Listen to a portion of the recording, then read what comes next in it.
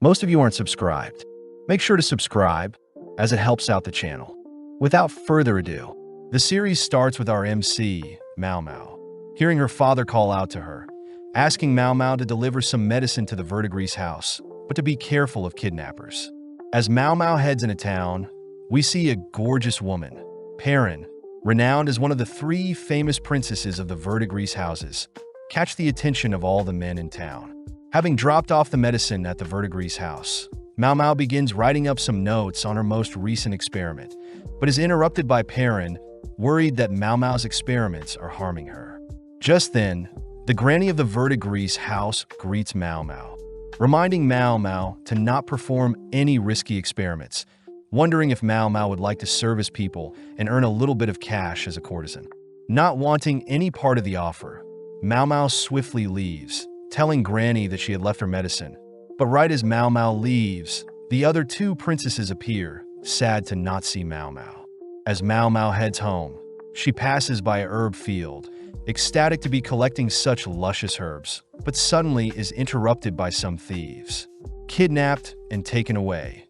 Mao Mao gets worried that her father will be stressed about her disappearance, but at the same time, we see a blue-haired lady, Lady Lihua, give birth to a boy, and a red-haired lady, Lady Gyoyu, give birth to a girl, both at the same time. As 3 months pass by, we follow Mao Mao, now working in the rear of the emperor's palace, where women are raised with the intention of giving birth to the emperor's children. The rear palace forbids any ordinary men, only allowing relatives of the emperor or eunuchs, male workers that have lost limbs and are unable to work normal jobs. The overall location houses 2,000 concubines and servants combined along with 1,000 eunuchs. But Mao Mao knows that since she is a serving girl, her life is expendable. Mao Mao also notes how there are shut-in concubines. But Mao Mao can't really complain about her current job, as she at least gets paid. Running into a fellow service girl, Xiaolan, Mao Mao helps guide Xiaolan to her delivery location. Sad to see that girls are taught the bare minimum to work here, knowing that even servants like her have the opportunity to become low-ranking concubines. But due to her childlike body, Mao Mao brushes that thought aside. That evening, Mao Mao chats with Xiaolan, learning that there have been rumors of a very handsome eunuch that had been spotted in the rear palace. That night, we see a very handsome man, Jinshi, checking up on Lady Lihua and Lady Gyokyu. Sad to see that Lady Lihua is losing weight and growing ill, but is also terrified that both ladies' children are mysteriously falling ill. The next day, Xiaolan reveals to Mao Mao that there have been rumors of a curse plaguing the rear palace, as all 3 of the emperor's children have mysteriously passed away. Apparently, this curse is also occurring to the blue-haired lady, Lady Lihua, and the red-haired lady, Lady Gyokyu as well. Mao Mao states that since Lady Lihua gave birth to a boy, she would be considered the empress consort and the higher ranking of the 2 women. But there are rumors that the emperor favors Lady Gyokyu, meaning a power struggle is inevitable. Whilst eating, Mao Mao also hears Xiaolan mention how Lady Lihua is getting sick as well, exhibiting symptoms of headache, stomachache, and nausea. Having worked as an apothecary back in her village, Mao Mao begins deducing possible causes that may have led to the symptoms, suspecting that someone must have poisoned Lady Lihua, but rules that thought out after some more thinking. Wondering if the cause is something passed down hereditarily, Mao Mao wonders why she cares so much about rumors, but cheekily remarks that she should at least go and see if the rumors are true. Upon entering a more high-ranking area of the palace, Mao Mao spots a crowd forming around the malnourished Lihua, who is accusing Gyokyu of cursing her child. Not wanting things to get out of hand, Jinshi is called to stop the fight, but as Mao Mao gets a closer look at Lihua, she manages to pinpoint the cause of this supposed curse, passing by Jinshi as Mao Mao wonders how she can help without exposing herself. Choosing to tie a note onto a mysterious flower, Mao Mao's message is ultimately ignored, leading to Lady Lihua's boy sadly passing away. Cutting to Gyokyu, she is seen having a private meeting with Jinshi, revealing that she had received a mysterious message a while ago, telling everyone that the rhododendron flower that the message was tied to had a white part that was poisonous. Sadly, the palace physicians had ignored the message, but Gyokyu would like to know who was the genius that gave them the message, asking Jinshi to track down the genius. Having suspicions of who this person could be, we cut to Xiaolan and Mao Mao on their break, gossiping about any new updates regarding the emperor, but suddenly one of the eunuchs asks for the girls to head to a part of the palace. Upon entering the assigned room, Jinshi appears, greeting the girls and introducing himself as the manager of the rear palace. Without saying another word, Jinshi writes a message on a piece of paper, asking only girls with freckles to remain in the room. Afterwards, Jinshi asks everyone to leave, shocking Mao Mao, as she realizes she was the only one that can read, meaning Jinshi has found his target. Asking Mao Mao to come quietly, Jinshi and Mao Mao begin heading through the palace, with Jinshi revealing that he had looked into Mao Mao, and records said Mao Mao couldn't read, but wanting to not stand out, Mao Mao feigns ignorance. As they enter a different part of the palace, Mao Mao prays that she doesn't get punished for anything, but upon entering Gyokyu's room, Mao Mao shows relief, seeing Gyokyu's daughter, Xiaoling, is alive and healthy.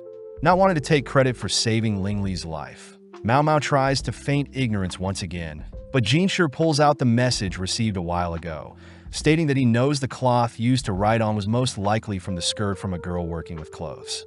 With no other reason to hide, Mao Mao reveals that she had figured out that the white powder concubines used to appear paler is poisonous, having seen various women in her village continue to use the white powder, but at the cost of their lives.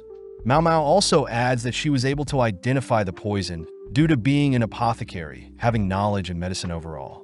Hearing this, Gyokyu states that a while ago, she was given the same white powder, but upon discovering that her child along with the nurse that provided the white powder was getting ill, Gyokyu had stopped using it entirely, ultimately sparing her baby's life.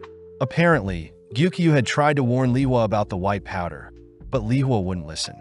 Fearing what is to come next, Mao Mao asks what Gyokyu plans to do with her, but with a cheerful smile, Gyokyu states that Mao Mao from today will be Gyokyu's lady-in-waiting, just like an assistant. As Mao Mao walks through the rear palace, Mao Mao wonders if her being discovered is a good or bad thing. But at the same time, we see several soldiers suddenly collapse, suspecting that they've been poisoned. Seeing their men get poisoned, the leader of the soldiers accused the village leader for assisting the enemies. But just then we cut back to Jinshi, who has just learnt of the poisoning to their soldiers. Changing topics for a bit, one of the eunuchs asks Jinshi about Gyokyu's new attendant, but Jinshi states that compared to Lihua's 10 attendants, Gyokyu only has 4. But Jinshi reiterates that Gyokyu is quite smart, only choosing attendants that she can trust, which explains why Mao Mao is a candidate, as her knowledge of medicine is too valuable. Hearing the eunuch fear that Mao Mao may abuse her new positions as Gyokyu's attendant, Jinshi reasons that he should seduce Mao Mao a bit. The next morning, Mao Mao is seen packed up, chatting to Xiaolan, as she begins making her way to the Jade Pavilion, where Gyokyu lives. Just then, Mao Mao spots Jinshi flirting with several women, only to turn to greet Mao Mao, following up by grazing Mao Mao's hair in an attempt to seduce her. But this only weirds Mao Mao out. Upon arriving at the Jade Pavilion, Mao Mao is greeted by Hong Yang, the head lady in waiting for Gyokyu, who offers to show Mao Mao around the Jade Pavilion. First visiting Gyokyu, who warmly welcomes Mao Mao to her new home, remarking that her child Xiaoling also is happy to see her. Next, Hong Yang shows Mao Mao the guest waiting room, the kitchen and living room where all the ladies in waiting are cleaning, introducing themselves as Inghua, Good Yuan, Ailin. But when Mao Mao introduces herself, all the girls notice Mao Mao's wrapped up arm. Hong Yang states that there are no service girls in the Jade Pavilion, meaning that the 5 of them will have to do all of the work around here. But when Mao Mao offers to help them clean up, the ladies stop Mao Mao asking that she rest up for now, alluding to a special job that Mao Mao will have to do later on. As Mao Mao leaves, the 3 girls begin speculating on Mao Mao's tragic past, collectively shedding a tear for Mao Mao. Showing Mao Mao to her room, Hong Yang instructs Mao Mao to rest until she is summoned. Amazed at the spacious room, Mao Mao is amazed at the promotion, knowing that only elites are normally hired to attend to such royals. That evening, it's revealed that Mao Mao's special role is poison tasting, but Mao Mao can't help but get excited at tasting such luxurious food. Jinshi reveals it is a serious role, as when Gyokyu was pregnant, people had tried to poison her twice, with the food tester being paralyzed after tasting the poisoned food. Starting with the first dish, Mao Mao checks for any distinct marks or scents, only to finally taste the food, noting no numbness and concluding that the first dish is fine. As Mao Mao makes her way through other dishes, Mao Mao thinks about how she would run various experiments using poison when she lived with her father, meaning that she has grown immune to most poisons. That night, Mao Mao advises Hongyang to switch the ceramic dishes for silver, as silver will react with most poisons. Amazed, Hongyang reveals that they had purposely used ceramic dishes to test Mao Mao's logic, wondering why Mao Mao doesn't reveal that she can read, write, and has knowledge in medicine and poisons. Mao Mao states that her kidnappers take most of the money she makes, intriguing Hongyang as she knows Mao Mao doesn't want to give the kidnappers any more money. Turning to Mao Mao, Hongyang hands Mao Mao a large teapot, dropping it before Mao Mao can grab a hold of it, only to wink at Mao Mao as Hongyang states that she'll have to deduct damages out of her normal pay. But since she helped with poison testing earlier, Hongyang hands Mao Mao a payment equal to her regular salary that can't be touched by the kidnappers, impressing Mao Mao as it's a loophole that Hongyang is using to help her. The next day, Mao Mao is told to once again rest, only called to test meals that may be poisoned, but easily gets bored. Just then, Mao Mao is called by Gyukyu and Jinshi, who once again tries to seduce Mao Mao, but no luck. Showing Mao Mao a case of baozi buns, Jinshi asks for Mao Mao to check the authenticity of the food, but upon smelling the buns, Mao Mao detects an aphrodisiac in the food. Amazed, Jinshi admits that he knew of the aphrodisiac in the food, which weirds Mao Mao out, believing that Jinshi wanted her to eat it, making Gyokyu laugh. Getting serious, Jinshi reveals that a group of soldiers had reported being poisoned not so long ago, exhibiting signs of nausea, difficulty breathing, and other ailments. Due to suspicions, the soldiers had planned to punish the head of the village, but luckily one of the officers convinced them otherwise, putting the punishment on hold. Asking if the soldiers ate outside, Mao Mao realizes the cause of the issue, heading to a nearby rhododendron flower to explain. Chewing on one of the flower petals, Mao Mao states that the flower gives the same symptoms listed, but in some cases, wood from trees can cause the same symptoms when burnt, making Jinshi realize that the soldiers did indeed use wood to start a fire. Relieved that the soldiers didn't harm the innocent villagers, Jinshi wonders if Mao Mao can make him an aphrodisiac. Hearing this, Mao Mao gets excited, knowing that she'll finally get to experiment with making various drugs, replying that she can try given the proper equipment. That night, as Jinshi returns to his office, a random concubine attempts to seduce Jinshi, but Jinshi blatantly rejects her offer. Chatting with an eunuch, Jinshi reveals that he has been stationed here by the emperor to test the loyalty of his concubines, but it's sad to see that most concubines end up betraying the emperor's trust. As Jinshi thinks about Mao Mao, he admits that Mao Mao is the only girl that is not attracted to him, making Jinshi curious as to what may convince her otherwise. The next morning, Mao Mao visits the quack doctor, running into Gaoshun, Jinshi's assistant. As the quack doctor judges Mao Mao for being a mere servant, Gaoshun guides Mao Mao to a storage room, overwhelming Mao Mao as she gets to experiment with all sorts of materials. As Mao Mao is gleefully dancing, Jinshi interrupts, forcing Mao Mao to get to work. As Mao Mao begins writing up some things, she's amazed at how much paper she gets to use, pleased that Gaoshun is a quick learner compared to Jinshi, who's standing idly by. Upon checking to see if there is enough cacao, Mao Mao is disappointed to see a lack in supply, but Jinshi reassures Mao Mao that he can easily obtain more. Back at the Jade Pavilion, Mao Mao has gathered milk, butter, sugar, honey, and powdered cacao, intriguing the other girls, as those are all expensive ingredients. As Hongyang orders the other girls to stop slacking, we see Mao Mao finally begin to craft the aphrodisiac, stating that she had tasted cacao only once in the past, in the form of chocolate, which is considered an aphrodisiac. With everything mixed, Mao Mao leaves the concoction to harden, but Mao Mao also gets the idea of turning the leftovers into brownies, setting them on a shelf as she cleans up the mess. As Mao Mao passes through the courtyard, she suddenly spots various herbs growing on the field, distracted by the various herbs, only to rush back to the kitchen where she sees everyone waiting for her. Apparently, the three girls had snacked on the brownies and are now too exhausted to work. Presenting her chocolate and brownies to Gyukyu and Jinshur, Mao Mao warns that the aphrodisiacs are quite potent and that they are 3 times as effective as most stimulants.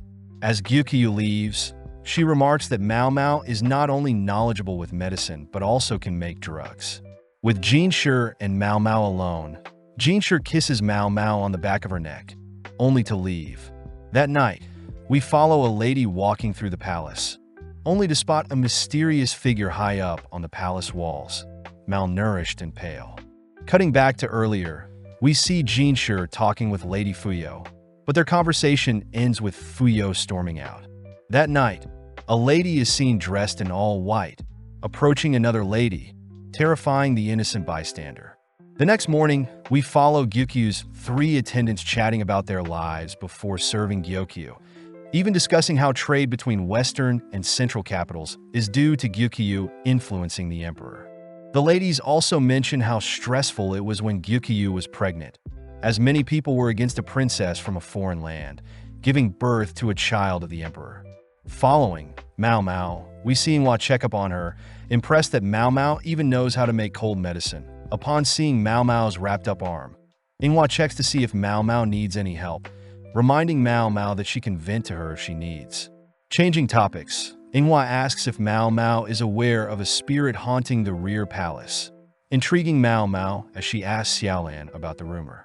Xiaolan states that the ghost lady was sighted a few weeks back, only appearing at night near the Easter castle walls. Mao Mao notes how there are gates on the north, south, east, and west of the palace, but each gate is heavily guarded and surrounded by a moat. Xiaolan states that the corpse of the ghost lady supposedly exists at the very bottom of the moat, but Mao Mao notes how that is simply a cliché of all ghost stories. Visiting the quack doctor, Mao Mao is amazed that the doctor is now treating her like a normal human being, ever since discovering that she is knowledgeable in medicine as well. When the quack doctor attempts to serve Mao Mao snacks and tea, they are suddenly interrupted by Jinshur, who asks to join them. As Jinshur sits beside Mao Mao, Mao Mao wonders what Jinshur's role in the palace is, thinking dirty thoughts, only to be brought back to reality. As the doctor returns with tea and snacks, Jinshur sends the doctor away to search for items, leaving Jinshur alone with Mao Mao once again. Now alone, Jinshur asks Mao Mao about the ghost girl rumor, catching Mao Mao's attention when Jinshur mentions sleepwalking. Moving in close, Jinshur asks if Mao Mao can cure sleepwalking, but when Mao Mao states that she doesn't know how, Jinshur annoys Mao Mao until she agrees to give the problem a go. That night, Gaoshan guides Mao Mao to the eastern palace walls, but on the way asks if Mao Mao can stop glaring at Jinshur as if he were an insect. Shocked to see that Gaoshan knows of her disgust for Jinshur, but Gaoshan reveals that Jinshur tends to fantasize about Mao Mao when he's in his office. As they make it to the eastern wall, Mao Mao is captivated by Lady Fuyo, who is dressed in all white, marvelously dancing in front of the moon. The next morning, Mao Mao speaks with the quack doctor, learning that Fuyo was supposed to serve the emperor. But when she had failed to perform in front of the emperor, she chose to shut herself away from the world, ultimately scheduled to be a reward for a military officer. Knowing that she needs more information to cure Fuyo's supposed sleepwalking, Mao Mao asks for directions to Fuyo's room. But before Mao Mao leaves, she learns that Fuyo is from a poor country, which the quack doctor believes that Fuyo doesn't want to go back to. As Mao Mao and Gaoshan spy on Fuyo, Mao Mao is surprised to see Fuyo so timid, reminding her of the Fuyo cotton rose, a flower that remains white during the day, but turns deep pink during night. Returning to Xiaolan to ask for any more details, Mao Mao learns that the ghost lady had originally been spotted on the north side of the palace, but has since moved to the east. Believing that she has found the solution, she wonders if she should operate on solely speculations, but still chooses to present her findings to Gyukyu and Jinshur. Mao Mao starts by recounting a tale of a concubine that lived in the town near her village, being a cheerful and skilled poet at first, but upon learning that she would be bought, had purposely acted demonic to avoid being bought. Additionally, Mao Mao adds that the person attempting to purchase the lady was a wealthy merchant that had a wife and kid. Hearing this, Gyukyu wonders if Fuyo was the same, but Jinshur smirks, asking if Mao Mao is telling them everything she knows. With nothing else to add, Mao Mao states that since that day, Fuyo had been forbidden to leave her room, but Mao Mao hopes that everything works out. As days pass by, people start noticing Mao Mao more quiet than usual, leading all the way until the day of Fuyo's departure with her assigned military officer. Having a private chat with Mao Mao, Gyukyu asks for Mao Mao's true answer to Fuyo's sleepwalking, convincing Mao Mao to reveal the rest of her solution. Apparently, Mao Mao believes that the military officer and Fuyo are childhood friends, having heard reports of the military officer insisting on Fuyo as his reward. Mao Mao hypothesizes that Lady Fuyo had purposely failed at her dance performance in front of the emperor to avoid any attention. Next, Fuyo had faked her sleepwalking symptoms as a way to devalue herself as a woman and give people reasons to get her out of the palace. Finally, Lady Fuyo's dance on the Easter Palace walls was most likely her way of praying for her military childhood friend to return safely from the eastern battlefields.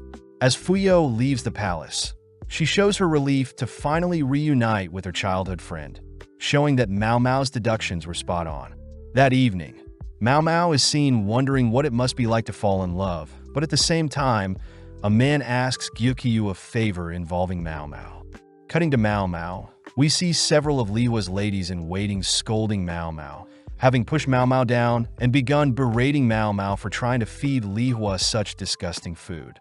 Flashing back, we see that the emperor is visiting Gyokyu, having Mao Mao taste the food for poison. But before Mao Mao can leave, after confirming that the food is not poisoned, she's surprised to see the emperor personally ask for a favor.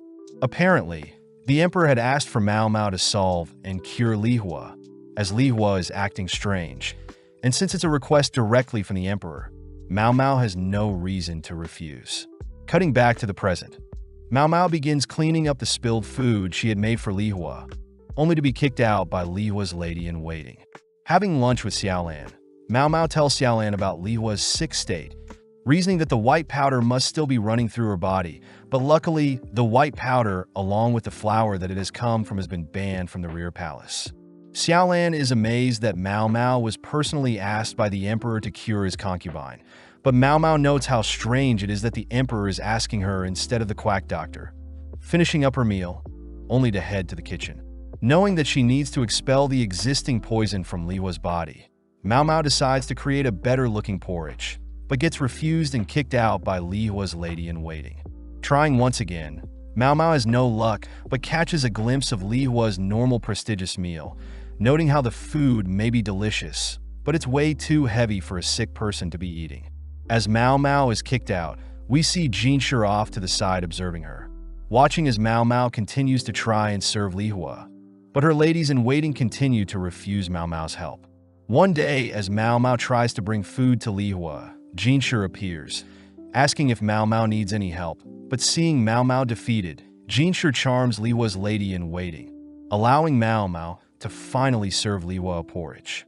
Slowly feeding Lihua the porridge, Mao Mao is happy to see that Lihua can still digest food on her own, but as Mao Mao wipes a stain from Lihua's face, she realizes that Lihua is covered in a white powder, similar to the poisonous one that had been banned. Getting serious, Mao Mao walks to the leader of the ladies-in-waiting, demanding to know who was in charge of applying the white powder to Lihua. When one of the leaders steps up, remarking that she was the one, Mao Mao slaps the lady to the ground, dragging her towards the draw, where she finds a poisonous powder. Dumping the powder on the lady, Mao Mao reiterates that the powder is poison, and that the lady's cocky know-it-all attitude is causing Lihua to slowly die. As Mao Mao orders Lihua's ladies-in-waiting to clean up the white powder, Jinshi can't help but admire Mao Mao's serious sudden tone, which Mao Mao quickly corrects. Getting to work, Mao Mao dilutes her porridge, as Lihua is in worse condition than she thought. Next, Mao Mao opened up windows to allow ventilation, as the incense set up by Lihua's ladies were simply making it hard for Lihua to breathe. Mao Mao also orders Lihua's ladies to help wipe down and clean Lihua, only for Mao Mao to hydrate Lihua with tea to help flush out any toxins within Lihua's body. With Mao Mao spending more time taking care of Lihua, Lihua started to recover, allowing Mao Mao to begin adding fruits to the meal. As Mao Mao continues to take care of Li Hua, it's revealed that the leader of the ladies in the meeting was punished and confined, having hid the poisonous powder from everyone. Checking up on Mao Mao, Jinshi unveils a little treat for Mao Mao, who pleasantly accepts the gift, munching on the meal, but knows that the gift was from Gaoshan. Jinshi asks Mao Mao if they can help with Li Hua's recovery, prompting Mao Mao to ask Jinshi to begin constructing a steam bath, stating that sweating will help Li Hua as well. Returning to Li Hua's side, Mao Mao suddenly hears Li Hua speaking. Leaning in close to hear Li Hua ask why Mao Mao is helping her, stating that she doesn't want to live. Mao Mao reveals that she knows Li Hua doesn't want to die, prompting Li Hua to agree, as she thinks about the memories she had with her baby. With days passing by, we see Mao Mao help fuel the steam bath, where Li Hua is instructed to sit in. Afterwards, Li Hua is taken to her room, cleaned off, and fed, only for Li Hua's ladies to help Mao Mao clean off and dry Li Hua's dirty sheets. That evening, the leader of Li Hua's ladies had returned from confinement, declaring that she'll be taking over Li Hua's recovery, promising to never mess up again. Hesitant to speak to Li Hua, the leader of the ladies is relieved, seeing how much Li Hua has recovered. With 2 months passing, Mao Mao is happy to report that Li Hua is recovering well, even able to wander the palace gardens all by herself. Seeing Li Hua admire the garden's flowers, Mao Mao admits that she thought Li Hua would be arrogant and rude after the loss of her child, but it seems as if Li Hua has accepted the loss, making Mao Mao realize how pleasant of a lady Li Hua truly is. As Mao Mao rests for the day, we see Li Hua sit by her side, silently thanking Mao Mao for her help. With Mao Mao's final day attending to Li Hua, Mao Mao reports that she has told Li Hua's ladies in waiting how to proceed with Li Hua's diet, pleasing Li Hua. Before Mao Mao leaves, Li Hua asks Mao Mao if she's capable of having another child, believing that the emperor no longer loves her, but Mao Mao reveals that she was personally sent here by the emperor to make sure Li Hua lives. Seeing Li Hua still worried she'll lose the emperor to Gyokyu, Mao Mao reminds Li Hua that she has assets that exceed Gyokyu, whispering a technique that Li Hua can perform that may impress the emperor in bed. As Mao Mao leaves, she reveals that she had learned the technique from the ladies from her village when she was younger. Finally arriving back at the Jade Pavilion, Gyokyu and the other ladies are glad to see Mao Mao back, but that night, we cut to several men tossing trash into a fire. Out of nowhere, the fire erupts, changing into different colors that end up burning one of the men, who believes that he's been cursed. Sitting down and observing his wounds, the man begins to break down, terrified of the curse, but just then we cut to Jinshi on his morning training. Able to out-trade Basin, Jinshi commends his fellow eunuch, as Basin has greatly improved his swordplay. Getting cleaned off, Jinshi asks Gaoshan about Mao Mao. Happy to hear that Mao Mao is recovering well ever since returning to the Jade Pavilion. Cutting to Mao Mao, we see her digging through a garden, ecstatic to finally find some rare mushrooms, wondering where she should hide them. Just then, Mao Mao remembers that she has something to do, heading over to deliver Xiaolan some spare meals that Mao Mao was gifted. Sparking up a conversation, Xiaolan asks if Mao Mao had heard of a palace servant seducing a military officer, revealing that the servant had used an aphrodisiac, reminding Mao Mao of the chocolates she had created. Heading over to the quack doctor, Mao Mao reveals the matsutake mushroom she's dug up, exciting the quack doctor. As they both start grilling the mushrooms, they both secretly enjoy the delectable taste of the mushrooms. But just then, a man barges into the room asking if the quack doctor can cure his curse. Inspecting the man's burned hands, Mao Mao offers to make an ointment for the burns, all whilst the man recounts what happened. The man says that 2 nights ago, he was burning trash by the east side of the palace as he normally would, only to stumble onto a discarded women's dress that had both sleeves burnt off and several wooden tablets. Knowing that he shouldn't waste time, the man simply tossed the dress and tablets into the fire. But out of nowhere, the fire began changing colors, and next thing he knew his hands were burnt. Seeing the man in utter shock, Mao Mao takes out a stick, lighting it on fire, only to sprinkle chemicals to make the flame change color. When the man confirms that the color of the flames were the exact same, Mao Mao states that the chemicals are similar to what they use for fireworks. And as for the marks on the man's hand, Mao Mao reasons it's probably due to the man growing a rash from the wood. As Mao Mao hands the man an ointment, the man expresses his gratitude. But just then Jinshi appears, prompting the quack doctor to leave and prepare tea for Jinshi. Seeing such a happy smile on Jinshi's face, Mao Mao gets annoyed, asking what Jinshi wants. But Jinshi gets serious, asking Mao Mao to come with him. Setting up chemicals in front of Mao Mao, Jinshi asks Mao Mao how many colors he can make with the chemicals and how to apply them. Mao Mao states she's not too sure, but she knows some chemicals can be dissolved in oil and some in water. Before Mao Mao can leave, Jinshi asks for the chemicals to be teapot steamed, shocking Mao Mao, as Jinshi had found out she was hiding something. As Mao Mao leaves, Jinshi orders Gaoshan to find everyone that had suffered rashes from holding wooden tablets. But Mao Mao knows that the wooden tablets were most likely used to decode a secret message. Heading back to the Jade Pavilion, Mao Mao wonders why everyone is in a rush, forced to try on a dress, only to learn that twice a year a garden party is held for the emperor and the high officials. On top of the emperor, his 4 upper-ranking concubines, the prestigious consort, Gyokyu, the wise consort, Li Hua, the virtuous consort, Li Shu, and the pure consort Aduo. Hong Yang states that last time, Li Hua and Gyokyu couldn't attend due to giving birth, but this time, Gyokyu will be showing off her child, Princess Lingli, for the first time. Knowing that she can't skip out on attending and that she'll have to help taste Gyokyu's food, Mao Mao asks for Hong Yang's help getting ready for the party. Hong Yan states that they'll have to pad up Mao Mao a bit, remove her freckles, and apply makeup. With Mao Mao dreading having to smile at the high-ranking officials and stand in the cold wind, Mao Mao gets an idea, rushing to prepare things. That night, Hong Yang checks up on Mao Mao, seeing that Mao Mao has cooked up some orange and ginger snacks to help warm up the guests.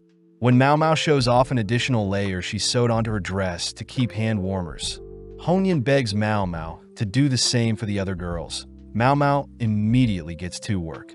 As word spread of Mao Mao's pocket warmer trick and orange snack, Jinshi and Gaoshan ended up visiting, along with the emperor's seamstress and cook, asking to learn Mao Mao's techniques.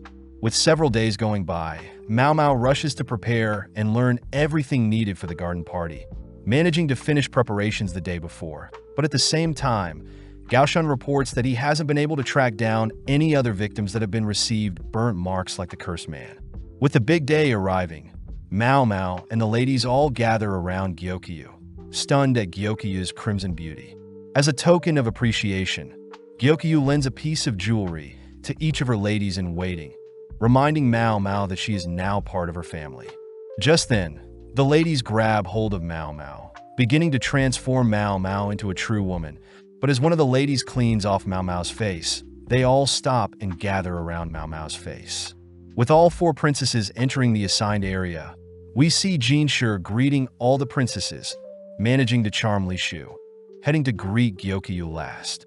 As Jinshi greets Gyokyu, he notes how Gyokyu's crimson outfit and her jade eyes complement each other. But spotting Mao Mao to the side, Jinshi attempts to tease her a bit, but is stunned to see Mao Mao's gorgeous face. Having not recognized her, Jinshi compliments Mao Mao for applying makeup and removing her freckles, but Mao Mao reveals that she never had freckles to begin with. Finding it strange that Mao Mao would fake her freckles, Jinshi is shocked to learn that back in Mao Mao's village, men would prey on any women they can. But by faking freckles, Mao Mao would never be attacked or assaulted due to her ugly looks and childlike figure. Additionally, Jinshi learns that Mao Mao was kidnapped from her village, apologizing for something so sad to happen to such a talent like Mao Mao.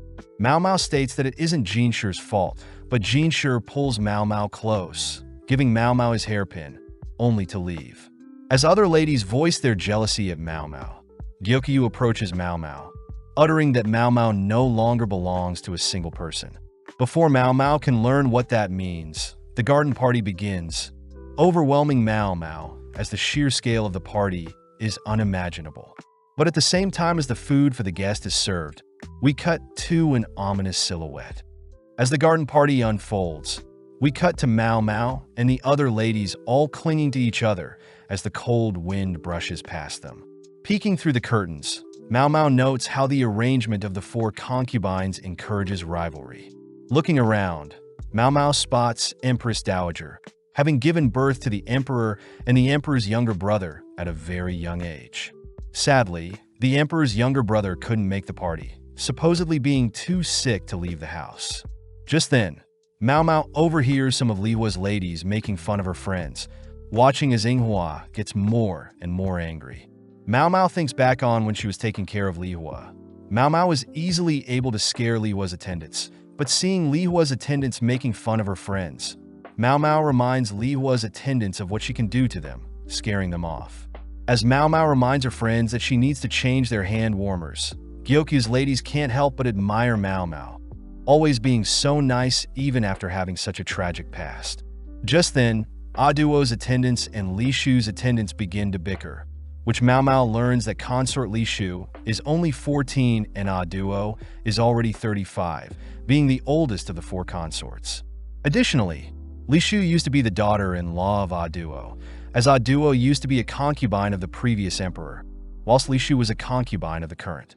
But since the previous emperor passed away 5 years ago, Aduo became a concubine of the current emperor. Amazed that Li Shu was only 9 to be a concubine, Mao Mao realized she was mistaken, as Li Shu was in fact Aduo's mother-in-law. As Hong Yin passes Gyoku's child to Mao Mao, they both notice Li Shu passing by, both bowing their heads as Li Shu cockily walks past. Hong Yin states that Li Shu is very young, as a virtuous consort like Li Shu would normally wear white, but instead Li Shu chose to wear a dark pink, a color similar to Gyoku's crimson red. As Hong Yin leaves, Mao Mao spots several girls freezing cold, offering the girls to hold some coals to warm them up, but this only weirds them out. As Mao Mao returns to her friends, they start teasing Mao Mao for sharing her hand warmer trick with other consorts' attendants. But Mao Mao suddenly spots a man handing his hairpin to a girl. Seeing Mao Mao intrigued, one of her friends mentions that gifting a hairpin is how men recruit ladies. But Mao Mao's friend also alludes to a second meaning. As Mao Mao leaves for some fresh air, a man, Lahaku, stops her, offering his hairpin. Seeing that Lahaku has got several other pins, Mao Mao is happy to receive a hairpin, but just then Li Hua appears, prompting Mao Mao and the other attendants to greet her. As a gift, Li Hua personally hands Mao Mao a hairpin as well, shocking the other girls as they wonder if Gyoku will be okay with Mao Mao garnering so much attention. With Mao Mao now preparing to test the food for poison, Mao Mao spots Gaoshun in the crowd, amazed that he is quite high-ranking. Also, Mao Mao spots Lahaku is also quite high-ranking, but wonders where Jinshu is compared to the others. With the first soup dish served, Mao Mao notes that there is no strange clouding appear, along with no peculiar smell from the soup. Upon drinking the soup, Mao Mao chases the soup with some water, confirming nothing strange with the dish, but upon seeing another fellow food taster so stressed, Mao Mao feels sorry for them, noting how she must be the only one that yearns for the taste of poison. Up next is a vinegar fish and vegetable dish, a favorite of the Emperor's, but instead of blueback fish there is jellyfish. With nothing too outlandish, Mao Mao pans over to see Li Shu sweating at the thought of eating fish, but forces herself to eat it as she is in public. But as she looks at Li Shu's food taster, Mao Mao spots the food taster smirking while staring at Li Shu. At the same time, one of Lahaku's friends asks Lahaku to watch one of the food tasters, realizing that it is Mao Mao from earlier. Slowly watching as Mao Mao sensually slurps and enjoys the next dish. But as Mao Mao finishes enjoying the dish, she declares that the dish she just tasted was poisoned, quickly walking off. As Jinshu begins slowly walking to the stage, he makes it just in time to see another person collapse from tasting the dish, but spots Mao Mao running off somewhere. Checking up on Mao Mao, Jinshu is shocked to see Mao Mao so happy, grabbing and dragging her to the infirmary. Mao Mao notes how she would have loved to swallow the poison, but states that the poison would have easily paralyzed her. But hearing this, Jinshu gets weirded out. Jinshu states that another official had tried the dish themselves, making Mao Mao wonder what idiot would do so, offering to give Jinshu a bag of drugs that will help the people poisoned to throw up and get the poison out of their systems. Accepting the drugs, Jinshu continues to drag Mao Mao along, but Mao Mao notes how Jinshu has gotten a new hairpin, wondering why he wasn't at the party until now. Upon reaching the palace infirmary, Mao Mao is instructed to vomit the rest of the food in her stomach, ultimately impressed by the palace's drugs. Moving on to a more serious topic, Jinshi wants to know if Mao Mao suspects the person that may have wanted to poison Gyokyu, but Mao Mao asks for Jinshi to bring Li Shu. Being able to charm Li Shu into coming, Jinshi introduces Li Shu and her food taster to Mao Mao. Spotting Li Shu scratching herself, Mao Mao rushes to unveil her dress, spotting rashes scattered along Li Shu's arm. Mao Mao confirms that Li Shu is indeed allergic to fish, commenting how she herself is allergic to buckwheat and could never build up a tolerance to it. Asking if Li Shu is handling the fish okay, Mao Mao states that the vinegar fish dish she tasted earlier had jellyfish, meaning that Lady Gyokyu's dishes and Lady Li Shu's dishes were swapped. Upon confirming that Li Shu is allergic to mackerel, Mao Mao glares at Li Shu's food taster, speculating that although the food taster knew Li Shu was allergic to mackerel, she still allowed Li Shu to eat a dish with mackerel.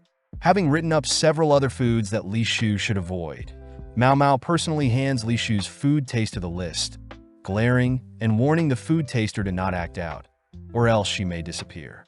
With Jinshi asking Mao Mao what just happened, Mao Mao feigns ignorance, but before Mao Mao leaves, she states that there may have been other attempts at poisoning.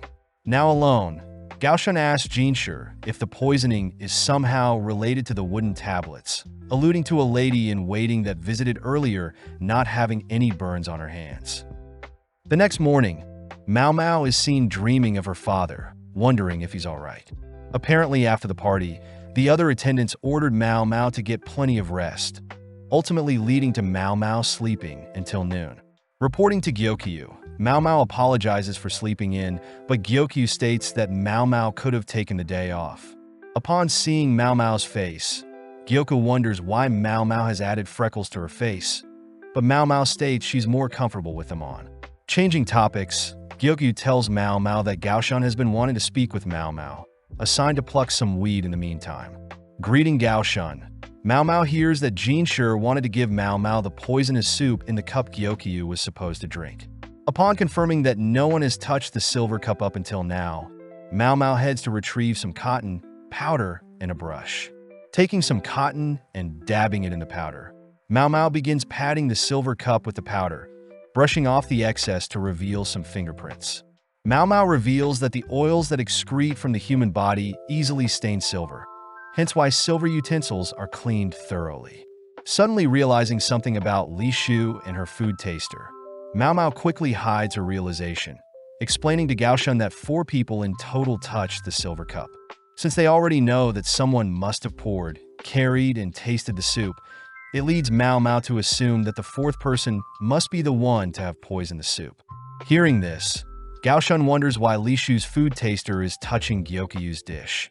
But Mao Mao reveals that Li Shu's food taster had swapped Li Shu's and Gyokyu's dishes to bully Li Shu. Shocked that a lady-in-waiting will bully a high-ranking concubine, Gaoshan listens to Mao Mao's reasoning. Learning that Li Shu's lady-in-waitings must have personally recommended Li Shu to wear a similar color to Gyokyu, only to purposely wear white themselves, making Li Shu seem childish and disrespectful towards Gyokyu. Sadly, Mao Mao knows that concubines can only rely and trust their ladies-in-waiting. But for Li Shu, it seems that the people she can trust the most are nothing but bullies. The bright side was that, since Mao Mao tasted the poison meant for Li Shu, Mao Mao was able to save Li Shu's life. When Gaoshan wonders what would have caused the ladies-in-waiting to turn on Li Shu, Mao Mao suspects that the ladies are not only jealous that Li Shu was able to become a concubine to the previous emperor at such a young age, but they also believe Li Shu is disgusting for choosing to leech off the existing emperor after the previous emperor passed away. Seeing as the mysterious 4th person's fingerprints are near the edge, Mao Mao suspects it to be another lady-in-waiting. But before Mao Mao leaves, Gaoshan asks why Mao Mao didn't reveal Li Shu's food taster's crime of swapping and bullying Li Shu. Surprised that Gaoshan found out, Mao Mao reveals that she knows how rough it is to be a food taster, so Mao Mao reasons that remaining Li Shu's food taster is enough of a punishment. Reporting to Jinshi on his findings, Jinshi praises Gaoshan for getting the truth out from Mao Mao, but complains that he hasn't gotten any time to rest, as he's trying to figure out the culprit. Choosing to rest at his desk, Gaoshun reminds Jinshi to act more professional, but ends up helping Jinshi to remove his hairpin, something only a special individual can wear. As Gaoshun leaves for the night, Jinshi perks up, stating that he can finally get to work. The next day, Mao Mao sits with Xiaolan, who is excited to hear that Mao Mao received several hairpins, mentioning that Mao Mao can finally leave the rear palace. Shocked to hear this, Mao Mao learns that with a hairpin, Mao Mao can as the hairpin owner to assist Mao Mao temporarily or permanently leave the rear palace. Seeing as there is really only one man she can turn to, we cut to Lahaku, who is busy training, stopping as he has received a message from Mao Mao, wondering how he should turn her down, having only given out the pins as a formality. Choosing to privately chat with Mao Mao, Lahaku is shocked to see Mao Mao is completely different without makeup, but asks why Mao Mao had summoned him. Upon hearing that Mao Mao would like Lahaku to vouch for her to visit her home, Lahaku gets pissed, wondering what Mao Mao can give in exchange. As a trump card, Mao Mao reveals that she has special vouchers to the VIDZ house, a super-renowned brothel that would normally take up 1 year's worth of Lahaku's salary. Seeing Lahaku hesitant at first, Mao Mao chooses to play hard to get, taking back the vouchers only to show off 2 of her other hairpins. Upon realizing that the 2 other pins are far superior than his, Lahaku has no choice but to accept Mao Mao's offer, fearing that he'll never get a chance like this again. Reporting the good news to Gyokyu and the other girls, Mao Mao promises to bring back souvenirs. But Gyokyu and Hongyan note how Mao Mao probably doesn't know the full extent of what the hairpin means. As Mao Mao leaves, we see Jinshi finding out that Mao Mao had left the rear palace with another man, but Gyokyu adds that it'll only be for 3 days. With Mao Mao and Lahaku traveling by carriage, Mao Mao reveals that the town near her village is renowned as the Pleasure District, with the 3 princesses of the VIDZ house idolized by the whole country. Upon arriving at the entrance of the VIDZ house, Mao Mao rushes to hug Granny, but instead receives a swift blow to her stomach. Mao Mao reassures Lahaku that she's fine, as Granny used to perform the trick to allow Mao Mao to spit out all the poison she would test and consume. Happy to see Lahaku has lots of muscles, Granny assigns Lahaku Perrin, finally alone with Mao Mao. Wondering why Mao Mao left for 10 months, Mao Mao states that she had sent a letter, which the Granny confirmed she got. That's why she chose to service Lahaku for a discount. Taking out the money she earned at the rear palace, Mao Mao apologizes for not making enough to afford Perrin, but Granny states that Mao Mao simply needs to bring in more young guests like Lahaku, so they can squeeze them for all their money. As Granny leaves, she tells Mao Mao to quickly return to her father, heading back down the street that she grew up on. Upon entering her father's home, Mao Mao spots her father doing the same thing as when she left, sitting down and telling her father stories of her time at the rear palace. Telling her father that she'll need to return in 2 days' time, Mao Mao chooses to rest for the night. But as Mao Mao sleeps, her father reveals that he has connections with the rear palace. The next morning, Mao Mao wakes up, remembering that she is home, but notes how she is quite sweaty. Seeing that her father isn't home, Mao Mao reasons that her father is probably out in the herb field, wishing that her father would stop working at his age. Just then, a little girl begins banging on her home, prompting Mao Mao to approach her and ask what's the problem. Without saying anything, the little girl grabs Mao Mao, dragging her into the house, where she sees a crowd forming in front of her room. Upon entering the room, Mao Mao is stunned to see 2 people incapacitated, but snapping out of the daze, Mao Mao gets to work, assessing the situation. Seeing as the man isn't breathing and the woman is barely breathing, Mao Mao orders another helper to check if the lady has anything clogging the throats. With Mao Mao and the helper applying CPR to both people, Mao Mao orders the little girl to bring charcoal. With Mao Mao managing to resuscitate the 2, Mao Mao cleans out her mouth, sarcastically remarking that it's great to be home. As Mao Mao asks the house's ladies to not touch anything within the room, Mao Mao begins inspecting the room, noting how the 2 victims were a courtesan and a customer. Upon entering the room, Mao Mao picked up scents of alcohol and tobacco, also spotting 2 bottles, some broken glass, wheat stalks, a pipe, and some tobacco. With the little girl arriving with the charcoal Mao Mao had asked for, Mao Mao asks for something to write on, giving the little girl a message, asking the little girl to go fetch her father's in the herb field. As the little girl leaves, she gives Mao Mao a dark stare. But as the little girl returns with Mao Mao's father, Mao Mao reports that she has crushed the charcoal and it should be ready to be mixed with herbs to treat the two victims. Following the courtesan, we see that she has gotten better, learning that the male customer is also now stable. With Mao Mao and her father alone, Mao Mao reveals that her father is quite smart, able to piece together things with simple clues. Asking Mao Mao to sit with him, Mao Mao's father tests Mao Mao, asking what she thought caused everything. Mao Mao states that she believes the tobacco leaves are quite poisonous, being commonly used for suicides, which her father confirms is true. Asking if Mao Mao had them drink water, Mao Mao states that she didn't, which her father commends, as the stomach acid can prevent poison from being absorbed. But when water is added, it makes it easier for the human stomach to absorb the poison. Next, Mao Mao's father pokes a hole in Mao Mao's deduction, asking what if the tobacco leaves were soaked in water beforehand, prompting Mao Mao to confirm that there are no leaves in the vomit, meaning that diluting the poison with water may have actually been better. As the owner of the house thanks Mao Mao and her father, Mao Mao sees that the wheat stalks are used to drink liquids without messing up one's lipstick. As a thanks, the owner pays Mao Mao and her father, but when Mao Mao's father attempts to decline the payment, Mao Mao reminds her father that he has to pay for rent. Mao Mao notes how the man and women must have attempted a double suicide, as it's not too uncommon for something to occur, as usually poor men and an unhappy courtesan would agree to take their own lives. Mao Mao finds it weird that the man who wears such expensive clothes would choose to take his own life. But just then Mao Mao spots the little girl visiting the man, reasoning that she too should check up on the man as well. Upon entering the room, Mao Mao is horrified to see the little girl attempting to stab the man, swiftly disarming the girl. Hearing the little girl scream that the man deserves to die, Mao Mao headbutts the little girl, forcing her onto her knees. But just then, a lady arrives, asking to speak privately with Mao Mao. The lady reveals that the man poison was quite a problematic customer, always flirting and promising to purchase and give women a better life, only to lie and dump the girls. Having been stabbed and poisoned in the past, the man comes from a rich merchant, ultimately choosing to resolve issues with money. It's revealed that the man did the same thing to the little girl's older sister, but it turns out the older sister had fallen for the scummy man. The concubine that was poisoned is apparently friends with the little girl's sister and had tried a double suicide with the man.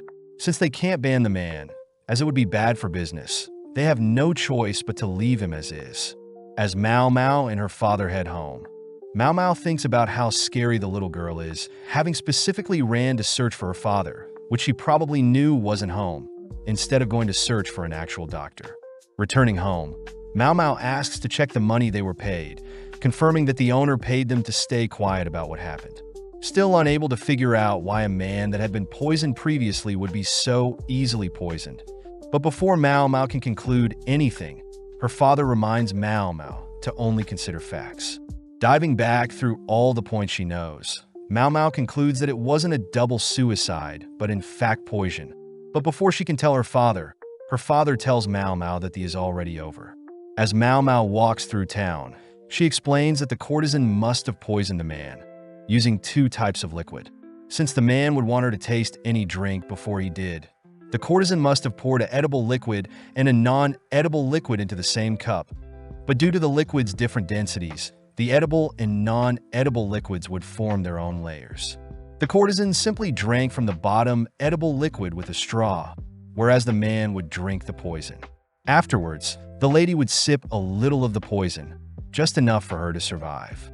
But some things still don't make sense, as Mao Mao wonders if the little girl knew what the courtesan was doing, as she purposely didn't want a doctor to come, or if the owner knew what was happening and purposely paid for their silence.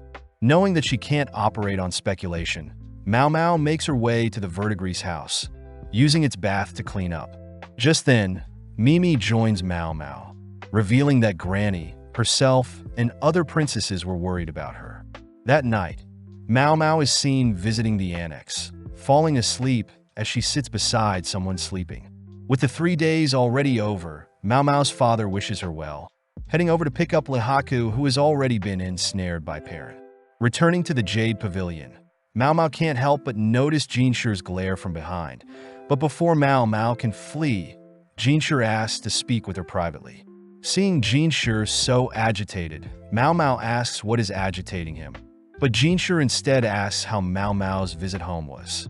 Upon hearing that nothing happened with Lihaku, Jinshi asks if Mao Mao knows what choosing Lihaku as a guarantor means. But Mao Mao says she believes a guarantor is a high-ranking official with a good record. Seeing Jinshi at a loss for words, Mao Mao states that she didn't want to rely on Jinshi, fearing that she could never repay him, like she did Lihaku. Hearing this, Jinshi believes that she gave up her body to convince Lihaku. But as Mao Mao leaves, we see Hongyan rushing to slap Mao Mao for being misleading, all whilst Gyokyu laughs at what they heard. Cutting to the cafeteria area at night, we see several eunuchs gathered for dinner. But as they all chat, they all suddenly hear a massive ceramic container shatter, followed by a drunk older eunuch demanding that they bring him more booze. Seeing the older man in a pathetic state, several eunuchs laugh at how, thanks to him, they'll probably never drink. Suddenly, we see a mysterious man placing some mysterious substance in some bottles of booze, only to hand it to the older man, coldly watching as the older man gulps down the spiked booze. The next morning, Gaoshan asks for Jinshi to stop sulking, reminding Jinshi that he still has lots of work to do. Gaoshan thinks about how Jinshi has accomplished a lot in his life, seeing unusual for Jinshi to act so childish and be so attached to another person's life. As Gaoshan hands Jinshi some paperwork, Gaoshan thinks about how he managed to convince Gyokyu to explain to Jinshi that it wasn't Mao Mao that offered her body to Lihaku, but instead Mao Mao asked another experienced lady to repay the favor. Still, Gaoshan admits how unlucky it was for Jinshi to put so much effort, freeing up time to mess with Mao Mao, only to hear that Mao Mao left to spend time with another man. As Jinshi and Gaoshan begin working through the papers, they both note how nobles try to pass bills to benefit themselves, but it's ultimately up to Jinshi to verify them. As they both work on the papers all throughout the day and into the night, they are suddenly interrupted by an eunuch, revealing that Sir Conan has passed away.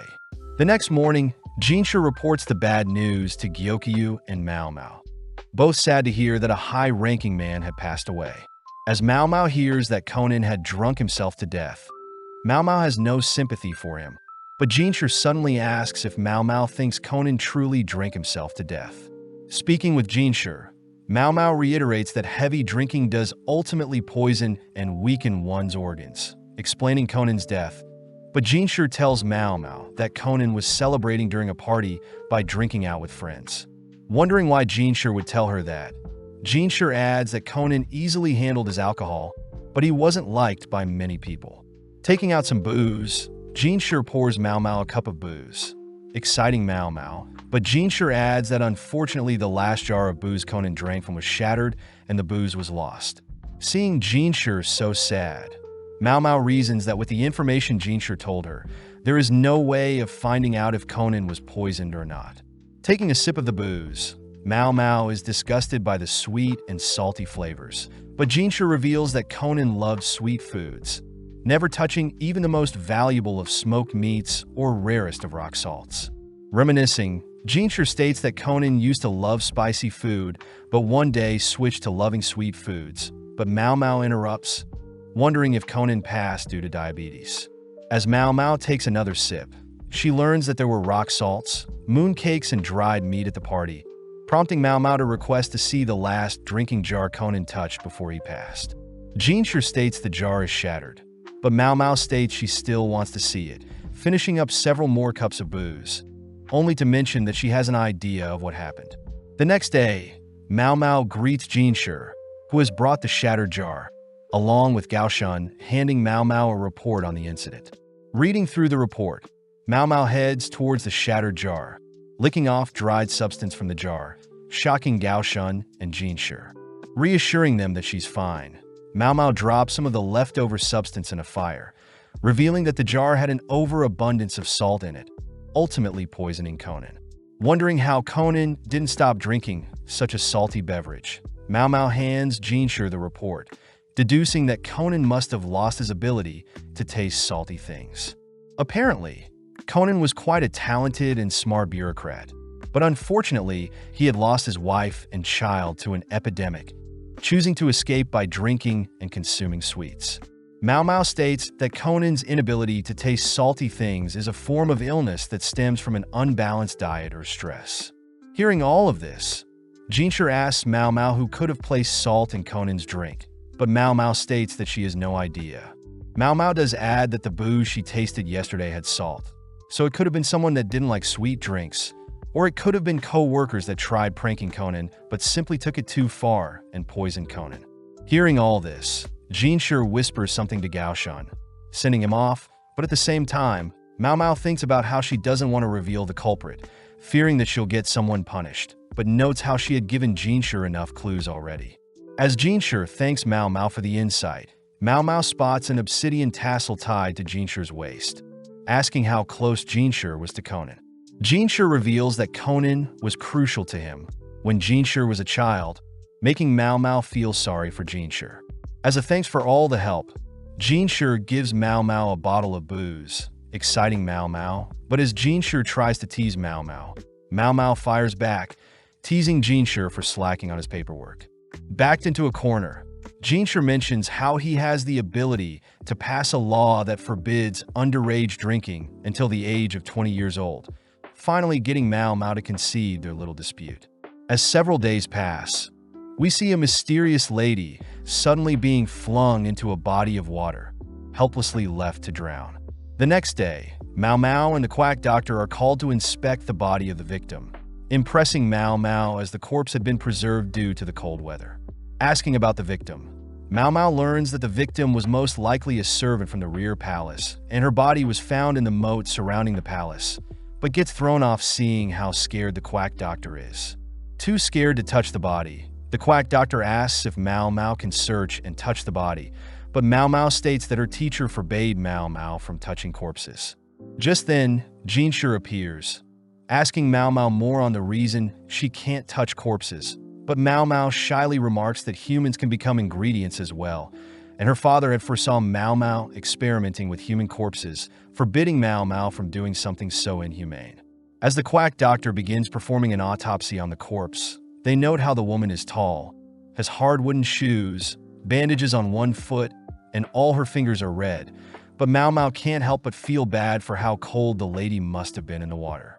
That evening, Jinshi tells Mao Mao that the lady was fine yesterday, suspecting that she must have climbed the palace walls and threw herself into the surrounding moat. Mao Mao states that it can't just be suicide, as Mao Mao couldn't find any ladder or way up on the walls by herself, but notes how there are intrusions on the palace wall that can help people climb up there, revealing that Fuyo used the intrusions to climb the wall by herself. Since the victim's feet were bound to appear more small and beautiful, meaning that murder is not completely off the table either, as Mao Mao suspects the victim had tried to climb out of the moat whilst drowning, but failed, hence her red fingers. Pondering for a bit, Mao Mao thinks about how cruel the world is, as people aren't able to choose when they die, especially if they fall prey to other people. As Mao Mao begins going through her traumatic past, she asks if Jinshi were to ever to execute her, that he would at least choose poison. Confused as to the sudden dark tone, Jinshi states that he would never execute her, but Mao Mao reminds Jinshi that she is simply a commoner, and that the world is quite cruel to commoners. Seeing as she maybe soured the mood, Mao Mao excuses herself, but it's later revealed that the victim had also attended the garden party, and people had found a written will, meaning people deemed the case as suicide. As several more days pass by, we cut to Gaoshan finally reporting that he has finally found someone with burns on their arms, revealing it to be Feng Ming, the head lady in waiting for concubine Aduo. Heading to chat with Xiaolan, Mao Mao listens to the rumor Xiaolan has heard, believing that the servant that drowned belonged to the Garnet Pavilion.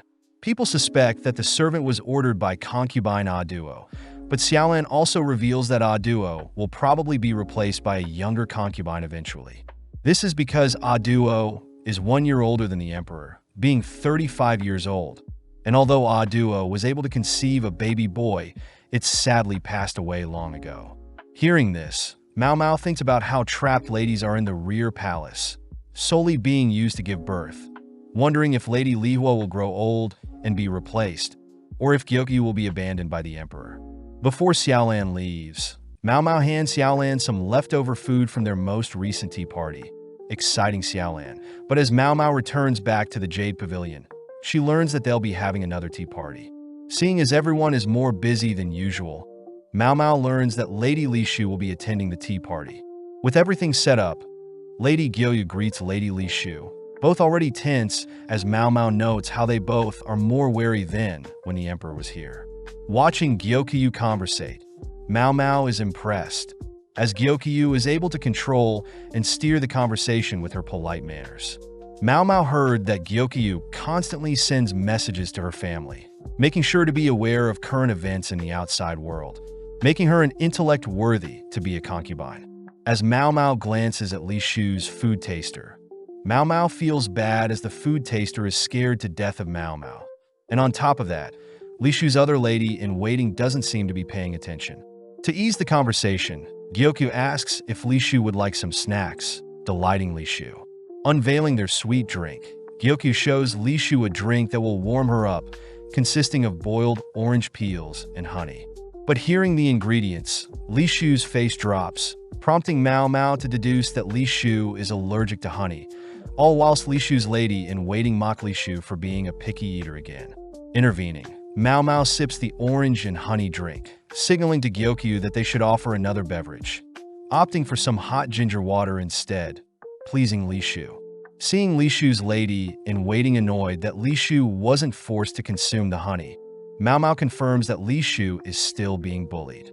As everything wraps up, Mao Mao is forbidden from helping clean up the tea party, running into Jinshi, whom Mao Mao suspects set up the tea party.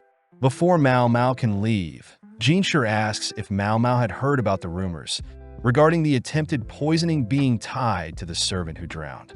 Upon confirming that she has heard the rumors, Jinshi asks if Mao Mao truly believes the servant took her own life, but Mao Mao can't say for certain. Jinshi also asks why a mere servant would poison Li Shu, but Mao Mao reiterates that she doesn't know. With no other choice, Jinshi reveals that Mao Mao will be working under A Duo, stationed at the Garnet Pavilion for the next couple of days. As Mao Mao heads over to the Garnet Pavilion, Mao Mao notes how unlike Gyokyu's comfy Jade Pavilion and Lihua's refined Crystal Pavilion, A Duo's pavilion feels simple. Greeting Mao Mao and some other servants, Feng Ming, the head lady in waiting, states that they'll be working here for the next 3 days, only to be interrupted by A Duo herself. Glancing at A Duo, Mao Mao is mesmerized by A Duo's masculine and feminine appearance, wondering if A Duo is truly 35 years of age. As A Duo thanks the servants for the extra help, she heads elsewhere, but Mao Mao notes how she reminds her of someone. As Feng Ming guides them around the Garnet Pavilion, Mao Mao notes how Feng Min is quite approachable, believing Feng Ming would be more entitled and from a noble family. Feng Ming asks Mao Mao and the other girls to begin dusting off some old items, but Mao Mao spots Feng Ming has bandages wrapped around her arm.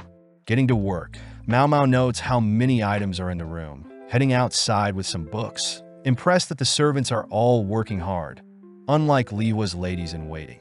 Individually spreading out and opening up the books, impressing Feng Ming, which Mao Mao notices is very fit to be head lady-in-waiting, giving plenty of compliments as well as being very observant.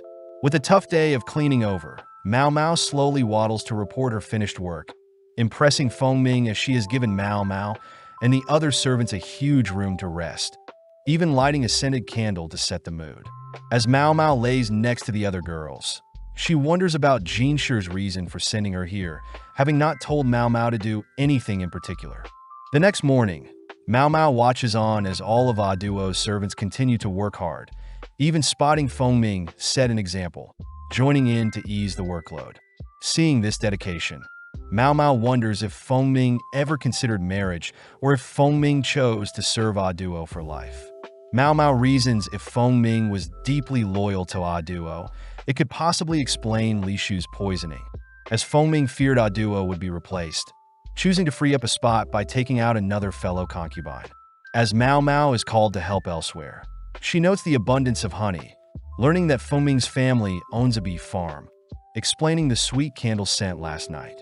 Beginning to move the honey elsewhere, Mao Mao spots Lady Li Shu and her food taster, both acting frightened, wondering why they are here at the Garnet Pavilion and if it has anything to do with honey. With her 3 days up, Mao Mao reports back to Jinshi, annoyed that Jinshi is acting so nonchalant and asking vague questions. Getting serious, Jinshi asks who would be most qualified to contact the outside world, out of the ladies in the Garnet Pavilion. Realizing that Jinshi is leading her somewhere, Mao Mao reveals that Fengmin would be the most qualified, having deduced that the bandages around her arm link her to the mysterious colored wooden tablets, believing the tablets to have some sort of code. Happy to hear that Mao Mao is on the same page, Jinshi dips his finger in some honey, slowly approaching Mao Mao as he intends to give her a reward. Creeped out, Mao Mao begins to back away, only to be cornered, calling out to Gaoshun for help, but no reply. Wondering if she should just give in or escape. But as Jinshi slowly moves his fingers closer to Mao Mao, he utters that it's not honey but an aconite syrup. Upon hearing this, Mao Mao begins realizing something. Realizing Li Shu's allergic reaction, the servants drowning along with realizing Fengming's involvement are all tied to syrup. Luckily, Gyokyu catches Jishin in the act, scaring Jinshi off, checking to see if Mao Mao is alright. Still mad that Gaoshun let Jinshi get away with such an act, Mao Mao asks to visit Li Shu, accompanied by Gaoshun. Li Shu is sad to see that Jinshi isn't visiting, but allows Mao Mao to speak her mind, prompting Mao Mao to ask if Li Shu is allergic to honey. Li Shu is surprised that Mao Mao knows, revealing that when she was younger, her nurses forbid honey, believing it was life-threatening. Before Li Shu can say anything further, one of Li Shu's lady-in-waiting butts in, scolding Mao Mao for digging into Li Shu's private life, followed by another lady-in-waiting asking Li Shu to kick Mao Mao out. Seeing Li Shu being manipulated by the ones so close, Mao Mao declares that she is simply following Jinshi's orders, getting the girls to back off. Getting serious, Mao Mao asks if Li Shu is aware of Fengming, spotting Li Shu's being terrified upon hearing that name. As Mao Mao and Gaoshun head back, Mao Mao asks if she can learn about past events in the rear palace, prompting Gaoshun to search previous court documents, wondering what Mao Mao has figured out. Sifting through the documents, Mao Mao realizes 17 years ago, the current emperor had their now deceased son with Aduo. Apparently at the same time, the current emperor's father had a son as well, the current emperor's little brother. The documents state that Aduo and the current emperor were raised by the same parents, making them foster siblings. But most shocking of all, the baby that passed away was delivered by Dr. Luomin, Mao Mao's father.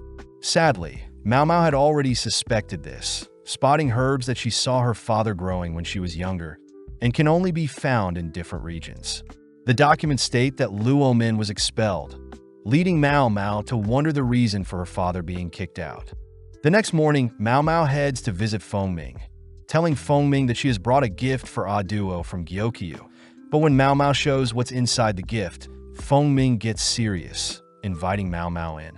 As Fengming begins cooking up some snacks, Mao Mao spots several pieces of luggages packed up, confirming her suspicions.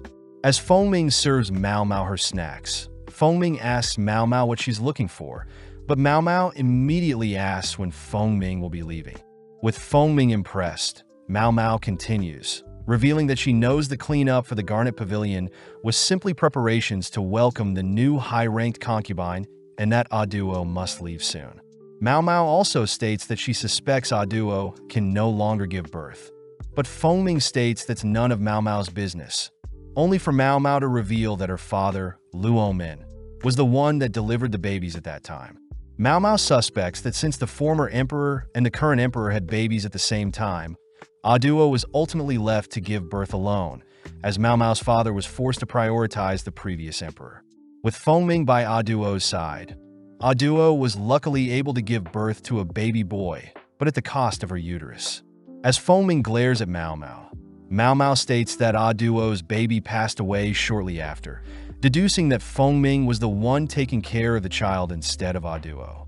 Praising Mao Mao for figuring everything out, Mao Mao adds that people believe the baby passed away from toxic white powder, just like Li Hua's baby, but Mao Mao suspects it was another issue. With a serious glare, Fengming listens to Mao Mao as she notes Fengmin is quite smart, having kept the baby away from the white powder, unveiling the gift, revealed to be a flower and some honey. Mao Mao states that the nectar from flowers can be very poisonous, especially to newborns, revealing that Fengmin had unknowingly fed Duo's child nectar, believing that it would be good for the child, but sadly, it was poisonous. Mao Mao says that her father, the head doctor at the time, was ultimately blamed for the death of Duo's baby and kicked out of the rear palace. But later Fengming found out that she was the reason, choosing to hide it from Duo. Sadly, Fengmin had discovered that Li Shu was aware of such side effects of honey, so Fengming decided she would eliminate Li Shu. At the time, Li Shu was quite close with Duo, as Li Shu was a child with no parents, and Duo was a mother that had lost her child, both naturally gravitating to one another. One day, Li Shu had tried to tell Fengming about honey being dangerous to newborns, shocking Fengming as she didn't want Duo to ever hear, driving Li Shu away from the rear palace. On top of that, when the previous emperor had passed away, Li Shu was no longer wanted in the rear palace, relieving Fengming. Unfortunately for Fengming, Li Shu was reinstated as the current emperor's concubine, meaning that Li Shu was once again capable of revealing the truth of Fengming poisoning Duo's child with honey, prompting Fengming to poison Li Shu's soup during the garden party. With everything revealed, Fengming asks what Mao Mao wants, but as Mao Mao stares at the butcher knife behind Fengming, Mao Mao replies that she doesn't want anything. Sighing, Fengming reveals that she had always admired Duo, being a person that could converse equally with the current emperor, compared to herself, who only followed her parents' orders to become a lady in waiting.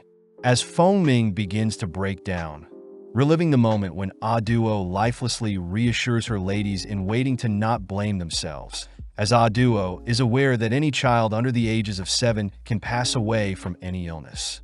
Seeing Fengming cry, knowing that she was responsible for taking away the most precious thing in Duo's life, Mao Mao wonders what Fengming was going through having to serve Duo for 16 years after, attempting to make it up to Duo. Knowing that Jinshi would surely arrest Fengming if he found out, Mao Mao suggests an alternative plan, leaving as Duo watches Mao Mao head home. That night, Mao Mao leaps into bed exhausted, revealing that she had wrapped herself in several layers of solidified oil paper, having expected to be slashed. The next morning, Jinshi reveals that Fengming has turned herself in, asking if Mao Mao has anything to do with this, which Mao Mao feints ignorance. Jinshi adds that Duo will be moved to the south side of the palace, a decision made by the emperor a while ago.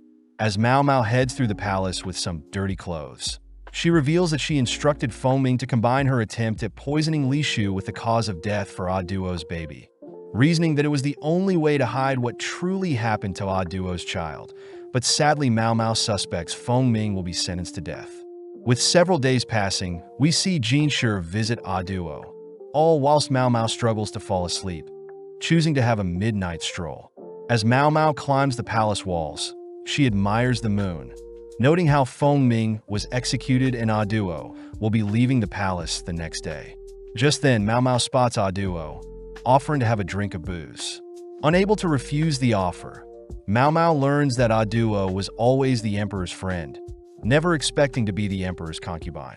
Mao Mao wonders why Duo clung onto the role of a concubine for so long, but Duo ignores her, standing up and heading towards the edge of the palace walls, staring at the moat. Duo notes how cold it must have been and how stupid the person must have been, leaving Mao Mao alone. As Duo leaves, Mao Mao realizes that the servant that drowned truly was a suicide, and that Fengming had secretly helped the servant, even against Duo's order. Seeing as it's too cold, Mao Mao begins heading back down the wall, but gets startled, falling off, only to realize it's Jinshi. Attempting to leave, Mao Mao gets pulled for a hug from Jinshi, revealing that he was forced to drink by Duo, only to be thrown out. Feeling sorry for Jinshi, Mao Mao tries to escape, but spots Jinshi tearing up, allowing Jinshi to cling on a little longer. The next morning, Duo returns her crown, signifying the pure consort, handing it to Jinshi. Seeing the two next to each other, Mao Mao realizes that Duo reminds her of Jinshi, remembering that Aduo never said her child passed, but instead left her. Mao Mao wonders if Aduo had purposely swapped babies with the previous emperors, knowing that her child would get a better life. And the reason she stayed in the rear palace so long was to ensure that her child would grow up right, also explaining why her father was punished for not noticing, and explains why the emperor's younger brother is never seen. But Mao Mao notes she shouldn't just speculate, spotting Li Shu calling out to Aduo all whilst a single lady in waiting chases after her. Happy to see Aduo comfort Li Shu, Mao Mao leaves as it's getting cold, but at the same time, we see Jinshi investigate Fengming's family along with Mao Mao's past. Reviewing what happened after Fengming's execution, Jinshi notes how Fengming's family was ultimately punished as well, but Aduo was deemed innocent as Fengming claimed all wrongdoings.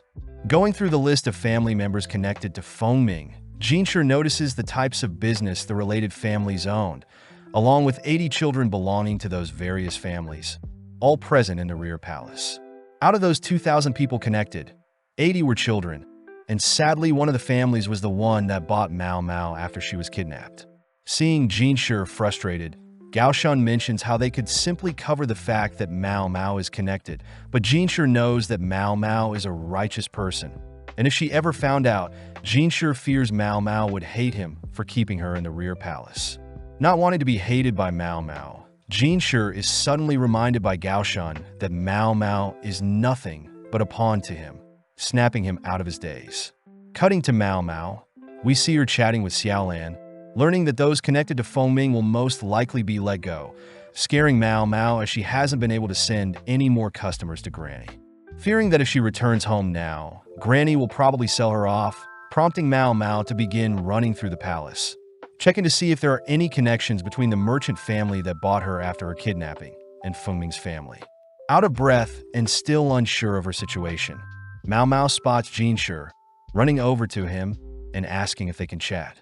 Moving to a private location, Jinshi hands Mao Mao the list of people that will be let go, which Mao Mao realizes she will be one of those being let go. Asking how Mao Mao feels about the situation, Mao Mao thinks about how life is quite pleasant in the rear palace, being able to taste all sorts of foods as Gyokya's lady-in-waiting, whilst also having access to all sorts of herbs through the quack doctor. Sadly, Mao Mao knows she shouldn't beg, telling Jinshi that she knows she's a servant, so she'll happily accept whatever happens to her. Even though she knows she shouldn't, Mao Mao asks to stay and in exchange take a pay cut, but Jinshi has to be stern, officially relieving Mao Mao of her duties in the rear palace. With Mao Mao packed up, we cut to Jinshi sulking in the corner, with Gao Shun attempting to cheer him up with no progress. With a week passing, Gao Shun notes how Mao Mao politely left, but Gyokyu was not very happy with the decision. But Jinshi had reasoned that he didn't want to keep Mao Mao only to be used, but Gao Shun wonders if there will ever be another like Mao Mao, as she probably was more than any other normal toy Jinshi was used to. With Mao Mao returning to the Pleasure District, she is immediately assigned to attend a party with the 3 Verdigris princesses, shocked to hear that a noble was able to afford all 3 princesses at once. As Mao Mao gets ready for the party, she reveals that she was paid a good amount when she was fired, able to avoid being sold off, and instead is assigned to attend the upcoming party to help the Verdigris princesses stand out. As Granny barges in to order the girls to hurry up with preparations, Granny notes how beautiful Mao Mao is, asking if Mao Mao would reconsider being a courtesan. As Mao Mao and the others head towards the nobles' party, Mao Mao notes how she doesn't have the features nor the talent to play the part of a courtesan, ultimately arriving at the noble party. Upon entering, Mao Mao is amazed at all the antique and valuable goods littered around the noble's palace, entering a room filled with young nobles that apparently Lahaku had introduced. With the Verdigris princesses spotting their next prey, Mao Mao and several other ladies head to work, entertaining, dancing, singing, and serving the nobles. As Mao Mao makes her rounds, she suddenly spots a depressed nobleman, checking to see if he's okay. Surprisingly, it's Jinshi, who is surprised to see Mao Mao here, all dolled up and among other courtesans. Mao Mao reveals that their part-time job is a courtesan, shocking Jinshi, but Mao Mao reassures him that she's still pure.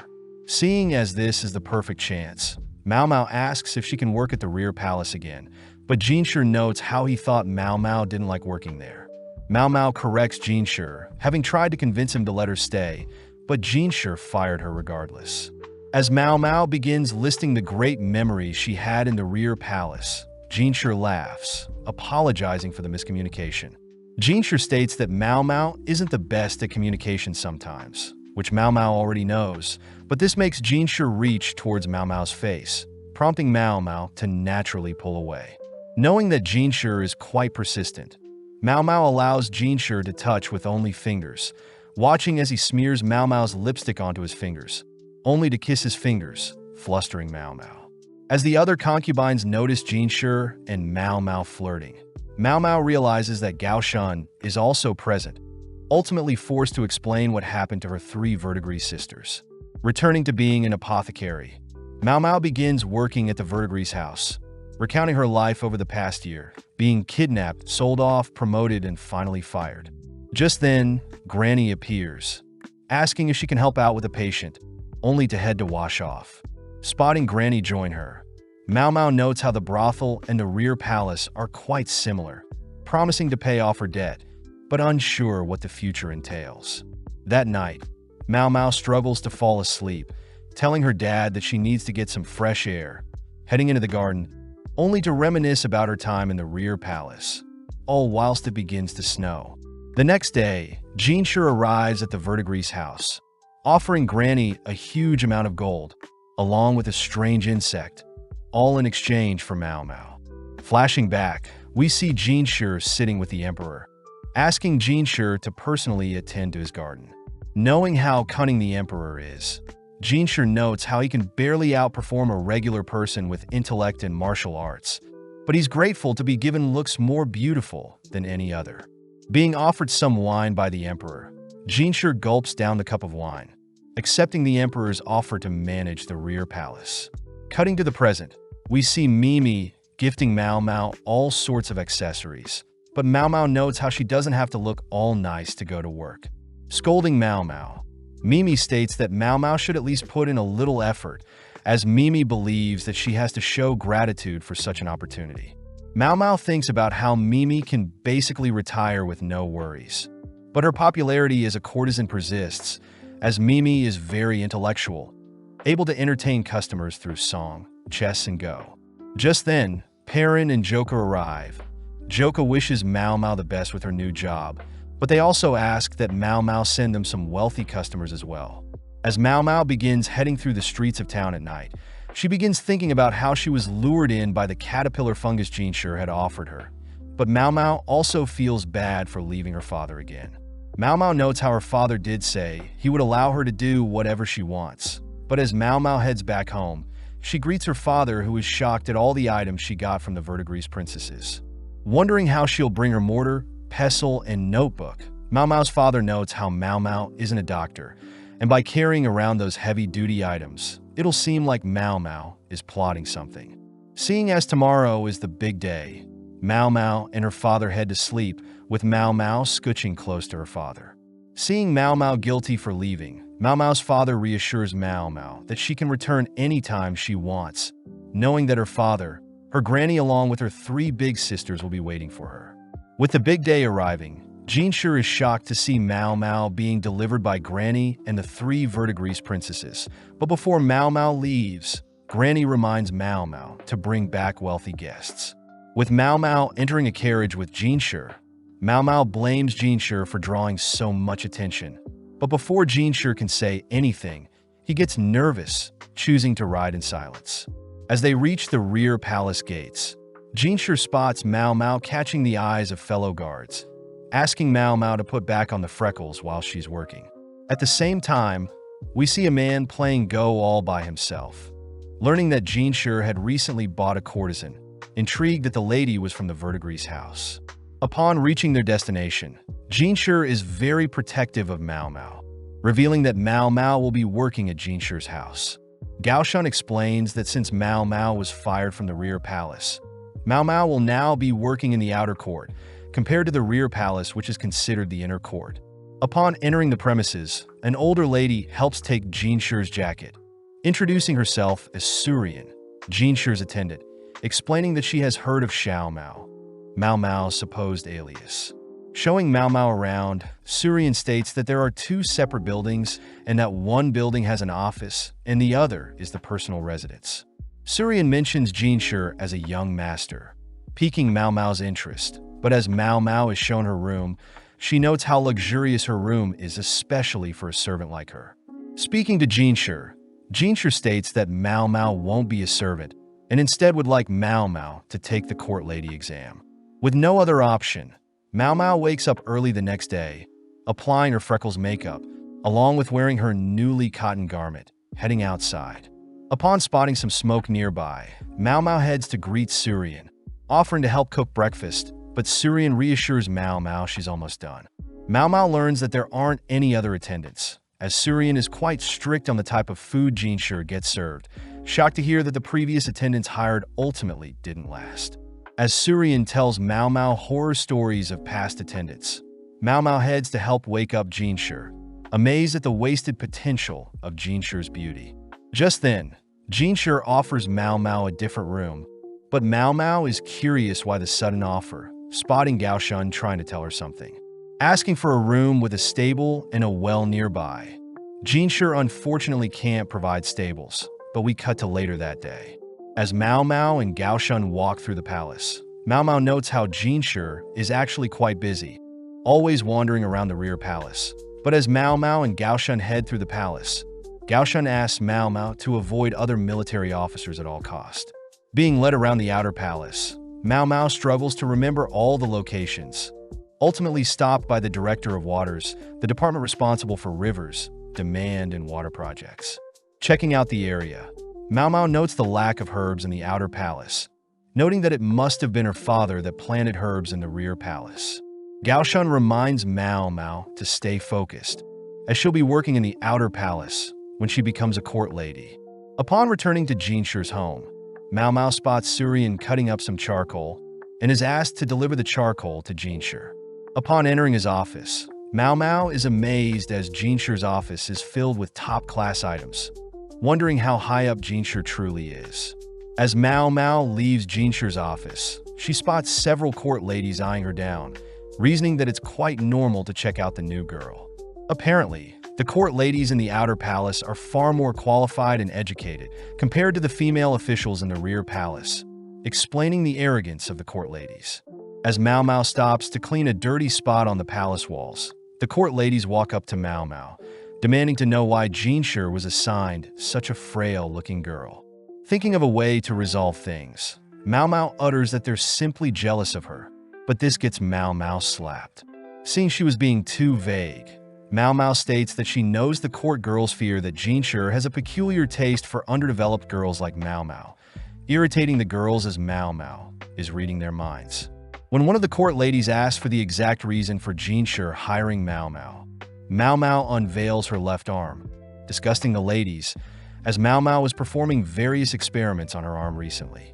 As the court ladies leave, Mao Mao realizes Jinshi was listening in on their conversation, checking to see if Mao Mao has been studying, but Mao Mao simply sneaks away to do some chores.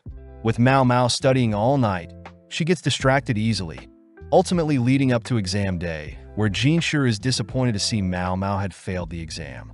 Now assigned as Jinshi's personal servant, Mao Mao goes on a walk through the palace, noticing a particular alleyway with various herbs, ultimately heading towards a large green hill. Before Mao Mao can head towards the hill, Mao Mao is hit on the head by a court lady, instructing Mao Mao to not proceed beyond this area. As the court lady leaves, Mao Mao smells sandalwood, mixed with another bitter smell emanating from the court lady. Mao Mao realizes that the location ahead belongs to the military, but at the same time, we see a man smirking, having spotted Mao Mao from afar. Several days later, we see that the new pure consort has arrived, dressed elegantly as she passes through the palace's snow-filled location. With the pure consort heading to her room, we see that Gyokyu is happy to hear that Mao Mao is back in the palace. But at the same time, we see Mao Mao planting various herbs in the outer palace to liven up the place. Just then, Surian appears, calmly reminding Mao Mao to clean up the office, prompting Mao Mao to apologize, rushing off to fulfill her duties. Cutting to Jinshi, We see him confused to see messages from both Lihua and Gyokyu, but just then Mao Mao enters his office. Jinshur asks if Mao Mao has heard of the new pure consort that was set to replace Aduo, but Mao Mao admits she hasn't, which Jinshur reveals that Mao Mao has been requested to educate the new pure consort. When Mao Mao calls Jinshur out for joking around, Jinshur reveals that Lihua and Gyokyu had recommended Mao Mao to be the teacher, which Mao Mao can't refuse. Immediately packing her stuff, Mao Mao notes how she's being paid pretty well, thanks to her granny bargaining for higher pay. Getting an idea, Mao Mao tries to up the price for her teacher fees, but Surian intervenes, stopping Mao Mao from scamming Jinshur. Seeing Jinshur curious about all her belongings, Mao Mao growls at Jinshur, stopping him from snooping around. With Gaoshan offering to help Mao Mao wheel all her belongings, Mao Mao states that she will carry everything herself, setting off to the rear palace with Gaoshan and Jinshur. With a nostalgic feeling re-entering the rear palace, Mao Mao is still amazed at how Jinshur is with the ladies, but seeing as there are too many ladies around, Jinshur charmingly asks everyone to leave. Seeing as Mao Mao will be holding a meeting for only the concubines, Mao Mao stops Jinshur and Gaoshan from attending her lesson, barely able to push Jinshur out of the room. Finally, in front of the high-ranking concubines, Mao Mao is happy to see Gyokyu and Hongyang are well. Mao Mao also sympathizes with Li Shu being nervous, but is also impressed that Lady Lihua has made a full recovery since she last saw her. Finally is the new pure consort, Lady Lulan, seemingly wearing a flashy southern-style dress. Getting right down to business, Mao Mao begins her lesson to help the ladies out, handing out copies of books and various items. As Mao Mao begins her lesson, we see Gyokyu is giddy, Lihua is flustered, Li Shu is shocked, and Lulan is bored. With several hours passing, we see Jinshur outside, trying to listen in on Mao Mao's lesson, but suddenly Mao Mao leaves the room, realizing that Jinshur was trying to peep on her lesson. Checking in on the concubines, Jinshur is surprised to see the various expressions on the ladies, but Mao Mao reiterates that she simply shared knowledge that should be kept between ladies. Happy to see that Gyokyu and Lihua are at least happy, Mao Mao locks eyes with Lulan for a second, but Lulan simply turns away, leaving for now. That night, we see Mao Mao collapse in her bed, tired from all her duties today. Just then, Mao Mao hears a massive explosion, springing out of bed, but realizes Surian will scold her if she leaves, so Mao Mao chooses to stay in bed. At the scene, we see a man calling out to Master Locken, who is inspecting the explosion, seemingly hiding something. The next day, Mao Mao helps clean up Jinshur's office, taking piles of paper to burn near the military office, but suddenly is thankful that Gaoshan and Jinshur have given her some extra layer of clothing. Heading around the rear palace, Mao Mao notes how it's such a shame that no medicinal herbs are being grown, making it her goal to plant herbs beside the already existing dandelions and mugworts. Getting distracted by various other plants, Mao Mao spots Lahaku from afar, rushing to greet him. Noticing he has a different belt color, Mao Mao realizes that Lahaku doesn't know she was fired from the rear palace, but commends Lahaku for working hard to get promoted in order to visit Perrin again. Mao Mao reveals that, in order to spend a night with Perrin, a commoner must fork over half of their annual salary. But since Lahaku couldn't afford Perrin, Lahaku had been sitting down to have tea with other ladies, hoping to catch a glance of Perrin. Noticing the destroyed building, Mao Mao learns that the massive noise was due to a fire last night, and Lahaku has been sent out to investigate. As Mao Mao walks closer to investigate, she learns that no one was injured in the fire, only to observe the fire had spread to adjacent buildings. With the various scattered shrapnel, Mao Mao realizes this must be an intentional attack, noting that the occasional barbarian attack against the Emperor's property is plausible. Inside the burnt building, Mao Mao spots a burnt potato, realizing the building must have stored food. Seeing something shiny, Mao Mao heads over to pick up a smoking pipe, but is suddenly scolded by Lahaku for snooping around. Putting things together, Mao Mao realizes something, escaping from Lahaku's grip, only to run across to the building in front of the burnt building. Upon confirming that this building also stores food, Mao Mao asks if she can make use of various items and tools, wanting to test out a hypothesis. Constructing a wooden box, Mao Mao fills the box with flour, asking for some water, along with everyone to be careful. As Mao Mao lights a flame, she reminds Lahaku that the experiment will be dangerous, but Lahaku doesn't believe Mao Mao. As Mao Mao tosses the flame into the box, a small explosion suddenly encases Lahaku, who is splashed with water to avoid burns. Mao Mao reveals that airborne flowers, when ignited, will cause a massive explosion, deducing that someone must have snuck into the storage room to have a quick smoke, unknowingly creating a massive explosion. Amazed that Mao Mao knows all of this, Mao Mao states that she had done something similar when she was younger, but Mao Mao is more worried of Lahaku catching a cold, asking Lahaku to visit her father for some medicine if he visits the Verdigris house again. That night, Mao Mao realizes that the steel pipe she found must have belonged to a high-ranking noble, choosing to clean it up and keep it for now. At the same time, we see a man crying that he is worthy too, but off to the side a mysterious man observes the crying man. The next day, we see several eunuchs chatting about how Lahaku had figured out the reason for the explosion in the storage room, but they all note how there are rumors that a servant girl was the one who solved it, believing she belongs to Jinshur.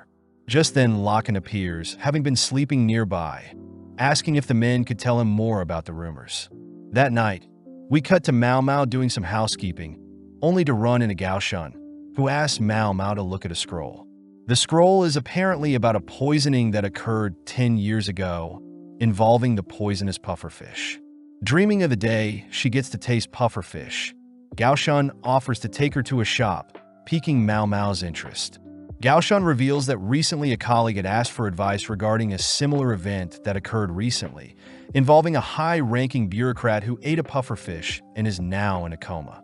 Wondering if she should be hearing this top-secret information, Gaoshun is happy to share, trusting that Mao Mao will keep everything a secret.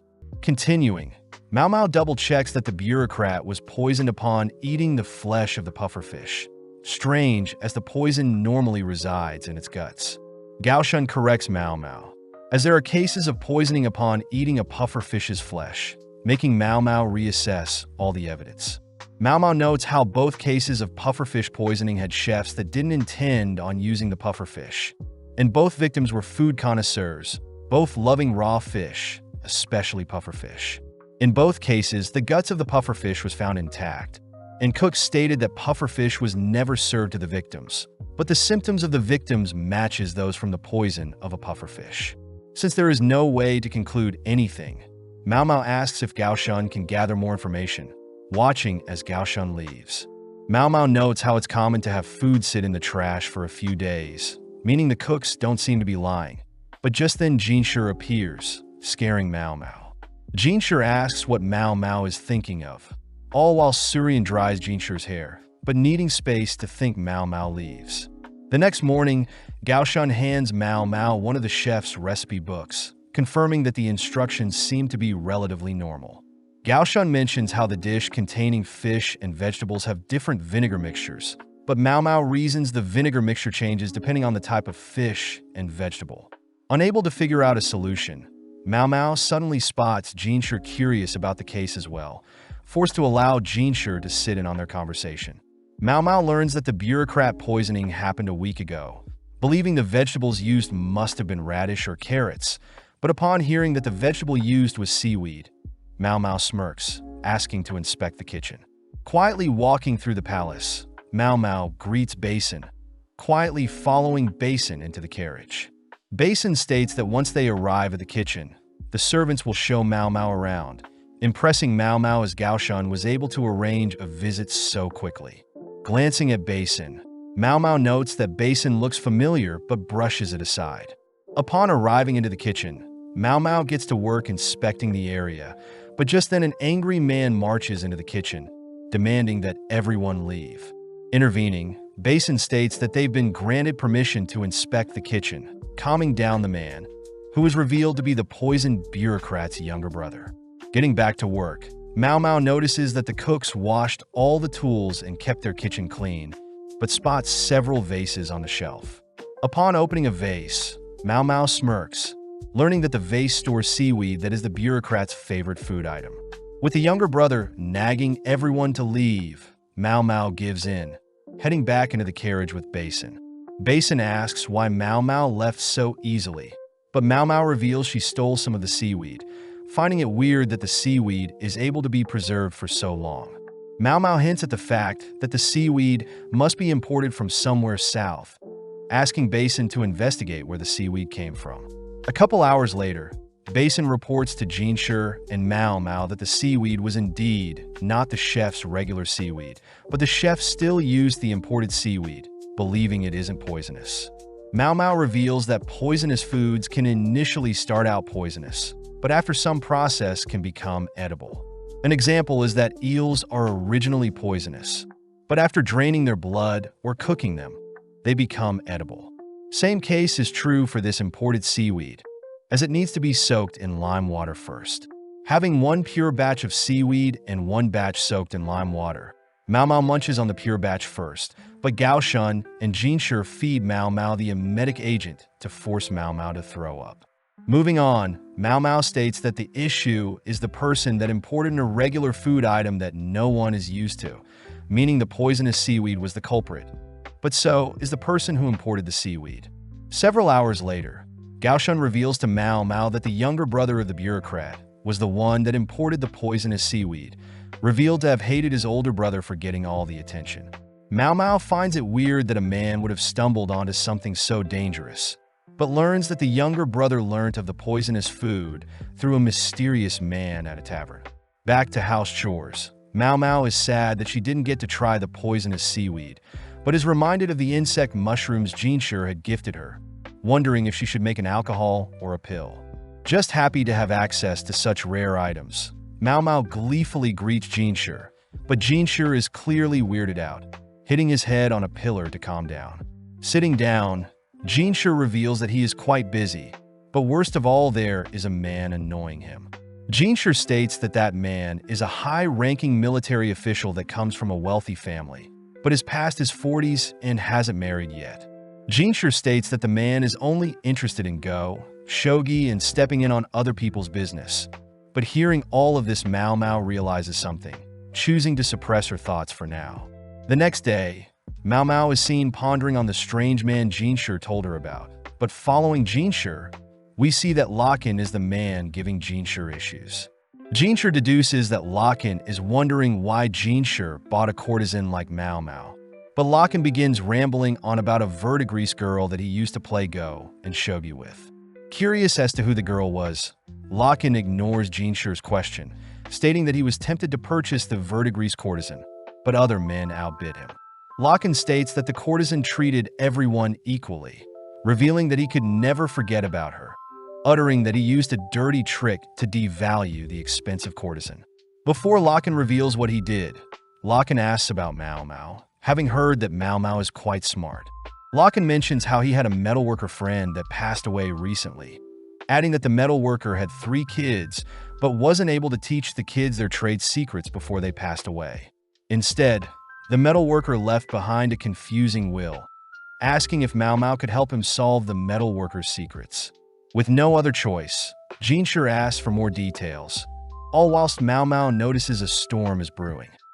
Later that day, Mao Mao sits before Jinshi, noting that Jinshi looks more bothered than usual. Apologizing for the inconvenience, Jinshi tells Mao Mao about a metalworker that had passed away without telling his sons his techniques. Techniques that only the metalworker would know. Intrigued, Mao Mao continues listening, prompting Jinshi to reveal that the metalworker had 3 sons that were all the metalworker's apprentices as well. Apparently, the metalworker had assigned his shack to the oldest son, the furniture to the second son, and a fishbowl to the youngest. Additionally, there was a final note, asking all 3 sons to have a tea party, which both Mao Mao and Jinshi acknowledge is very strange. Jinshi mentions how the sons don't know what it means either, which makes Mao Mao try to find a link between the shack, furniture, and fishbowl. Seeing as the value of item goes in descending order, Mao Mao asks more details on each item, but Jinshi admits that he has no idea, instead handing Mao Mao the address Locken had provided, weirding Mao Mao out as it's like Jinshi read her mind. Asking for some time off, Mao Mao meets Basin, who once again instructs Mao Mao to behave and not step out of place. With Mao Mao and Basin keeping the chatting to a minimum, they head to the address, greeting a man who shows Mao Mao and Basin around the home, telling Mao Mao that the owner used to collect strange materials. The man takes Mao Mao and Basin to the main house, revealing that the shack is used as a tea house for the craftsmen. Upon entering the main house, Mao Mao greets the two older brothers, realizing the man showing them around was the youngest brother. But both Mao Mao and Basin notice the room's furniture is arranged weirdly. Seeing everything placed in the middle of the room, Mao Mao notes how the table strangely brings everything together, but spots a nicely crafted chest of drawers. Inspecting the drawer, Mao Mao sees fancy metal work around the corners, 3 rows on the top drawer, a keyhole in the second row with a different metal, but also notices that the drawer is bolted onto the ground. Just then, the second son warns Mao Mao to not touch his furniture, prompting Mao Mao to promise not to touch anything. Upon seeing the calm expression on the eldest son, Mao Mao wonders why a window is placed so high up in the room, completely ruined by the chestnut tree obstructing the sun from getting in. Suddenly, Mao Mao realizes that there is an imprint on the furniture, wondering what is missing. Just then, the eldest son demands to know if Basin and Mao Mao can truly figure out what their father left behind, but Mao Mao signals to Basin to ask for more information from the 3 brothers. The eldest son reiterates that he was left behind the shack. The second eldest was left the chest of drawers, and the youngest was given a glass fishbowl, an item that Mao Mao knows is quite expensive, having expected it to be made of ceramic or wood. Speaking up, the second son berates his father for also leaving him a useless key that doesn't work on the keyhole in the second row, nor any other keyholes on the drawer. Agreeing, the eldest son is annoyed he can't get the second son's chest out of his shack, but hearing his 2 older brothers talk bad about their father, the youngest son tries to interject. Sadly, the 2 older brothers talk over the youngest son, stating that the youngest is lucky to even be given an item that he can sell, but hearing all of this, Mao Mao can't help but feel sad for the youngest son.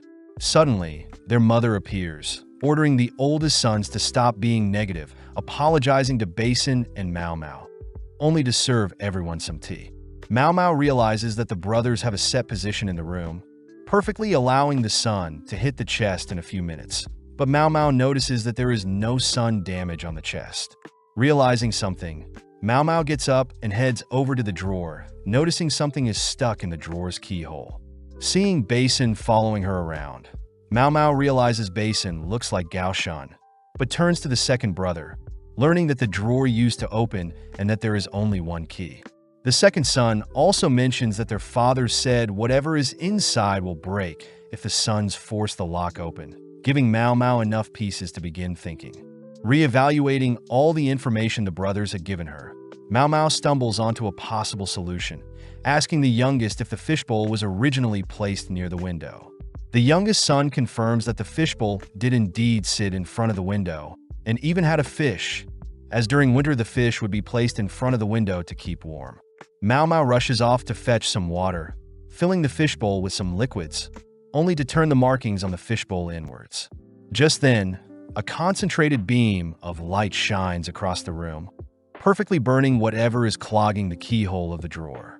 With the sun now retreating behind the chestnut tree, the beam of light disappears. Smelling something strange from the drawer keyhole, Mao Mao asks the second son to open the chest drawer, confirming that the metalworker suffered from persistent anemia, stomach aches, nausea, and depression. Taking out the middle drawer, Mao Mao spots a key, realizing that the beam of light must have melted a piece of metal and reshaped it into a usable key. Using the key to open the remaining drawers, Mao Mao recognizes the material from when the youngest son gave her a tour, but the second and oldest son are complaining that they don't know what is happening. Mao Mao sees that the youngest knows what one of the metals are, being a mixture of lead and tin, reminding Mao Mao of a time when she tried to copy her father's medicine, but ended up poisoning herself. Mao Mao wonders if the youngest son knows what his father was truly trying to convey, knowing that solder will melt faster than other metals, noticing that 2 of the 3 pieces of metal are lead and tin. Mao Mao wonders if they need to mix the 3 metals together, wondering if the metal's melting points are quite low, also realizing if the shape of the drawers represent the ratio of each metal to be melted together.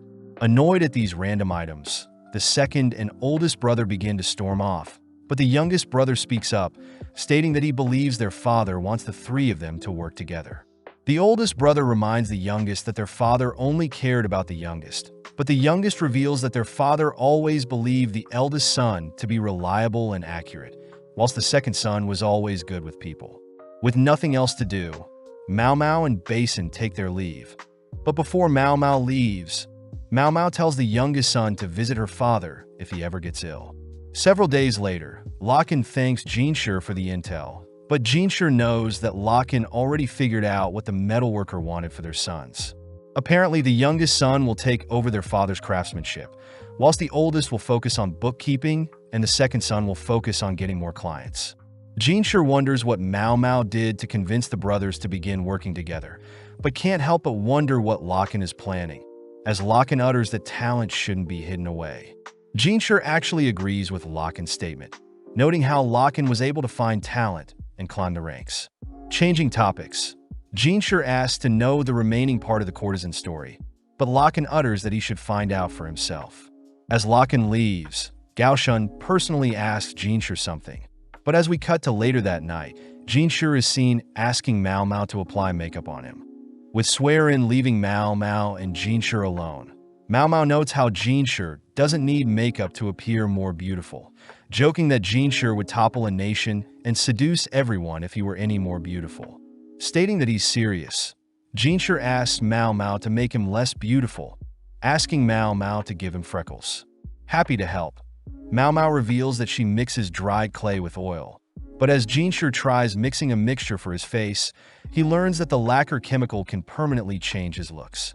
Hearing that Jinshi wants to become a commoner, Mao Mao says that she can help out, staying up late and creating multiple mixtures that can help with Jinshi's disguise. The next morning, Mao Mao visits Jinshi, jealous to see that Jinshi is gorgeous, asking Jinshi once again if he wants to disguise his beauty. With Jinshi reiterating that he wants a disguise, Mao Mao leans in close, sniffing Jinshi's hands, surprising Jinshi, Gaoshun, and Swearin. Mao Mao states that Jinshi smells like expensive incense, and his outfit still imply that Jinshi is a noble of some sort. Surprised that Mao Mao can detect his faint incense, Mao Mao reveals that she is capable of detecting smells from medicinal and poisonous herbs. Additionally, Mao Mao adds that at the brothel, customers are defined through their scents, with rich people being covered in multiple scents, but usually very sexually active. Whereas on the other hand, those with more potent smells are poor as they usually can't afford showers. Therefore, most new visitors are told to leave. Turning to Gaoshun, Mao Mao asks Gaoshun for some clothes that haven't been washed yet. Next, Mao Mao mixes oil and salt to help roughen up Jinshi's luscious hair. As Mao Mao applies the oil and salt to Jinshi's hair, Mao Mao follows up by tying Jinshi's hair with a piece of throwaway cloth, reasoning that commoners use whatever they can. With Gaoshun returning with some dirty clothes, Mao Mao nonchalantly confirms that the clothes will work, asking Jinshi to take off his clothes. As Jinshi unveils his muscular body, Mao Mao is impressed at Jinshi's well-proportioned body, asking Swearin and Gaoshun to wrap Jinshi with some towels to make Jinshi's body less perfect. Having finished stuffing Jinshi's body, Mao Mao moves on to changing Jinshi's face, beginning to apply several dye mixtures to darken Jinshi's complexion. Inspecting Jinshi's face, Mao Mao is jealous at Jinshi's hairless and poreless face, wondering what Jinshi would look like with feminine makeup. Taking out the lipstick that Mimi gifted her, Mao Mao gives Jinshi some makeup, but seeing Jinshi's expression, everyone is glad that Jinshi's beauty is hidden from most people. Back on track, Mao Mao adds random blotches to Jinshi's face, along with eye bags and various moles. Additional blotches are added around Jinshi's body and under Jinshi's fingernails, but seeing Jinshi's masculine hands, Mao Mao realizes Jinshi has calloused hands, most likely from wielding a sword. Next, Mao Mao unveils a potent mixture, asking Jinshi to drink it in order to change his voice, as the drink is made from several irritants. Finally, Mao Mao asks Jinshi to stuff his cheeks with cotton to change his face structure, revealing Jinshi's new look, but Mao Mao is still amazed that Jinshi is quite good-looking, even after all of her hard work. Cleaning up all her tools, Mao Mao mentions how she's heading home to visit her family, but gets scared seeing Gao Shun smiling. Gao Shun reveals that Jinshi will be accompanying her home, but utters that having Gao Shun or Swearin accompany Jinshi would make Jinshi stand out, asking Mao Mao to accompany Jinshi. Trying to come up with any excuse she can, Mao Mao is cornered by Swearin, offering to disguise Mao Mao herself. With no other choice, Jinshi and Mao Mao travel by carriage, with Mao Mao occasionally giving Jinshi pointers on how to look more common. With Mao Mao so gracefully dressed, Jinshi asks Mao Mao to call him Jinka, and Jinshi will address Mao Mao as lady, seeing as Swearin lent Mao Mao her daughter's prestigious dresses. With Gao Shun dropping the two off with a map, they both begin exploring the town, all whilst Mao Mao wonders if Jinshi could have blended with a woman's disguise. Asking where they're heading, Mao Mao learns that Jinshi wants to meet up with a colleague outside the pleasure district, but at the same time we see that Basin has been instructed to secretly watch over the two, but Jinshi has already found out Basin is following them. As Mao Mao and Jinshi continue through town, Mao Mao gets distracted by some lovely-looking vegetables, wondering if she can boil the vegetables with some chicken, but is reminded by Jinshi to keep up the disguise. Sad that she can't make a meal for her dad, Mao Mao notes how sad that a genius like her father doesn't care about money, probably able to earn a good living with his skills, but chooses to live in a shack. With Mao Mao deep in thought, Jinshi grows agitated, asking Mao Mao why she is so quiet. Mao Mao wonders if they should chat for a bit, but gets distracted by a familiar smell, running off to buy some chicken skewers. With Mao Mao graciously offering Jinshi a skewer, they both head into an alley, where Mao Mao begins savoring the nostalgic taste. With Jinshi joining in, he remarks that the skewers remind him of his time in camp, something Mao Mao knows only soldiers go through, wondering what Jinshi was like in the past. With Jinshi thoroughly enjoying the skewers and Basin jealously watching nearby, we cut back to Gao Shun, who has returned back to the palace, greeting Swearin, who is on the floor. Swearin asks Gao Shun to not touch a suitcase, having covered it with a persimmon smell, which Gao Shun knows is filled with toys Jinshi used to play with. Swearin reminisces on how Jinshi would always cling to a single toy, never wanting to let it go, but is impressed that Jinshi has now found a new toy to obsess over. Seeing the sun setting, Jinshi spots Mao Mao picking up the pace, accusing Mao Mao of wanting to leave him, which Mao Mao secretly admits, wanting to head back to buy some vegetables and chicken. Getting serious, Jinshi asks if Mao Mao is happy in the palace, prompting Mao Mao to mention how she is definitely grateful to be given an interesting job, but Mao Mao still worries about her father, saying that he adopted her. Jinshi wonders what's so impressive about Mao Mao's father, letting Mao Mao brag about how her father had studied both Eastern and Western medicine, shocking Jinshi as only talented people get to study abroad. Since only people acknowledged by the empire get to study abroad, Jinshi wonders why Mao Mao's father works in the pleasure district, shocked to hear that Mao Mao's father was unlucky and became an eunuch. Realizing something, Jinshi wonders where he had heard of a talented apothecary turned eunuch before, but at the same time, Mao Mao checks their map, realizing their destination is a restaurant just up ahead. Seeing several ladies clinging onto wealthy men nearby, Mao Mao realizes why Jinshi needed a disguise, uttering that Jinshi could have just come to the pleasure district instead. Seeing as Mao Mao has caught on, Jinshi asks if Mao Mao can tell him the names of the frequent customers at the VIDZ's house, but upon hearing that Mao Mao can't tell him due to customer privacy, Jinshi boldly asks Mao Mao how someone could devalue a courtesan. Insulted by Jinshi's question, Mao Mao gives in, mentioning that there are multiple ways, since all girls are trained even when they are still servants. Afterwards, the girls are split into beautiful and non-beautiful, with the less fortunate having to sell their bodies. The beautiful and talented are given more opportunities to learn and grow, ultimately skyrocketing their value as a lady, until the day they are bought. Mao Mao reveals that a courtesan's value is based on their purity, meaning the less pure drop in value in a pregnancy will completely devalue a courtesan. Having told Jinshi everything she can, Mao Mao leaves, only to be stopped by Jinshi, but Mao Mao utters that if she joins Jinshi into the restaurant, Jinshi's plan will be ruined. With Jinshi letting Mao Mao go, Mao Mao notes how she was able to hide her emotions, spotting Jinshi enter the restaurant. That night, Mao Mao has a nightmare of a disheveled lady, holding a child down, seemingly ready to slay the child. Waking up, Mao Mao wonders if the nightmare was when she was a child, but blames Jinshi for making her remember.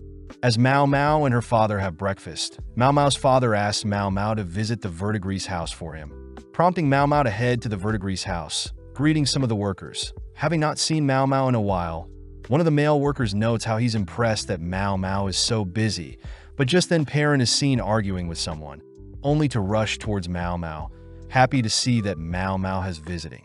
Seeing Granny storming after Perrin, Mao Mao states that Perrin seems busy as well, watching as Perrin and Granny argue.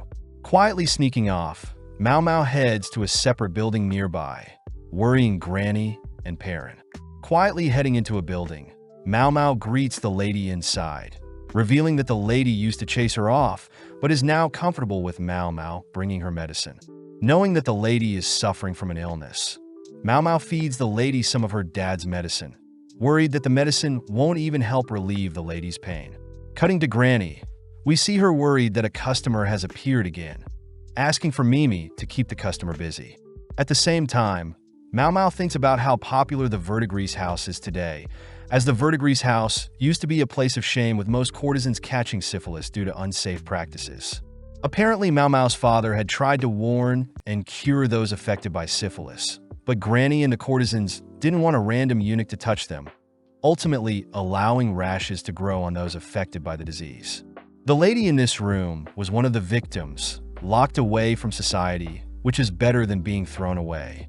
As Mao Mao begins tidying up the room for some fresh air, Mao Mao is told by another servant girl that a man is currently visiting, and Mao Mao is to not leave this room. With Mao Mao understanding the situation, Mao Mao notes how that man is dangerous, but suddenly sees the lady sit up, only to begin placing random rocks in a sort of pattern. As Mao Mao sits in the room waiting for the man to leave, Mimi is seen entering the room, happy to report that the man is gone, but sadly tells Mao Mao that she is getting an offer again. With Mao Mao and Mimi heading back, Mao Mao wonders how Mimi can speak to such a strange man. But Mimi notes how as long as the man pays, she's happy to serve him. As Mimi and Mao Mao head to a nearby bathhouse, Mimi wonders if she should take retirement seriously, which Mao Mao notes that retirement age for courtesans is around 30, and Mimi is not even 30 yet. As the two relax in the bath, Mao Mao hears that Mimi plans to stay a courtesan for a little while longer, curious as to whether Mimi is in love or not. Mao Mao thinks to herself about the last time she felt love, but Mimi suddenly offers to scrub her back, followed by the other VIDZ princesses joining them. Several days later, we see that Jinshi has returned home, shocked by the types of things offered to him in the pleasure district. Visiting Mao Mao, Jinshi hands Mao Mao a gift from Locken, asking Mao Mao to share the gift with Swerin. Cutting their conversation short, Mao Mao heads to work, but Swerin notices that Jinshi and Mao Mao seem to be on bad terms. That evening, Swerin tells Mao Mao they will be having a vegetarian dinner, reminding Mao Mao to not eat any meat or fish. Seeing Mao Mao distracted, Swerin asks Mao Mao to stop hiding weird plants in the warehouse, wondering why she doesn't ask Jinshi for a place to store the plants. Mao Mao reiterates that she is a servant, which Swerin respects, as Mao Mao clearly knows where she stands, but reminds Mao Mao that at the end of the day, everyone is human, and if Mao Mao separates humans based on status, Mao Mao could miss opportunities in the future. Getting back to work, Swerin asks Mao Mao to pick up some things for her, prompting Mao Mao to head to the palace's pharmacy, a place that Mao Mao only dreamt of visiting. Seeing hundreds of cabinets, Mao Mao wonders if she could quickly snoop through each cabinet, but suddenly hears someone calling out to her. Realizing that it was the court lady from several days ago, Mao Mao says that she's here to pick up some stuff, but suddenly a man calls out to the lady Swerin. Swerin reveals that she's here to restock the medicine in the guardhouse, which Mao Mao realizes explains why she smelt like medicine when they met near the guardhouse, since she works there. Seeing Swerin glare at her, Mao Mao simply waits for Swerin to leave, overhearing the man utter that he feels bad for a court lady to be running errands, but rushes back to fetch Mao Mao's items. As Mao Mao heads back with the items Swerin requested, Mao Mao wonders who Jinshi truly is. seeing that he is always busy, constantly taking long baths and burning incense, along with eating vegetarian food. Mao Mao wonders if Jinshi is associated with some sort of ritual, even though he's a eunuch, making Mao Mao wonder if Jinshi was made a eunuch like her father. At the same time, we see Jinshi stating that it makes sense that Mao Mao is so knowledgeable due to her father being a doctor, but Gaoshun states that he's never heard of such a skilled doctor-turned-eunuch that used to work in the palace. Just then, Locken barges in, offering to continue their conversation from before, glaring at Jinshi. Jinshi reveals that he knows Locken's dirty tricks, but Locken fires back stating that Jinshi stole what he was after, having spent a lot of time and is willing to pay whatever to get his prize back. Glaring back, Jinshi states that he refuses, shocked to hear that Locken also knows who Jinshi truly is. But Jinshi is pissed knowing that Locken is Mao Mao's true father by blood. With a smirk, Locken leaves, asking Jinshi to tell Mao Mao he'll be visiting sometime. That evening, Jinshi runs into Mao Mao, telling Mao Mao that Locken wants to meet Mao Mao, but seeing Mao Mao glare at him, Jinshi says he'll turn down Locken's offer. With Mao Mao sad to see that Jinshi knows she is related to Locken, Mao Mao heads for the flower hill near the guardhouse, distracted as there are so many herbs on the hill. Suddenly, Soiree appears with a scythe, demanding to know what Mao Mao is doing here. Defusing the situation, Mao Mao says she's here to visit, prompting Soiree to kneel down beside Mao Mao, telling Mao Mao to be careful to not visit this hill too often. Seeing Soiree quietly pull out weeds, Mao Mao wonders what Soiree is planting. But upon hearing that Soiree has a herb that can bring back the dead, Mao Mao rushes towards Soiree, demanding to know what this magical herb is. Sadly, Soiree apologizes for lying, revealing that she knows Mao Mao is an apothecary, curious as to how smart Mao Mao truly is. With the mood tense, Soiree says she'll be planting some morning glories soon, heading off without saying another word. The next day, Gaoshun reminds Jinshi that he has to attend another ceremony, but notices Jinshi is clearly distracted. Following Mao Mao, she is seen cleaning up the garden, only to see Lahaku frantically rush towards her, revealing that on the day of the storage room burning down, someone had used the chaos to steal things nearby.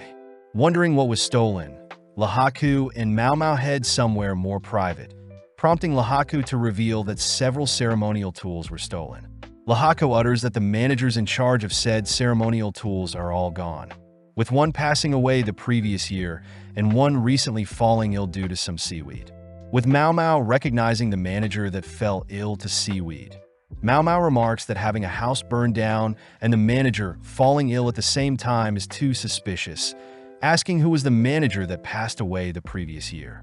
Upon hearing that the manager had a sweet tooth, Mao Mao instantly knew the manager was Conan, surprising Lahaku. Seeing as these two managers are related to Jinshi somehow, Mao Mao racks her brain for a motive, but first asks Lahaku for what he needs. Pulling out the metal pipe that Mao Mao found, Lahaku says he tried to return the item to the owner, but the owner refused to accept the item, having obtained it from a random court lady. Lahaku heard that on the night of the explosion, a guard had helped escort a court lady out of the palace, only to receive the valuable metal pipe as a gift. Wondering if the court lady had planted the pipe on the guard, knowing the guard would use it, Mao Mao asks if Lahaku knows anything about the mysterious court lady, but reports state that the court lady covered her face. Luckily, Lahaku does mention that the court lady was tall and smelt like medicine, but this makes Mao Mao suspect someone, but Mao Mao holds back her suspicions until she's 100% sure, just like how her father would. With Mao Mao asking if anything else occurred during the night of the explosion, Mao Mao points out that 2 or 3 things happening at once isn't too abnormal, but Mao Mao hints at the fact that Lahaku should search for this tall court lady, fearing that she may cause more issues. Happy to hear Mao Mao's advice, Lahaku gets too close, spotting Jinshi spying on them, prompting Lahaku to leave for now. Back in Jinshi's office, Jinshi notes how close Mao Mao is to Lahaku, but Mao Mao simply says Lahaku was asking for some advice. Wondering if Jinshi knows anything, Mao Mao chooses to explain everything she spoke about with Lahaku, telling Jinshi that it's almost like someone had laid out several traps, hoping for a certain outcome. Hearing this, Jinshi and Mao Mao both agree that these incidents could still be coincidences. But Jinshi notices that Mao Mao is not excited about this mystery, stating that she doesn't want to step out of line. Getting an idea, Jinshi reveals that he had received some ox bezoar recently, completely catching Mao Mao's attention, being a very important item to obtain. With Mao Mao completely captivated, Mao Mao asks if she can have the item, which Jinshi promises to give to her, as long as Mao Mao continues to work hard. Heading to work, Mao Mao learns that the manager that was food poisoned originated from the Board of Rights, a division that Mao Mao doesn't recognize. As a man helps bring Mao Mao studying material, Mao Mao asks the man if he knows what the Board of Rights is, shocked to hear that the division deals with ceremonies. Realizing that Jinshi and the two managers are connected by ceremonies, this means that the theft that stole the ceremonial tools weren't a coincidence as well, prompting Mao Mao to begin digging deeper into the ceremonies that take place in the palace. Seeing Mao Mao focused, the man provides Mao Mao a picture of a ceremonial building near the west end of the outer court, deemed the altar of the sapphire sky. The man points out that there is a pillar in the middle of the building, along with several banners that are hung during ceremonies, which makes Mao Mao wonder why the man knows so much about the ceremonies. The man embarrassingly reveals that he also used to work in the Board of Rights, having been demoted for stepping out of line once, but comments that he's happy that the building is holding up fine. Elaborating, the man says that the central pillar in the building always seemed sketchy, as it seemed as if it would break and collapse on whoever was underneath. But when the man brought up the issue, he was demoted. Hearing this, Mao Mao realizes someone very important could be killed if things went wrong, suddenly realizing something horrible will happen. Demanding to know when the next ceremony will take place, Mao Mao is shocked to hear that a ceremony is occurring as they speak, instantly rushing out the door, believing that this is the work of an evil genius. As we see a man walking towards the middle of the ceremonial building, Mao Mao realizes that the several traps laid out will eventually cause something catastrophic to happen today, finally reaching the ceremony building. As Mao Mao dashes past some guards, Mao Mao ultimately gets stopped and questioned, but Mao Mao cries that the guards need to stop the ceremony or else something terrible will occur.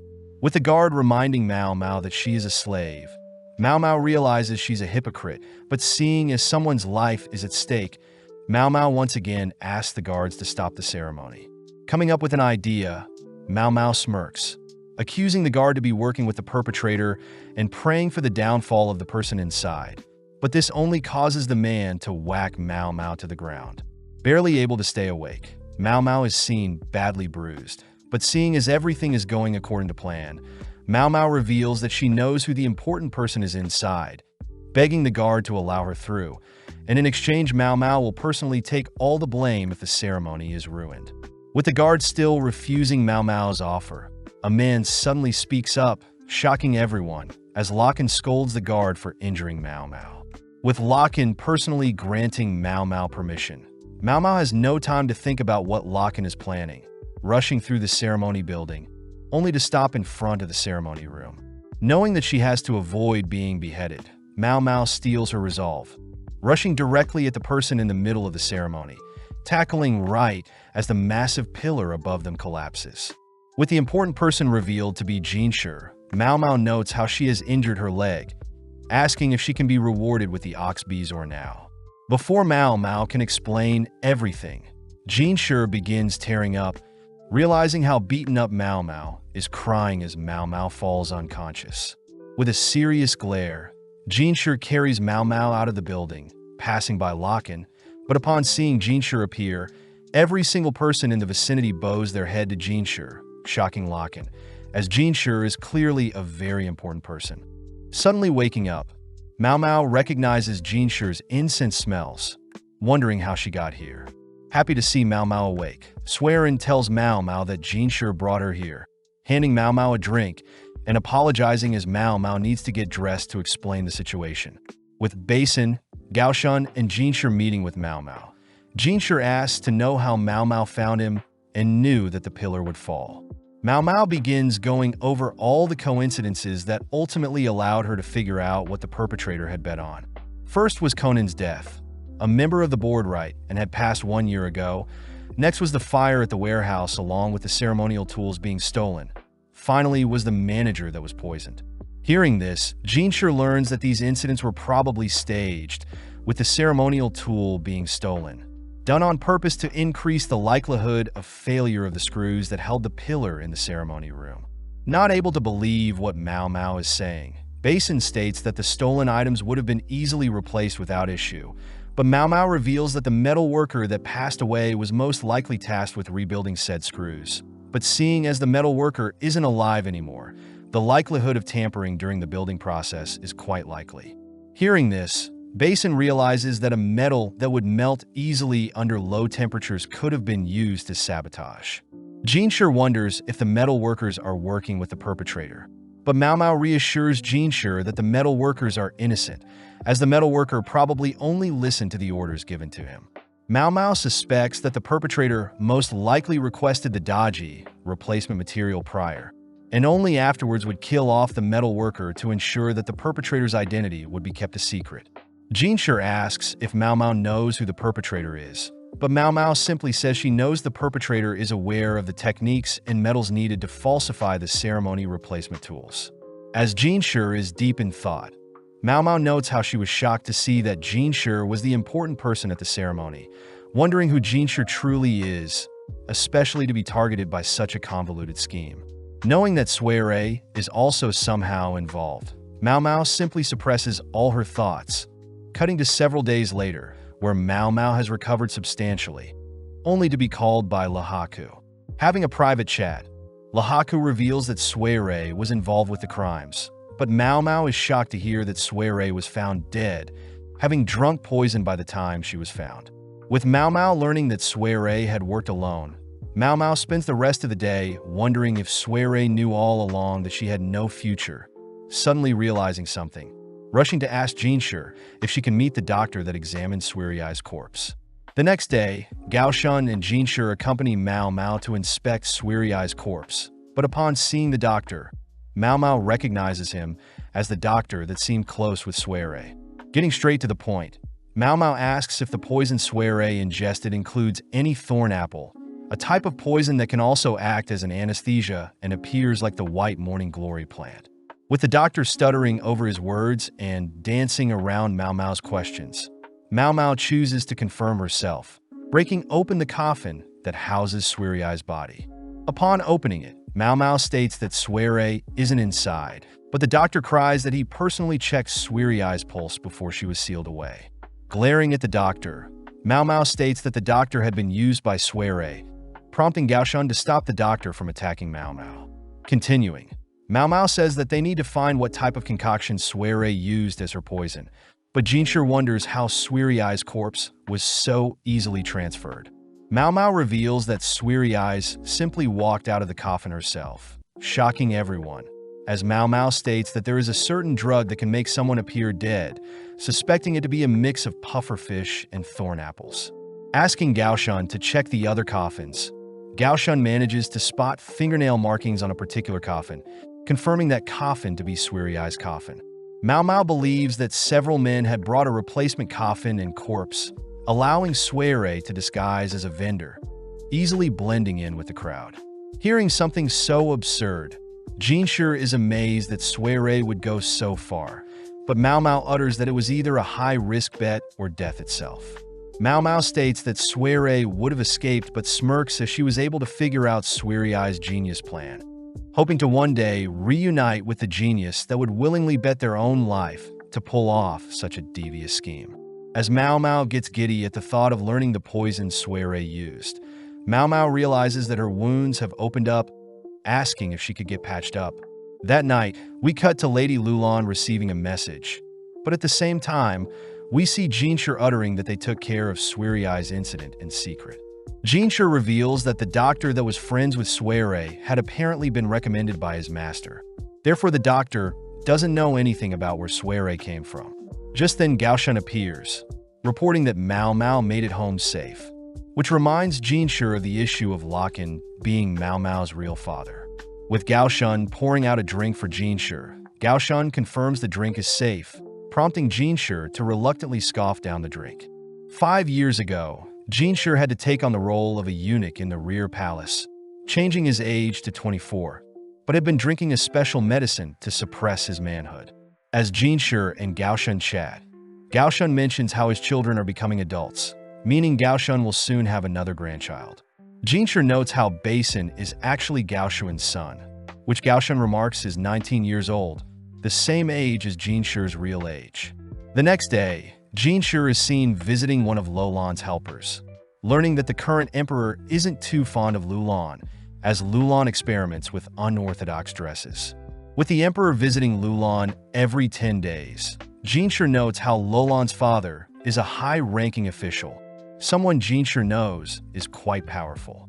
As Gaoshun and Jinshur leave, Jinshur utters how the current emperor doesn't like younger women, but Jinshur begins thinking about the past. Jinshur confirms that he is a duo and the current emperor's son, having been swapped at birth with the current emperor's younger brother. As Jinshur visits Gyokyu, Jinshur wonders why Gyokyu seems off, heading to speak with Mao Mao, only to reveal that Gyokyu may be pregnant. With Jinshur asking Mao Mao to start working under Gyokyu, Mao Mao understands why Jinshur isn't taking care of her, as men aren't allowed in the rear palace, especially Locken. Seeing Mao Mao getting distracted, Swearin warns Mao Mao to focus, but several days later, we see Mao Mao as perfectly integrated back into working under Gyokyu. Happy to see that Gyokyu, her daughter, and the emperor seem harmonious, but Mao Mao notes how the emperor is definitely more capable than he seems. As Mao Mao thinks about the things that may arise in the future with Gyokyu giving birth, we cut to Lahaka, who overhears several girls gossiping about one of the verdigris princesses being bought out. Back at the palace, Lahaku is seen more distracted than normal during training, but at the same time we see Mao Mao reunited with the quack doctor, convincing him to not be lazy. When Mao Mao tells the quack doctor of a doctor that received pay cuts due to their laziness, the quack doctor gives in, assisting Mao Mao in tidying up their building. As the two sit for a break, Mao Mao notes how excited the quack doctor is, wondering if the doctor is from a rich family, having used very expensive paper as a plate. The quack doctor reveals that his family back home specialized in making paper, being able to generate infinite wealth for a period of time. But after the previous emperor's mother banned the cutting down of trees, his family spiraled into financial hardships. Eventually, the quack doctor's older sister had to work in the rear palace. And to prevent his younger sister from going, the quack doctor offered to work in the rear palace as well. Happy as he got paid a decent amount becoming a eunuch, but hasn't been able to see his older sister since. The next morning, Lahaka can't help but continue to daydream about Perrin. Cutting to Mao Mao, who has returned to continue cleaning the quack doctor's store. Mao Mao spots the quack doctor reading something, learning that the quack doctor's little sister had written the doctor a note, informing him that their family may be on bad terms with the palace. Mao Mao also reads that the doctor's family has come up with a new way to produce paper, but the quack doctor simply reveals that everything is relatively the same, except now they started using oxes for manual labor. Hearing this, Mao Mao notes how amazing the paper feels, as the paper has no impurities and is quite thick, but suddenly realizes the paper is quite weak. Mao Mao asks about the doctor's process for making paper, but the doctor reiterates that it's similar to how others would make. But the quack doctor does state his family has a secret way of crushing and gluing the paper.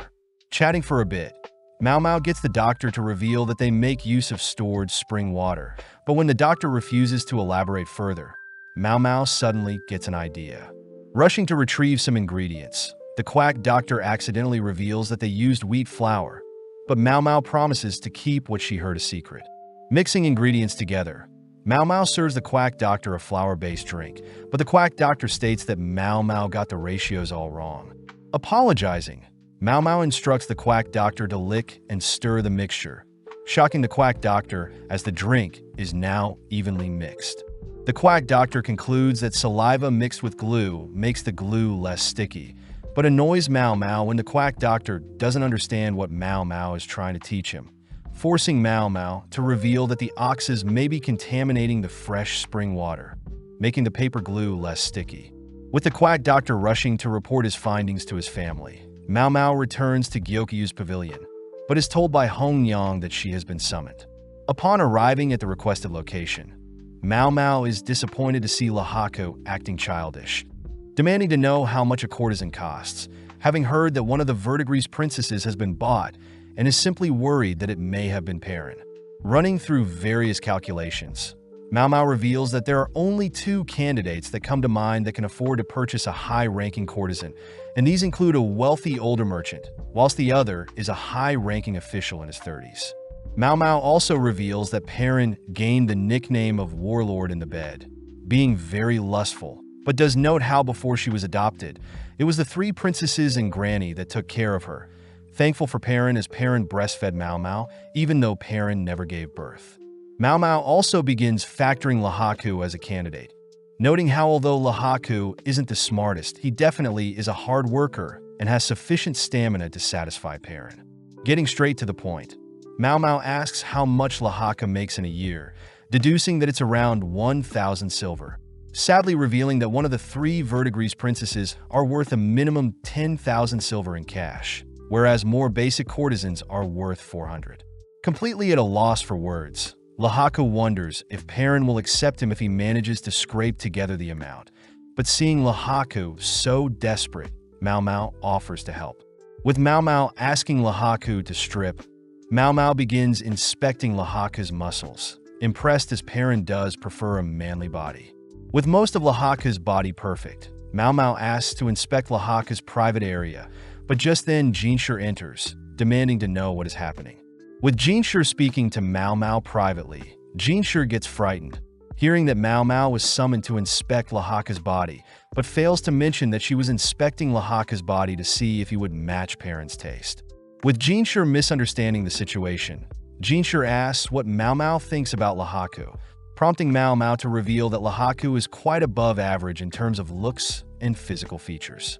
Jinshur wonders how Mao Mao could discern so much simply looking at Lahaku's body, but Mao Mao reveals that back at the Verdigris house, the girls had to learn how to quickly discern the capabilities of clients, simply by glancing at the clients' bodies.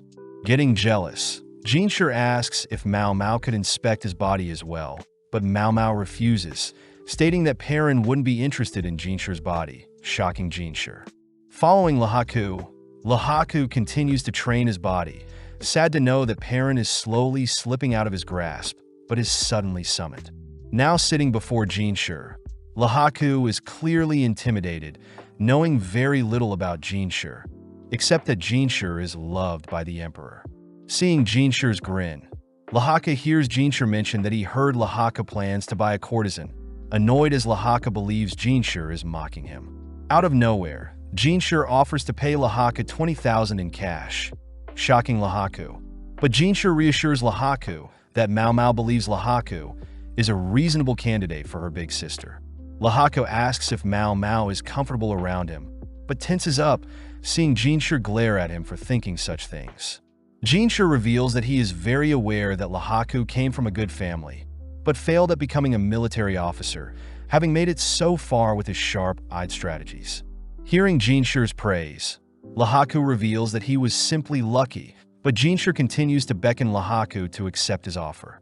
Seeing Jinshur's cold glare, Lahaku reasons that he doesn't need the full 20,000 in cash, thanking Jinshur for the offer, but refuses the money, declaring that Perrin is the love of his life, and he wouldn't be a man if he bought her with someone else's money. Impressed, Jinshur wishes to speak with him soon, heading off as he confirms that he was worried for nothing. Now with a goal in mind, Lahaku continues to work hard, ultimately deciding to send a letter to Perrin, only to cut to Mao Mao, who had received a letter from Perrin, stating that she will be waiting for her prince to come for her. Mao Mao reveals that Lahaku won't need the full 10,000 if Perrin likes him, but gets distracted learning that a certain person recently offered to buy several people out. Mao Mao can't help but think about that man, but just then we cut to Lakan, being called to a meeting, but he seems to be distracted by blue roses. With spring arriving, Gyokyu began to show obvious signs of pregnancy, something that Lingli began to take notice of as well. As Lingli cuddled with Gyokyu, Mao Mao and the other ladies can't help but adore Lingli, making Hongyang consider getting married and birthing a child of her own, but Mao Mao notes how the other ladies would never let that happen. With several minutes of the girls adoring Lingli, Mao Mao thinks about how boring it was to have spent 2 months with Jinshi, but suddenly Lingli approaches Mao Mao with a piece of paper. Happy to play with her, Mao Mao begins drawing a poisonous mushroom, but gets scolded by Hong Yang, asking Mao Mao to draw Lingli some flowers instead.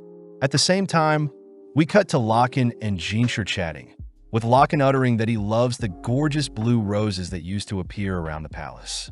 Smiling back, Jinshi states that he's never heard of such a rose, but Locken reassures Jinshi that they exist, asking if Jinshi can look into them. As Jinshi agrees to search for these blue roses, Locken leaves, asking Jinshi to prepare the roses by next month's garden party. With Locken gone, Gaoshan scolds Jinshi for taking requests even though he's very busy, but Jinshi asks Gaoshan to ask around. Sadly, after visiting every florist nearby, Gaoshan reports that roses aren't in season, forcing Jinshi to turn to Mao Mao for help. Jinshi asks if Mao Mao knows anything about blue roses, shocking Mao Mao, as she remembers a time when she had sold fake blue roses for some quick cash. Mao Mao jokingly asks Jinshi if the people who saw the rose were hallucinating, but upon seeing Jinshi's serious expression, Mao Mao asks what Jinshi needs. When Jinshi asks if Mao Mao can gather some blue roses by next month's garden party, Mao Mao reminds Jinshi that roses will only start to bloom in 2 months. Knowing that it's impossible, Jinshi states that he'll turn down the person who requested the roses, but Mao Mao deduces that the man requesting the impossible is Locken. As Jinshi confirms this, Mao Mao changes her mind, stating that she'll figure something out, as she knows she can't run away from Locken forever. As Mao Mao asks Jinshi for several things, we cut to Mao Mao visiting Li Hua, thanking Li Hua for allowing Mao Mao to use the steam room. In exchange for access to the steam room, Mao Mao sneaks a naughty book to Li Hua, only to head outside, running into Jinshi and Gaoshan who have relocated the steam room. When Jinshi asks what Mao Mao is planning, Mao Mao reveals that she plans to make the roses go mad, making use of the abundant sunlight and steam. Mao Mao hopes to simulate the correct environment to allow roses to bloom, but can't guarantee any results getting to work. As Mao Mao helps move several plants into the steam room, Mao Mao suddenly realizes her leg's wound has reopened, happy to see that Jinshi and Gaoshan have summoned Xiaolan to help out. With an energetic Xiaolan by Mao Mao's side, Mao Mao begins instructing the eunuchs to place over 100 unbloomed roses in the steam room, happy that preparations are done. That night, Mao Mao mans the steam room, being the only one who knows how to regulate the steam room's temperatures so as to not kill all the roses. On sunny days, Mao Mao takes the roses out of the room, completely exposing them to the sun and lightly feeding the plants water. Just then Gaoshan checks up on the girls, gifting them a light snack, something Xiaolan is grateful for, being able to skip work and hang out with Mao Mao. At the same time, Mao Mao and Xiaolan spot some of Li Hua's ladies in waiting, spying on them, only to run away. With several days passing, Mao Mao instructs Xiaolan and the eunuchs to trim down the number of sprouts in each plant pot to allow even distribution of nutrients for the plant. Seeing as it's beginning to rain, everyone rushes the roses inside the steam room. But as night falls, Mao Mao begins to worry that the roses aren't growing fast enough, staying up all night to regulate the steam room's temperature. With the next day arriving, Xiaolan is shocked to hear Mao Mao get no sleep, offering to watch the roses as Mao Mao sleeps, but Mao Mao can't help but notice Li Hua's ladies in waiting are watching them again. Mao Mao comes up with something to distract them, giving Xiaolan a manicure, something that spreads among the ladies within the rear palace, and even Lady Li Hua. As Mao Mao heads back to Gyokyu's pavilion to taste for poison, Mao Mao learns that Gyokyu won't be attending the upcoming garden party, which Mao Mao knows is to give Lady Lulan a chance to shine along with hiding Gyokyu's pregnancy. Before Mao Mao leaves, the other ladies get worried, seeing Mao Mao exhausted. As Mao Mao heads to her room to sleep, she musters up the strength to continue looking after the roses. But as she approaches the steam room, Xiaolan reveals that a single bud has finally grown, relieving Mao Mao as they may make it in time for the garden festival. With the day of the garden festival finally arriving, Jinshi asks Gaoshan if there are any updates on the roses, both admitting that they aren't sure, having both been very busy. Just then Mao Mao appears, greeting Jinshi, but Jinshi can't help but notice Mao Mao's tired expression. As the garden party begins, various nobles and eunuchs watch as Lady Lulan makes her appearance, the daughter of Master Shursho. As Lulan catches the attention of all the men, Lulan stands before the emperor, prompting her father Shursho to ask if there is anything Lulan needs to improve on.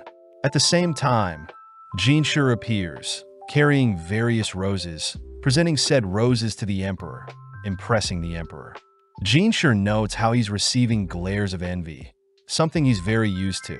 But when Jinshi spots Shursho's blank expression, he remembers that Shursho is very cold and calculative, refusing to let his smile drop. As Jinshi leaves, he wonders what Lakan thinks of the roses, but Lakan is annoyed that Jinshi managed to pull it off. Following Mao Mao, she's seen resting on Inghua's lap, but as Jinshi arrives, Inghua leaves Mao Mao and Jinshi alone. Sitting next to each other, Mao Mao apologizes for not getting them to fully bloom, but Jinshi brushes that aside, asking Mao Mao how she changed the colors of the roses. Mao Mao reveals that the roses were originally white-colored, so all she had to do was mix various colored dyes and allow the roses to suck up the dye through some cotton wrapped around the base of the roses. Mao Mao had anticipated that some officials may quarrel about the roses, so Mao Mao had intentionally revealed the secret to the emperor prior to the garden party, something the emperor was pleased to learn. Jinshi wonders if the blue roses Lakan saw involved someone feeding blue water to the palace's roses, but Mao Mao can't confirm or deny. Changing topics, Jinshi spots Mao Mao had painted her fingers, but Mao Mao notes how she could have mixed balsam and wood sorrel to guarantee a more vibrant red color. Getting up, Mao Mao asks if Gao Shan had prepared the item she had requested, stating that she plans to catch Lakan off guard. Cutting to Lakan, we see him bored with the garden festival, revealing that he sees everyone as ghost stones, with men being black stones and women being white stones. Lakan states that by viewing his subordinates as pieces in his game and his ability to maneuver and place said subordinates that gained him such a high rank in the art of war. Glancing around, Lakan gets a headache from seeing all the ladies having red manicures, a color he knows resembles balsam, but out of nowhere, Lakan spots Mao Mao appear alongside two other men. As Mimi is seen taking care of the sick lady, we cut to Mao Mao offering to play Lakan in some games, exciting Lakan as he gets to play with his daughter. As Gao Shun and Jinshi watches, Mao Mao offers to play a best-of-5 match, prompting Lakan to offer to give Mao Mao a handicap, but Mao Mao refuses the offer.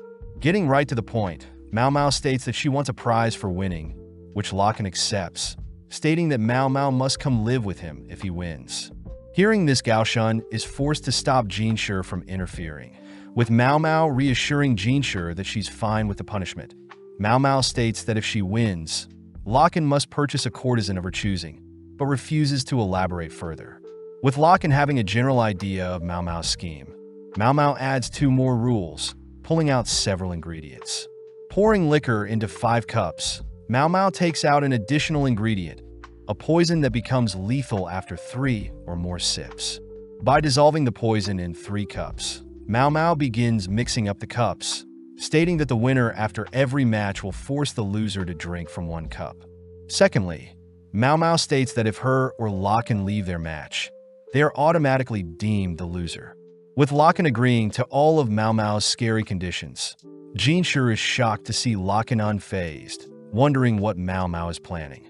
As their first match of Chinese chess begins, Lakan manages to defeat Mao Mao, selecting the first cup for Mao Mao to drink from.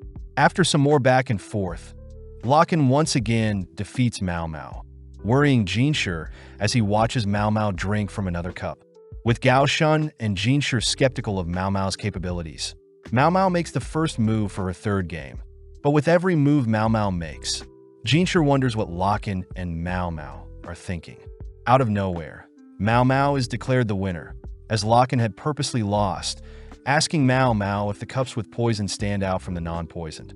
Mao Mao states that she believes it should taste awful, but at the same time, Jinshi knows that Lakan doesn't want to risk having his daughter Mao Mao take the poison 3 times. So Lakan plans on drinking at least one of the 3 poison cups to ensure Mao Mao is alive after being defeated. Upon downing his first cup, Lakan admits that the drink tastes awful, scaring Jinshi, as he's not sure if Locken managed to find one of the poison cups. As Jinshi begins thinking about Mao Mao having to live with Locken, Locken suddenly gets flushed in the face, suddenly collapsing, unable to handle his alcohol. Jinshi demands to know what Mao Mao has done, but Mao Mao simply states that all the cups were filled with alcohol and the poison she added was simply more concentrated alcohol. When Gao Shun confirms that Locken is only drunk, Mao Mao reveals that Locken isn't able to handle his alcohol well, making Jinshi realize that Locken only drank fruit juice when they were together. Since Mao Mao is the victor, she states that they should head out to cash in on her reward, but at the same time we flash back through Locken's memories.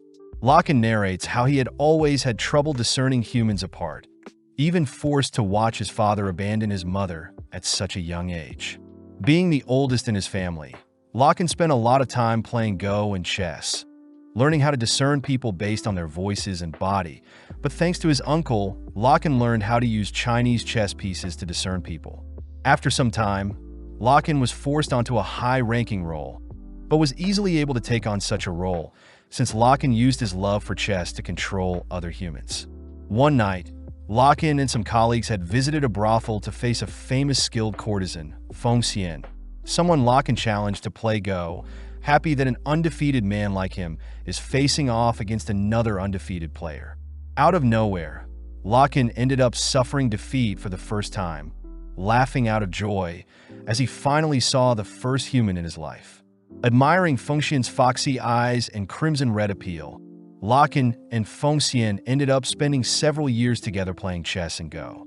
One night as Locken and Feng Xian chat, Feng Xian revealed that she never knew her mother, having grown up in the pleasure district, and even revealing that it is forbidden for a courtesan to get pregnant. Sadly, as time went by, Locken watched as Feng Xian's popularity skyrocketed, restricting Locken to only be able to afford to visit Feng Xian every 3 months. Seeing Feng Xian up to something, Locken spots Feng Xian messing with balsam and woodwhirl, a medicine that treats basic poisons. As Locken admires the woodwhirl, Feng Xian asks when Locken can visit her again. Sad to hear Locken can only afford her in 3 months' time. As more days passed, Locken had heard of Feng Xian being bought, sad to see that her value had outgrown his reach, even as a military officer. On one of the last days, Feng Xian had asked that the winner can do whatever they wanted with the loser, but as their match of Go began, they wound up embracing each other. As they both whispered how much they wanted to play more together, Locken awoke in the middle of the night to Feng Xian muttering some cryptic words about a baby, brushing them off as he slept. As 3 months passed, Locken found out his uncle had lost his job in the rear palace, forced to watch his father scold his uncle for losing his role as doctor in the rear palace. Out of anger, Locken's father ordered Locken to go study abroad, but around the same time, Locken had learned that Feng Xian's buyout was cancelled, and Locken had expected to return within 6 months. Sadly, with 3 years passing, Locken finally returned from abroad, shocked to see so many unread letters from Feng Xian, spotting a peculiar bag as well. Upon opening the bag, Locken is confused by the 2 pieces of branch, one long and one small, but suddenly Locken realizes something. Rushing towards the VIDZ house, Locken recounts a popular way to curse someone involving one's fingers being severed. When Locken made it to the front of the VIDZ house, Locken demanded to know where Feng Xian was, but was beaten up by one of the servants, learning that Feng Xian was pregnant because of Locken, and was forced to take any job she could to make money. Back in the present, Locken awakens in one of the beds in the VIDZ house, greeting Mimi, who used to be Feng Xian's servant and someone he often played games with. Handing Locken some disgusting medicine, Locken gets giddy when he learns Mao Mao made it for him. But Locken also receives a box from Mao Mao, opening it only to see a withered blue rose. When Locken asks to know what Mao Mao is thinking, Mimi utters that the withered rose was able to retain its shape even after all this time. But at the same time, we cut to Mao Mao heading somewhere with Basin, pulling out the head of an unblossomed rose. As Locken sits in bed, he reveals that he only wanted to take care of Mao Mao, but he also doesn't blame Mao Mao for hating him after what he did to her mother Feng Xian. Striving to bond with Mao Mao next time, Locken curses at Jinshi for being so close with Mao Mao, but just then Granny enters, informing Locken that he must now select the courtesan he'll be buying. With Locken happy to spend a few thousand on any courtesan, he heads downstairs, amazed at the lineup of courtesans, but is surprised to see one of the verdigris princess being sold as well. Seeing as they all still appear as stones to him, Locken reasons that he should pick Mimi, being the most comfortable with her.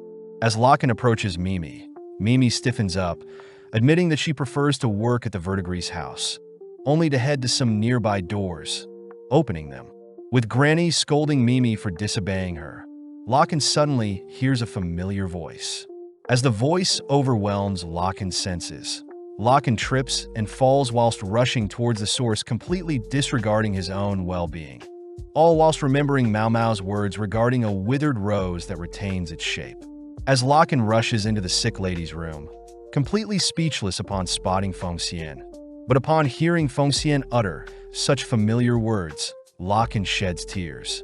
Having chased after Locken, Granny reveals that Feng Xian is very contagious, demanding Locken leave and pick a courtesan.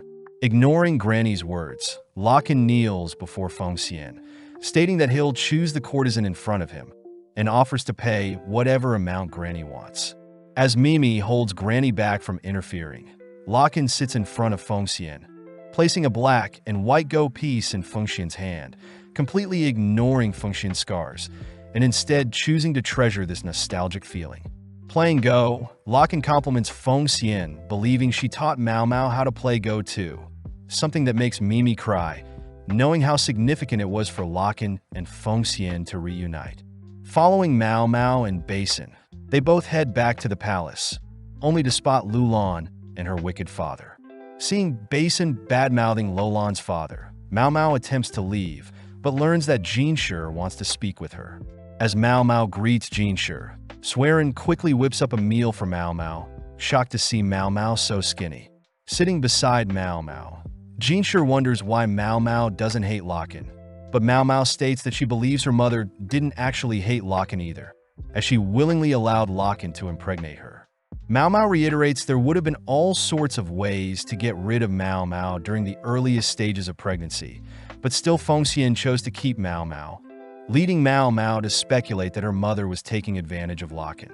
Mau Mau states that Feng Xian was able to estimate when she could get pregnant, and had timed it correctly when she spent a night with Locken, but sadly Feng Xian could have never anticipated Locken leaving abroad for so long, even resorting to self-harm to get Locken's attention. Mau Mau also reveals that the reason Locken only speaks with Jinshi when Jinshi is in his office is because Locken can't recognize human faces and can only roughly match people with voices and their body. Mau Mau says she learned everything from her adopted father, and for some reason Locken is only able to see Mau Mau and her adopted father, Lawman's face. Mau Mau mentions how she still is stressed that Locken is pursuing her, but she doesn't like nor hate Locken, wondering if Locken was able to decipher her message behind the withered rose. Jinshi states he thought Mau Mau despised Locken, but Mau Mau reveals that Locken actually assisted Mau Mau to save Jinshi from the falling pillar during the ceremony, revealing that Locken doesn't deduce based off evidence, and instead works off gut feelings. But surprisingly, Locken has been very accurate.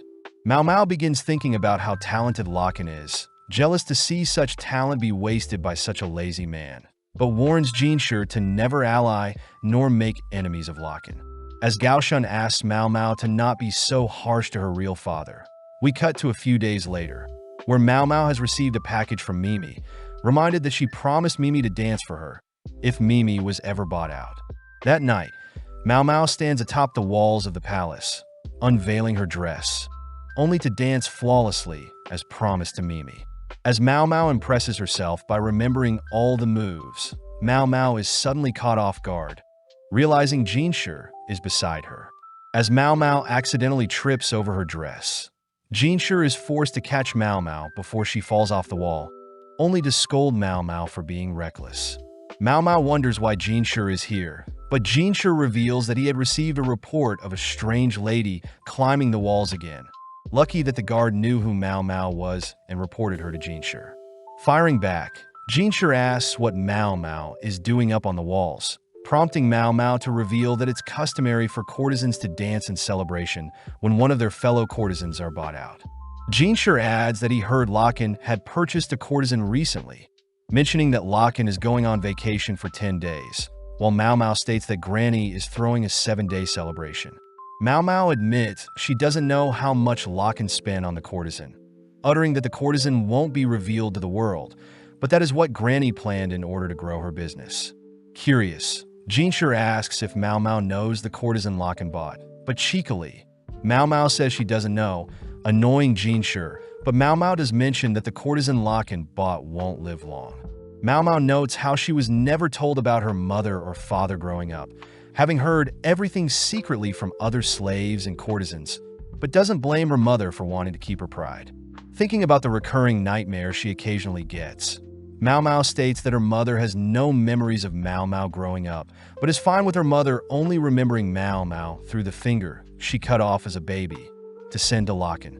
Changing topics, Mao Mao suddenly realizes that her leg wounds have opened up again, wondering if she should stitch herself up, but this freaks out Jinshur.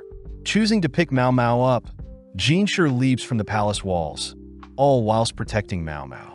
As Jinshur carries Mao Mao across the palace, Mao Mao gets embarrassed, learning Jinshur carried her the same way when she was passed out after the ceremony. Suddenly remembering something, Mao Mao leans in close, teasing Jinshur, only to ask for the ox Bezor Jinshur promised, prompting Jinshur to headbutt Mao Mao. The season ends as we cut to several days later, where Jinshur is visiting Mao Mao at the Jade Pavilion, asking Mao Mao for some more advice. Picking back up from the previous season, we see that the red light district is as popular as ever, following Mimi who cleans up Fengxian's old room, reminiscing on her moments working under Fengxian. At the same time, Perrin and Joko wonder why they suddenly have a massive order, learning from Granny that Mao Mao asked them to deliver it to her, and it will be a new source of income for them. Back at the rear palace, Jinshur does his routine check-ins, first visiting Li Hua and Li Shu, only to stop by to visit Lulan. Upon entering Lulan's pavilion, Jinshur and Gaoshou note how Shishou had asked for more ladies in waiting for Lulan, but they're surprised by how many Lulan has now. Finally stopping by to visit Gyokyu, Jinshur is caught looking for Mao Mao, learning she is currently at the clinic, all whilst Gyokyu remarks it's already spring. Cutting to Mao Mao, we see her and the quack doctor steaming up the clinic, confusing Jinshur when he arrives as Mao Mao reveals she is creating scented oils using leftover roses, but sadly the scent could be stronger. Jinshur wonders why Mao Mao is doing her experiments in the clinic and not in the Jade Pavilion, but Mao Mao whispers that some scented oils can cause miscarriages, but this shouldn't require a ban on scented oils overall. Mao Mao thinks about how Gyokyu's pregnancy still needs to be kept a secret from everyone, including the quack doctor, who can't keep secrets, but Jinshur asks what Mao Mao is cooking.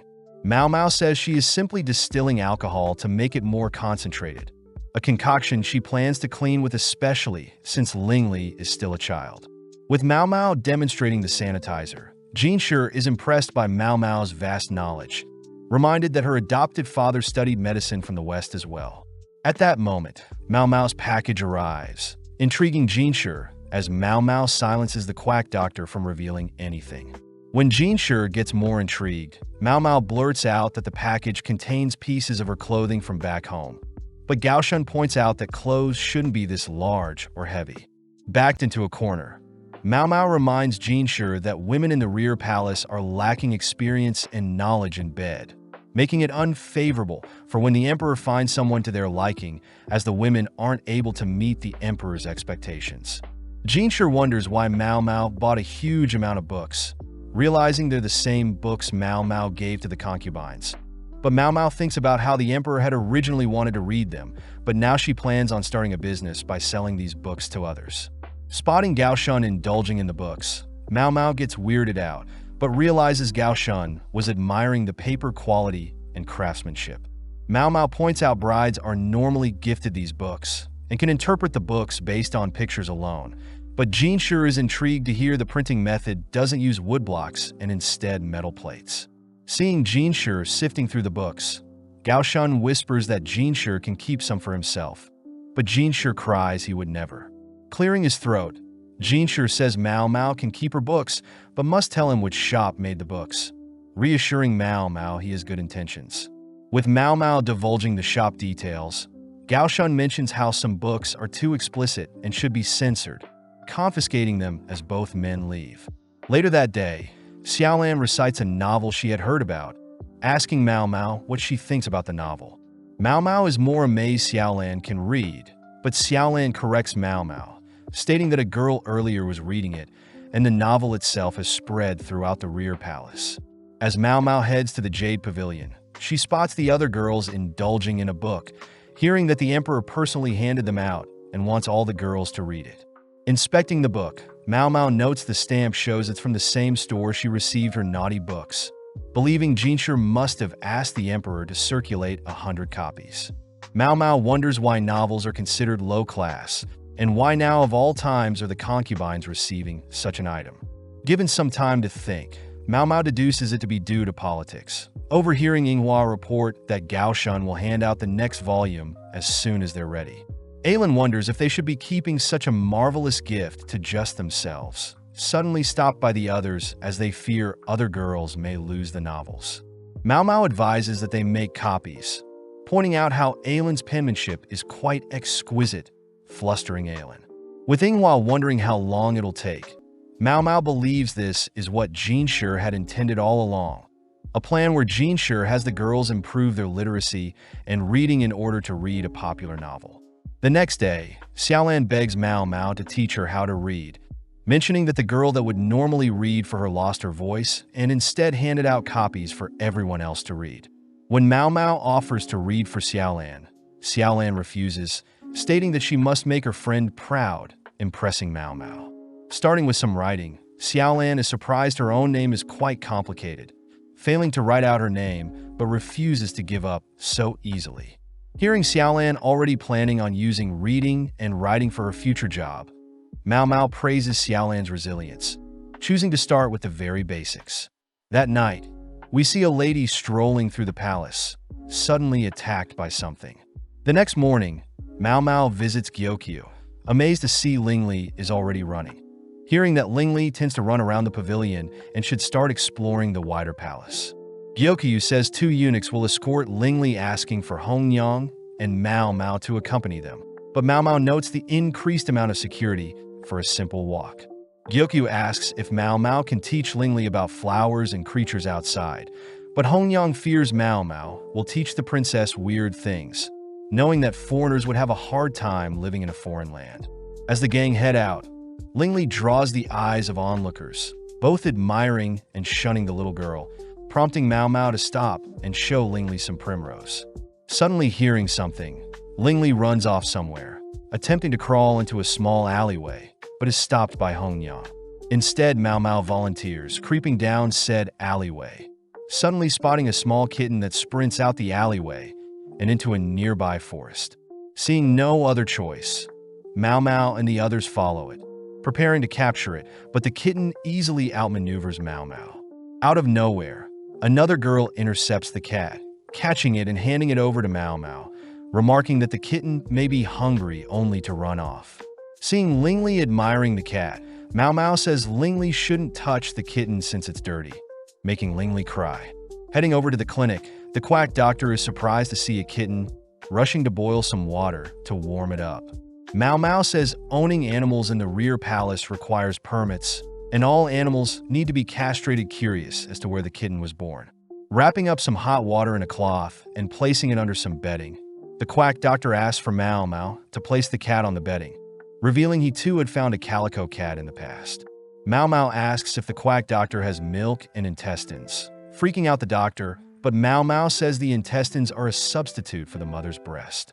Seeing as a bath would harm the kitten, Mao Mao chooses to manually wipe off any dirt only to clean any bacteria with oils. As Mao Mao nurses the kitten, she's called by the emperor later that night, happy to hear the emperor plans to keep the kitten, exciting Lingli. As time passed, the kitten grew stronger to have baths and eat chicken, but Mao Mao got to work trimming the kitten's claws to ensure no harm to the princess.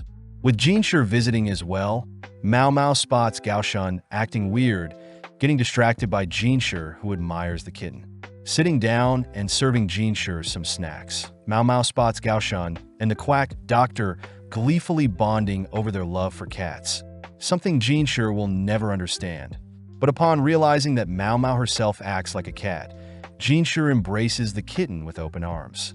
A few days later, the kitten had been given the title of Admonisher of Thieves, tasked with chasing down rats scurrying around the clinic, but Mao Mao wondered why the kitten had been given her name of Mao Mao as well.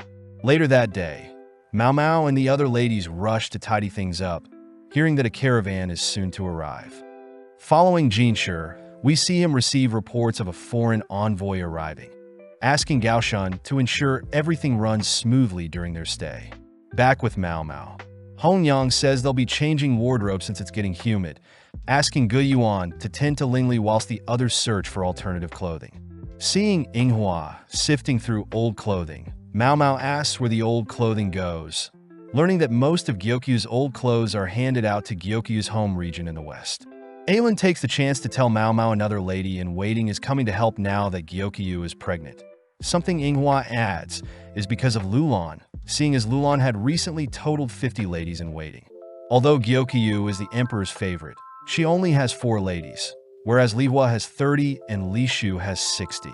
Additionally, Yinghua mentions how a caravan filled with goods visits the palace every so often, but suddenly Hongyang appears ushering the girls back to work. Cutting to Lihua, she is seen petting her belly only to summon Shin, her new head lady in waiting, asking Shin to do some shopping for her. Heading out, Shin suddenly receives a message from the clinic, putting on a sour face.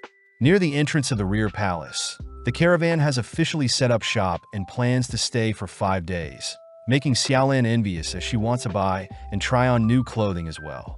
Mao Mao notes how strangely peaceful the rear palace is even though there are no stores or doctors except the quack doctor, wondering what a disease outbreak would cause. Mao Mao thinks about the amazing underground waterway that carries waste into the Great River, coupled with the water technology from the west, making most diseases would fail to be contracted. Suddenly hearing Xiaolan mention how she might be free on her last day, Mao Mao says she is glad she has Xiaolan as a friend. That evening, Gyokyu's ladies help display the items Gyokyu bought, worrying Gyokyu as she fears she bought too much, but Mao Mao knows the other ladies definitely didn't hold back either. Seeing as there will be another day of shopping tomorrow, Mao Mao helps clean up the dresses, suddenly spotting something.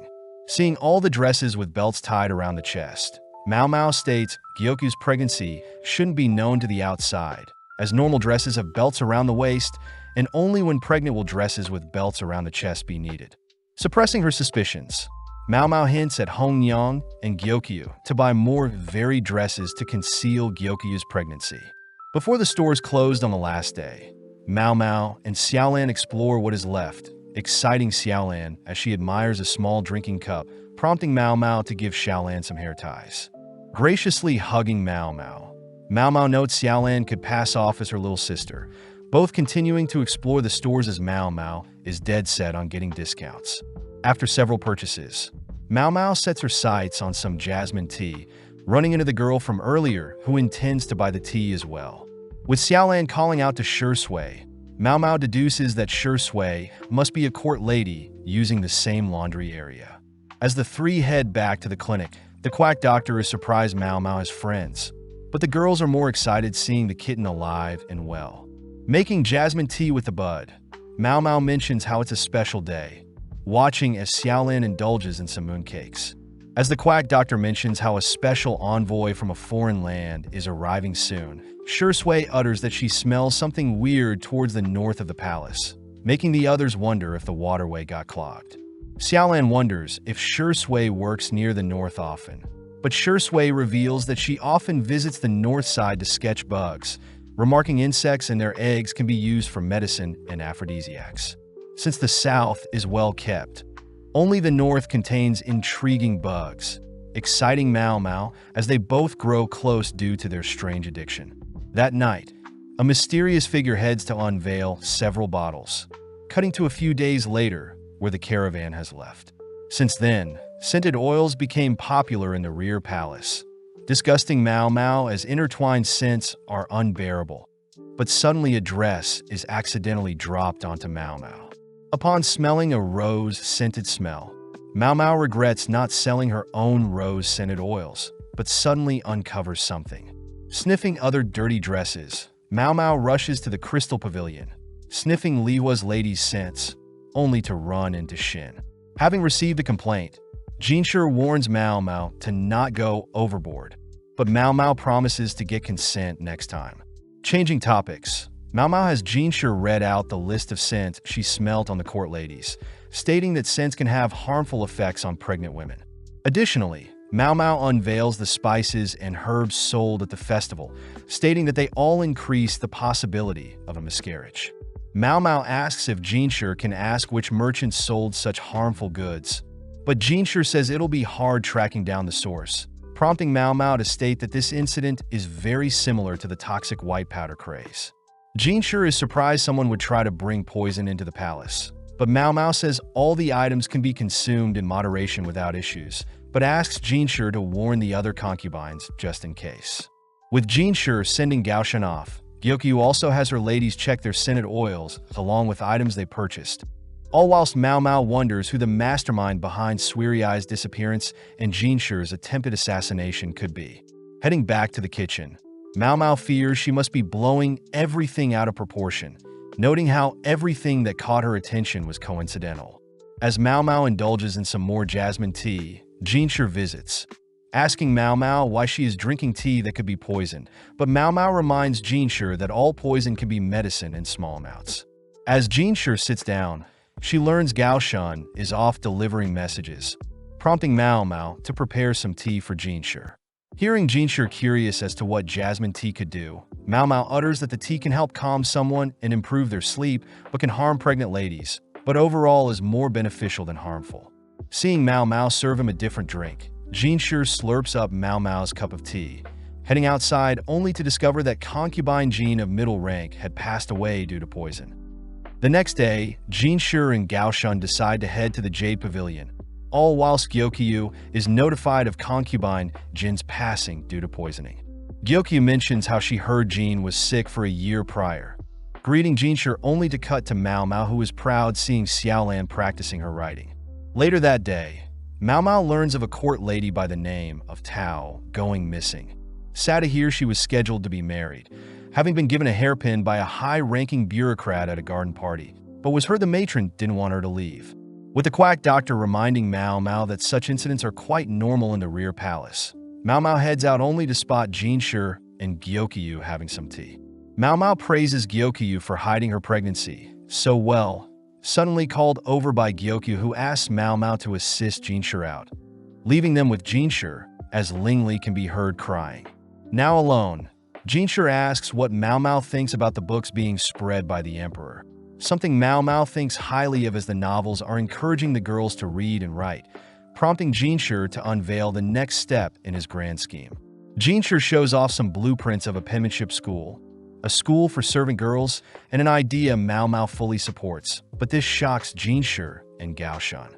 Mao Mao gets weirded out realizing Jinshi wanted Mao Mao to glare at him, but tells Jinshi the penmanship school will not only help the slave girls, but also help other high-ranking girls find jobs. Mao Mao does wonder why the southern courtyard is so close to the main gate, advising Jinshi to move the courtyard elsewhere, as lots of prideful concubines gather near the location and wouldn't be too pleased seeing servants begin to be educated. Mao Mao mentions how moving the courtyard north and renovating some rundown buildings would be more suitable, asking Jinshi to call the school service vocational training to attract those seeking a job, and that snacks should be occasionally rewarded to lure girls back for more. Mao Mao notes how Jinshi hasn't even thought about his plan all the way, happy to hear he is seeking her personally for advice, but Jinshi also takes the chance to ask Mao Mao about her mushroom expertise. Mao Mao reiterates that she makes food and medicine with mushrooms, hearing that court ladies frequently get food poisoning when they hunt for mushrooms they aren't too sure about. Jinshi points out how he knows Mao Mao secretly digs up and devours matsutake mushrooms herself, something Mao Mao can't refute. Jinshi asks Mao Mao to solely focus on removing and noting down the poison mushrooms she uncovers, having Mao Mao sit out on all her duties except tasting to ensure things run smoothly. But Mao Mao wonders why he hasn't told Gyokyu any of this. Immediately getting to work, Mao Mao recognizes the locations the court ladies frequent and the entirety of the south side to be already been surveyed, choosing to head north, only for Mao Mao to begin uncovering various mushrooms.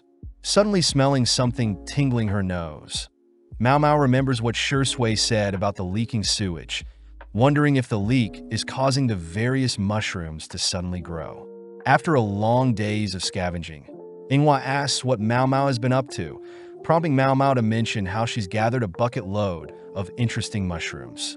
Rushing to get changed, Mao Mao greets Gyokyu, spotting Gyokyu and Hongyang tying black strings around their wrist, only to be instructed to follow Hongyang after dinner. Heading out, Mao Mao learns that Jean, the upper-middle rank concubine and daughter of a high-ranking noble, had passed, having been sick for the past year and was only seen in her room. Hongyang mentions how it was food poisoning that got her, annoyed that she was forced to remain in the palace, even though the emperor refused to visit her. Mao Mao wonders why Hongyang is so passionate when talking about Jean. Hearing Jean was quite rude, always lashing out at lower-class girls, and even was suspected for the poisoning done to Lihua and Gyokyu involving the white powder. Jean Sure was sent to investigate, but with no evidence Jean was left unpunished, something that didn't stick right with everyone as Hongyang expressed how relieved she is for Jean to have finally passed away. Mao Mao suddenly realizes a link between Jin's poisoning and the reason Jean Sure didn't talk about the mushrooms in front of Gyokyu. Lining up with Hongyang to pay homage to Jean, Mao Mao realizes Jean Sure suspected someone in the Jade Pavilion must have poisoned Jean, ruling out Gyokyu and the other ladies in waiting, only to realize Jean Sure had suspected Mao Mao herself. Mao Mao is impressed. Jean Sure was observing her reaction when the topic of poisonous mushrooms were brought up, but suddenly is handed a rose by one of Jin's ladies in waiting, curious as to how the lady received a rash on her hand. Heading to Jin's basket, Mao Mao suppressed her urge to inspect Jin's covered body, heading off only to spot concubine Sun rushing to Jin's corpse. As Sun pulls off the cover concealing Jin's face, Sun smirks at Jin's damaged body, unwrapping her own bandages only to gleefully cry Jean got what she deserved. Seeing Sun's inflamed face, the rash on Jin's lady in waiting, and Jean Sure's words involving poisonous mushrooms, Mao Mao finally realizes what is happening. The next morning, Mao Mao continues her scavenger hunt, having heard that concubine Sun was a low-ranking concubine from a merchant family. Sun had apparently attracted the attention of the emperor, but 2 years ago Sun was afflicted with an illness, choosing to stay at the palace, seeing as she wouldn't have a life outside due to her weakened body. Mao Mao suspects that Sun believed Jean to be the one who targeted her, heading through the forest with some protective mask only to run into the red mushroom she was searching for. Back at the clinic, Mao Mao asks Jean Sure and Gao Shun to be careful, unveiling a red mushroom she found, a mushroom that is extremely dangerous. Before Jean Sure can lean in for a close look, Mao Mao stops Jean Sure, revealing her own markings from a similar mushroom she encountered in the past. Mao Mao states that she had merely touched the mushroom and rushed to rinse it off, but even still it left a scar, something that horrified Jean Sure. Mao Mao utters that Jean had similar rashes and lost a lot of hair, asking Jean Sure if he's looking for the poison that caused such illness, forcing Jean Sure to admit that he has been trying to figure out the illness that afflicted Sun 2 years ago. With everyone believing it to be the work of Jean, it was a surprise when 1 year later Jean herself was afflicted by the same illness, becoming depressed and even refused to speak to Jean Sure when he visited. Jean Sure states that Jean was proud till the very end, having chosen to take poison to end her own life, something the ladies serving Jean had reported. Thinking for a bit, Mao Mao states that the red mushroom before them only causes stomach ache, vomiting, and paralysis, with inflammation being spread inside the mouth, but not onto the face. Mao Mao suspects that since the symptoms don't match up, it must mean someone spread the red mushroom onto Jin's face afterwards, and it can't be Jean herself, seeing as her hands were clean. Seeing Mao Mao hesitate to continue her suspicions, Jean Sure tugs Mao Mao close, ordering Mao Mao to let all her suspicions out. Backing off, Mao Mao asks for a few days, requesting that Jean Sure let her borrow some eunuchs to help with physical labor and can work in secret. With Jean Sure and Gao Shun leaving, Jean Sure is excited to hear what Mao Mao comes up with, cutting to the next couple of days where Mao Mao performs her usual routine, only for a particular day where Gao Shun and two other eunuchs accompany Mao Mao into the forest. Weirded out seeing Mao Mao using her nose to sniff the surrounding area, stopping only to ask Gao Shun and the others to begin digging. In mere moments, everyone is shocked seeing a decayed corpse, surprising even Mao Mao. Later that day, Jinshi reported that the body belonged to the real concubine Jin, having passed away a year ago when she first received the illness. As for the imposter, Mao Mao suspects the lady to be concubine Tao, holding up a sketch of Tao that closely resembles Jin's face. Mao Mao utters that with the added bandages around Tao's face, only the most observant would realize the discrepancy, meaning Tao conspired with Jin's ladies-in-waiting. With Mao Mao stating she doesn't know any more than that, Mao Mao secretly believes that Jin had gotten jealous that Tao had found love before she could. Mao Mao suspects that Jin would normally abuse Tao, leading to an altercation that led to Jin's passing, forcing Tao to work with Jin's ladies-in-waiting and cover up the incident. When things got too stressful for Tao to keep up the act, Jin's ladies disposed of Tao, but Jinshi wonders how Mao Mao found Jin's real body. Mao Mao proudly declares that she simply looked for an abundance of mushrooms growing nearby, having known that mushrooms tend to grow around animal feces or carcasses. Jinshi calls out Mao Mao for fiending over mushrooms grown around a human corpse, something Mao Mao realizes is quite weird, but before Mao Mao can defend herself, Jinshi has Gao Shun confiscate Mao Mao's mushrooms. Now left alone, Mao Mao spots a mushroom that had fallen out of her basket, wondering what a mushroom grown from a corpse would truly look and taste like. That night, we see the emperor greet some visitors, cutting to the next day, where Mao Mao is shown a massive mirror. The mirror amazes all the girls, as it's a Western invention, making it hard to obtain, especially the one before them, as it would easily be worth another's life. Mao Mao learns that Gyokyu had owned a smaller mirror in the past, but Inghua broke it, intriguing Mao Mao as to how mirrors are made and how they can mass-produce them. Gyokyu tells Mao Mao the mirror is a gift from a foreign envoy, reminding Mao Mao that the foreign stores were in preparation for a special envoy arriving. But Mao Mao also hears that each concubine received an equally expensive mirror, wondering what business this envoy has with their nation. That evening, Gao Shun visits Mao Mao and Hong Yang, asked by Gao Shun to borrow one of their rooms, but Hong Yang is disappointed to hear that Gao Shun is married and has a child. As Mao Mao serves the two some tea, she hears Gao Shun asking for some advice, explaining a story involving a rich family with two daughters. Since the daughters were close in age, they were both loved dearly by their overprotective parents, forcing the girls to remain inside. When a lady-in-waiting was assigned to the girls, the lady would occasionally sneak them out, but when the father found out, he locked the girls inside permanently, stationing men to guard and watch over them. Although the girls grew up introverts and spent their youths embroidering, the father soon discovered his younger daughter was pregnant with the child of a wizard, a story that confuses Mao Mao, as she simply believes the lady had continued to sneak the girls out. Gao Shun corrects Mao Mao as the lady-in-waiting had been fired to warn future ladies-in-waiting from getting too comfortable, but when Hong Yang wonders if the men watching the girls pulled any moves, Gao Shun states the men would monitor each other as well, forbidden from approaching the daughters. Unfortunately, Mao Mao doesn't know what to make of Gao Shun's story, stating that she knows that people can trick themselves into thinking they're pregnant, having once seen a young courtesan claim she was pregnant with the man she loved. The courtesan had reported skipping her periods and her skin began to grow tender, but this was all in her head, making Mao Mao ask Gao Shun if he's sure the younger daughter was pregnant. Acting strange, Gao Shun states he knows for sure, asking Mao Mao if she can figure out ways the daughters could have snuck out given the surveillance they were under.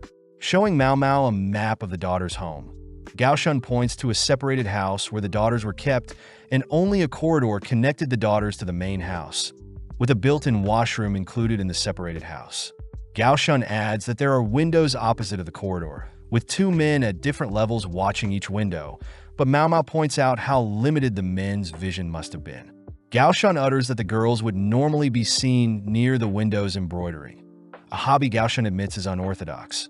But Mao Mao knows that Gao Shun seems to be hiding something from them. Knowing that the daughters also had separate bedrooms, Mao Mao deduces that the separated house must have been originally for guests, something Gao Shun confirms as he reiterates only 2 men were ever watching through the windows. Mao Mao begins to squirm, holding back her speculations. But just then Gao Shun remembers to give Mao Mao the ox bezoar Jinshi promised her. Mao Mao wonders why it took so long, learning that the demand for it suddenly rose. But Jinshi has been recently receiving all sorts of medicine from different people, with Mao Mao ecstatic to finally be receiving her reward. Hongyang learns that a ox bezoar is a dried bear's gallbladder used as medicine for the digestive system. Getting back to Gao Shun's story, Mao Mao heads off to retrieve some tools, using 2 nuts to represent the daughters, placing them by the windows on the map. Next, Mao Mao takes out a mirror, declaring that the daughters must have used a mirror to reflect the older daughter in place of the younger daughter, making it seem like nothing was happening from a distance. Gao Shun points out that the girls were stitching different animals at the time, but Mao Mao states that images can be made with 2 results in mind, showing off a face that can be flipped to show a completely new face. This explains how the daughters were seen stitching a bird and rabbit, but in reality the oldest was doing all the work whilst the youngest fled through the exit. Mao Mao thinks about a story her dad told her about, having heard needlework was common amongst high-class daughters, suspecting that Gao Shun had twisted the story a bit, believing the daughters may have been hiding a bigger secret than a mere child. Not wanting to question things further, Mao Mao watches as Gao Shun leaves, wondering what she should do with her new gift. That evening, Jinshi is seen stressed, having received another mystery regarding a beauty that sheds pearls as tears from a high-ranking official. But Gao Shun reminds Jinshi he doesn't need to solve everything. With Jinshi wondering what the envoy is scheming with the mirrors, we see Jinshi visiting Gyokyu, only to ask Mao Mao about the mysterious beauty shedding tears. Mao Mao is completely confused by Jinshi's cryptic question, learning that a beautiful lady given the name Moon Fairy was capable of creating pearls with her tears, having once been a courtesan from the Pleasure District. Seeing as Mao Mao still doesn't recognize her, Jinshi reveals that this mystery is a request from the special envoy that has arrived from the West. Apparently, the envoy had heard of the Moon Fairy from their grandfather when they were younger and now wants Jinshi to seek out the fairy. But Mao Mao points out this story must have existed for many years now. Jinshi states he would like to do the best he can, seeing as the request is from a diplomatic partner.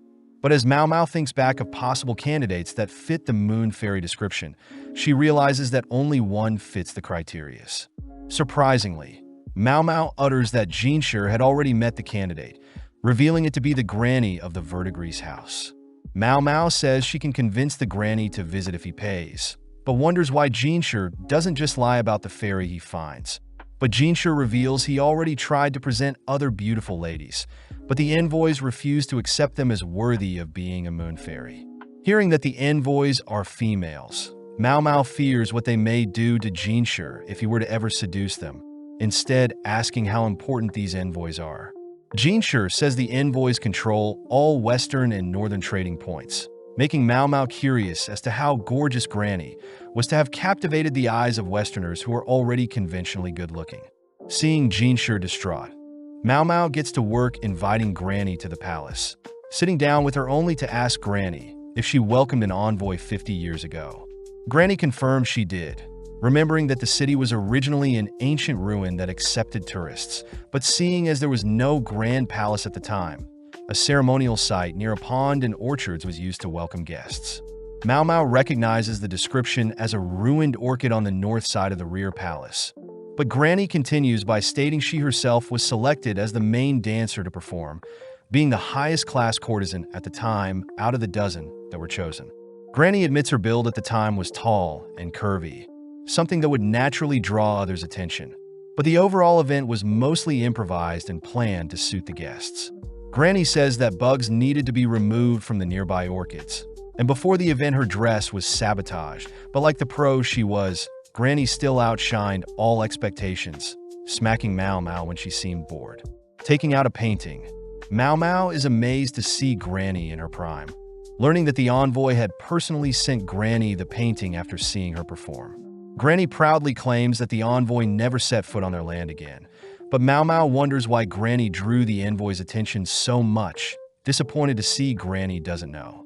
With Mao Mao curious as to what garnered Granny the title of a goddess, Mao Mao shows Jinshi what he needs to find, all baffled as they wonder where they can find a 175-centimeter tall lady with natural curves, long limbs, and is skilled at dancing.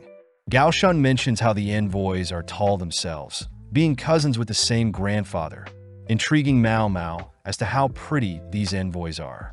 Seeing as they need someone pretty enough to even stun the envoys, Mao Mao identifies someone that could satisfy their needs, glaring at Jinshi. That night, we see the Emperor meeting with Lulan all while Shi Sui spends time hunting for items near a pond and orchards. At night, Mao Mao sits with Granny's painting, wondering how much the rumors had twisted Granny's legacy. But heading out the next day, Mao Mao heads towards the north orchards and the rear palace, spotting a shrine-like building and a pond as well. Noting how the location used to belong to a different ethnic group, but out of nowhere a pair of hands covers Mao Mao's eyes. Recognizing the voice to be Shi Sui's, Mao Mao asks why Shi Sui's here, handed a leaf sandwiching a cute caterpillar. Weirded out herself, Mao Mao hears that Shi Sui is uncovering many bugs near the orchids that can only be found in books. Something Mao Mao realizes is due to the orchards being a common trading hub for foreigners, so it's natural for insects to have flocked to the area. Mao Mao wonders what type of butterfly the caterpillars will evolve into, but Shi Sui corrects Mao Mao, uttering that the bugs will actually become gorgeous moths, nocturnal creatures that light up the night sky. Shi Sui invites Mao Mao to see the moths at night, emphasizing that the moths will sparkle at night, something that catches Mao Mao's attention. Mao Mao asks if the moths mate after evolving, but Shi Sui says they have to since they can't eat and perish soon after maturing. With Mao Mao confirming the Shi Sui can decipher the gender of the caterpillars, Mao Mao gets to work, updating Jinshi on her findings as they all make preparations for the upcoming banquet. In a few days, the envoys are invited to said banquet, marking the 50th year since the Moon Fairy had graced them. As men and high-ranking concubines are invited to view the show from their carriages, Mao Mao spies on the blue-eyed ladies, admitting that their beauty truly is unorthodox. Seeing as the two ladies are also showing their full faces, Mao Mao sees they're quite bold, with Eileen acting timid and quiet whilst Isla seems more confident. As the music and performance begin, Mao Mao sees the ladies are not impressed whatsoever, wondering if the girls are twins, having only heard they were cousins that shared the same grandfather. At that moment, Isla exits her carriage, bowing before the Emperor only to ask to be closer with the Emperor. Isla also asks where the Emperor's brother may be, upsetting several people, as they know Isla and Eileen seem to be after the Emperor and his brother. Before Isla can say anything else, Eileen appears, asking Isla to stop, both bowing as they return to their carriage. Off to the side, Mao Mao wonders if the cousins truly believe there is no one more beautiful than themselves and that the mirrors weren't a gift but a declaration of their beauty. But nonetheless, Mao Mao heads to show them a new Moon Fairy, heading into a shack, only to ask Gao Shun how preparations are going. With no time left, Mao Mao helps escort Jinshi, all whilst Isla praises the banquet's colorful music, but even still the overall performance is subpar. With the cousins moved elsewhere, they begin to grow skeptical of the Moon Fairy their grandfather told them about. But as the carriage comes to a halt, Mao Mao is seen standing off to the side. In an instant, Mao Mao unveils Jinshi as the Moon Fairy, catching the cousins' attention as Jinshi works his magic. With elegant movements and the night breeze working in his favor, Jinshi puts on a show, dazzling the girls only to disappear. Having not had enough, Isla demands to know who the lady before them was, but Mao Mao merely utters the name Diana, the name Westerners give to the moon goddess. Returning to Jinshi, Mao Mao reports that the performance was a success, revealing that Jinshi appearing out of nowhere was due to a black cloth placed and removed over him. As for the bright lights in Granny's painting, Mao Mao says they were simply mature moths, having remembered that Granny was sabotaged when other ladies rubbed insect carcasses on her dress. But surprisingly, the carcasses drew in other moths, giving Granny the effect of lights dancing beside her at night. Mao Mao adds that Jinshi's cross-dressing was only for the eyes of the cousins, having placed Gao Shun and few other eunuchs to deal with any intruders. As for Jinshi, he had to leap into the lake to avoid any others from noticing. Seeing Jinshi annoyed, Mao Mao helps to dry Jinshi's wet hair, cutting to later that night where Ayla is seen scheming something. The next day, Mao Mao runs into Xiaolan, happy to hear that Jinshi's school for servants has actually been put in place, wishing Xiaolan and several others the best whilst Mao Mao herself sits under a tree. Mao Mao mentions how she's bored, seeing as the quack doctor is busy with scented oil stuff, seeing as scented oils in bulk can become poisonous.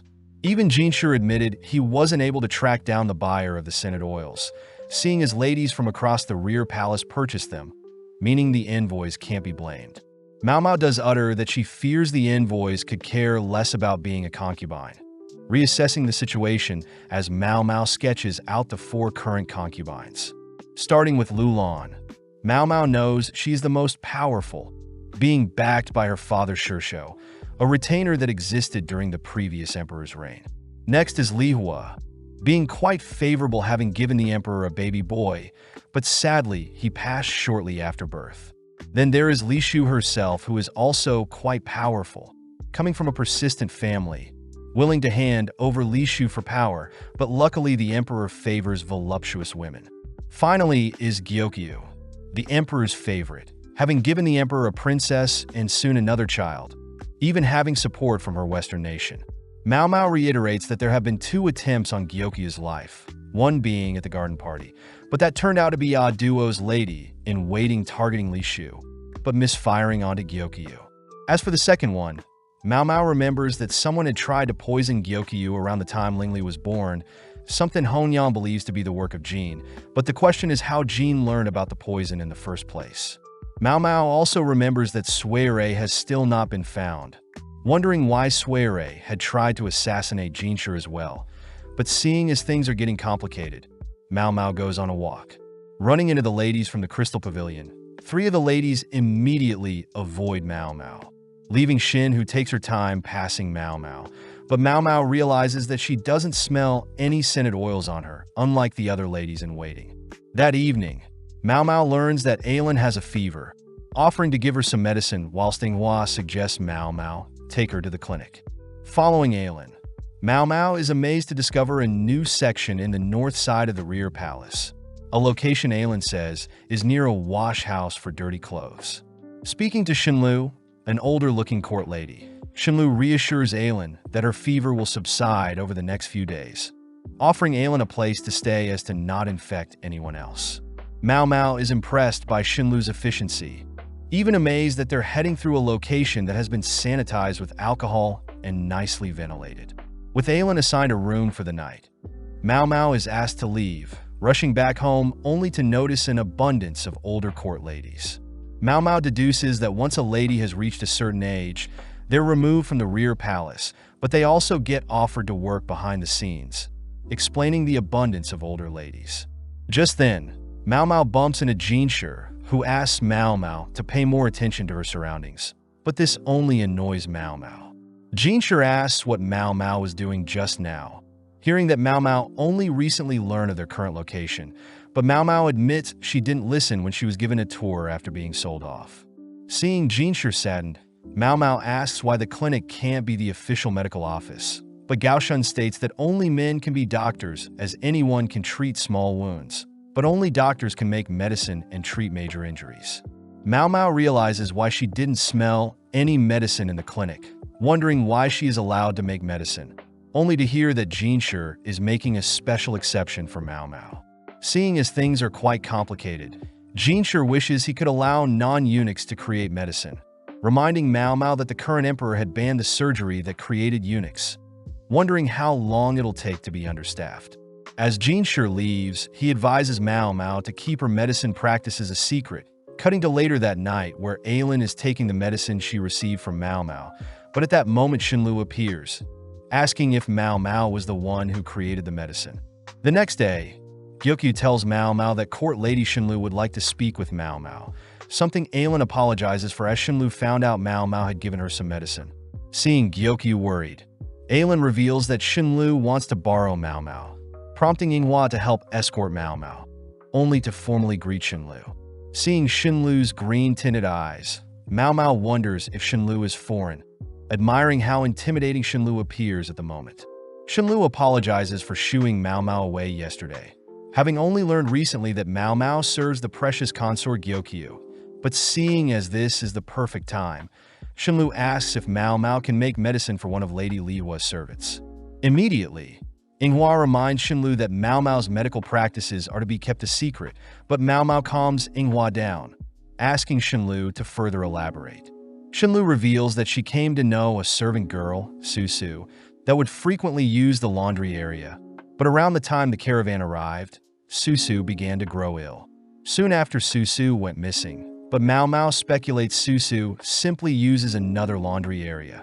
Hearing that it's been half a month and Susu has yet to receive any medicine for her coughs, Mao Mao knows that a servant must receive permission from the head lady in waiting before receiving medicine. Feeling bad for the girl as she leaves for now, Mao Mao fears that an uncontrolled cough could be contagious, but Yinghua advises Mao Mao to get the proper permissions first before believing everything Shenlu is saying. Seeing as she'll need to speak with Jinshi, Mao Mao suddenly leaps into some nearby grass, retrieving the tail of a lizard, but this scares Yinghua to death. That night, we see Susu coughing uncontrollably, even spewing out some blood. The next day, Shin is seen towering over the servant girls, only to spot a servant, Yu, running off with some resources. Shin orders Yu to not intrude on their little secret, forcing Yu to apologize only to hear that a doctor is visiting them. With the quack doctor and Mao Mao appearing, the quack doctor asks to see Lihua, handing over a letter from Jinshi that convinces Shin to let them in. As Shin escorts the two, she states that all who work in the Crystal Pavilion are nobles, suddenly remembering back to a time when herself and Lihua were told to earn the love of the emperor no matter what. Passing through the building, Mao Mao suddenly hears a cough, learning that the Crystal Pavilion has a storage shed for gardening equipment, but there hasn't been any gardening done recently. When the quack doctor asks why there are newly placed bushes near the storage shed, Mao Mao suddenly points out Shin's use of perfume, scaring Shin as she recognizes Mao Mao as the girl from earlier. As the quack doctor rushes towards the shed, Mao Mao holds Shin back from interfering, allowing the quack doctor to open the shack, suddenly crying for Mao Mao to come have a look. Upon seeing Susu malnourished and on the brink of death, Mao Mao orders for some boiling water, all while Shin enters the shed as well. Whilst Mao Mao feeds Susu some medicine, she demands to know why Shin is treating Susu like this. But Shin boldly states that she was simply isolating the sick girl to not spread her illness. Mao Mao reveals that the blood stains imply Susu is on the brink of death, pointing out that in the past Shin had burned incense to cover up Lihua's sickness, but today Shin seems to be using the sickness to cover up some incense. Inspecting the storage room, Mao Mao is disappointed to see so many scented oils, even after they've been banned. Stealing her resolve, Mao Mao turns to Shin, demanding to know why Shin is trying to make an abortion drug. Washing away her makeup, Mao Mao is escorted into a room with Shin, Lihua, Jinshi, and Gaoshan, all confronting Shin for hiding away banned goods. Seeing as Shin is refusing to answer, Mao Mao utters that Shin is actually Lihua's cousin, both sharing amazing features. Speaking up, Jinshi asks what Shin was doing with the banned goods, but Shin simply utters she was quarantining a sick girl in the storage shed and that she had no idea the banned goods were in there as well. Mao Mao is disgusted knowing that the servant girl had been used to conceal the banned goods, but Shin continues by adding that it was inappropriate for Mao Mao to enter their shack without permission, plus multiple people have access to the shed, not only herself. Jinshi asks what would happen if they questioned the servant girl, but Shin states they can't trust the girl since she has a fever, something that makes Mao Mao speak up as she mentions how Shin knew the servant had a fever. Mao Mao also adds that Shin has the smell of incense on her, whereas the other day, she smelt of nothing, choosing to retrieve a scented oil that best suits Shin's current smell. Mao Mao says that the oil Shin used is quite strong, rushing to confirm her suspicions. But before Mao Mao can investigate, Shin slaps Mao Mao, accidentally scratching Mao Mao in the process. Seeing as Shin won't let her through, Lihua offers to check Shin's smell, asking what would happen to Shin if she were guilty. Jinshi reluctantly states that an attempt on the Emperor's child would mean death, prompting Lihua to reveal that she fears Shin was after her child, something Mao Mao realizes seeing as Li Hua's dress is similar to Gyokyu's dress. Mao Mao utters that Li Hua had purposely been surrounded by incompetent women, but it seems that Shin was the one who gathered the incompetent ladies. Li Hua states that she knows Shin never considered Li Hua to be worthy of being the emperor's concubine, uttering that it was a last-minute decision between the two of them. But seeing Li Hua looking down on her, Shin loses it. Shin cries that it wasn't fair Li Hua was selected over her, even though Shin excelled in so many more things than Li Hua, both given the names pear and apricot for Li Hua and Shin. Mao Mao knows that even the brightest of people will succumb to their emotions, something both Shin and Li Hua have experienced.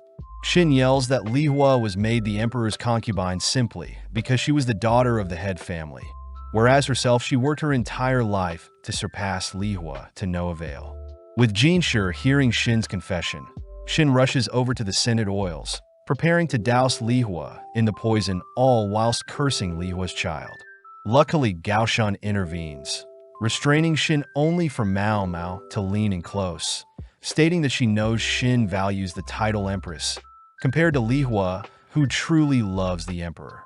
With Shin defeated, Li Hua walks toward Shin, choosing to slap Shin, something that surprises everyone. Li Hua apologizes, seeing as she was infuriated, but when Jinshi asks Li Hua what she's doing, Li Hua prepares to discipline Shin further. As Jinshi rushes to stop Li Hua, Mao Mao giggles seeing how much Li Hua has grown. Hearing that Li Hua wants Shin banned from the rear palace, an elegant punishment for the prideful Shin, even better than death. That evening, Jinshi hands Mao Mao a cloth to wipe off the blood from her scratch, only to ask how Mao Mao knew Susu was in the shed. Mao Mao admits she wasn't 100% sure, hence she went in with a disguise, but when she saw the white bushes planted near the shed, she knew the servant's location. Apparently, the white flower was meant to be red, having been abruptly plucked up and moved to help give off a positive feng shui. Ironically, the seeds in the white bush can be used for an abortion, making Jinshi ask if there may be someone spreading methods to ensure an abortion, but Mao Mao admits she is still unsure who the culprits may be. As Jinshi leaves, Mao Mao spots you holding some flowers, asking how Susu is doing, relieved to hear that Susu is getting the proper treatment she needs.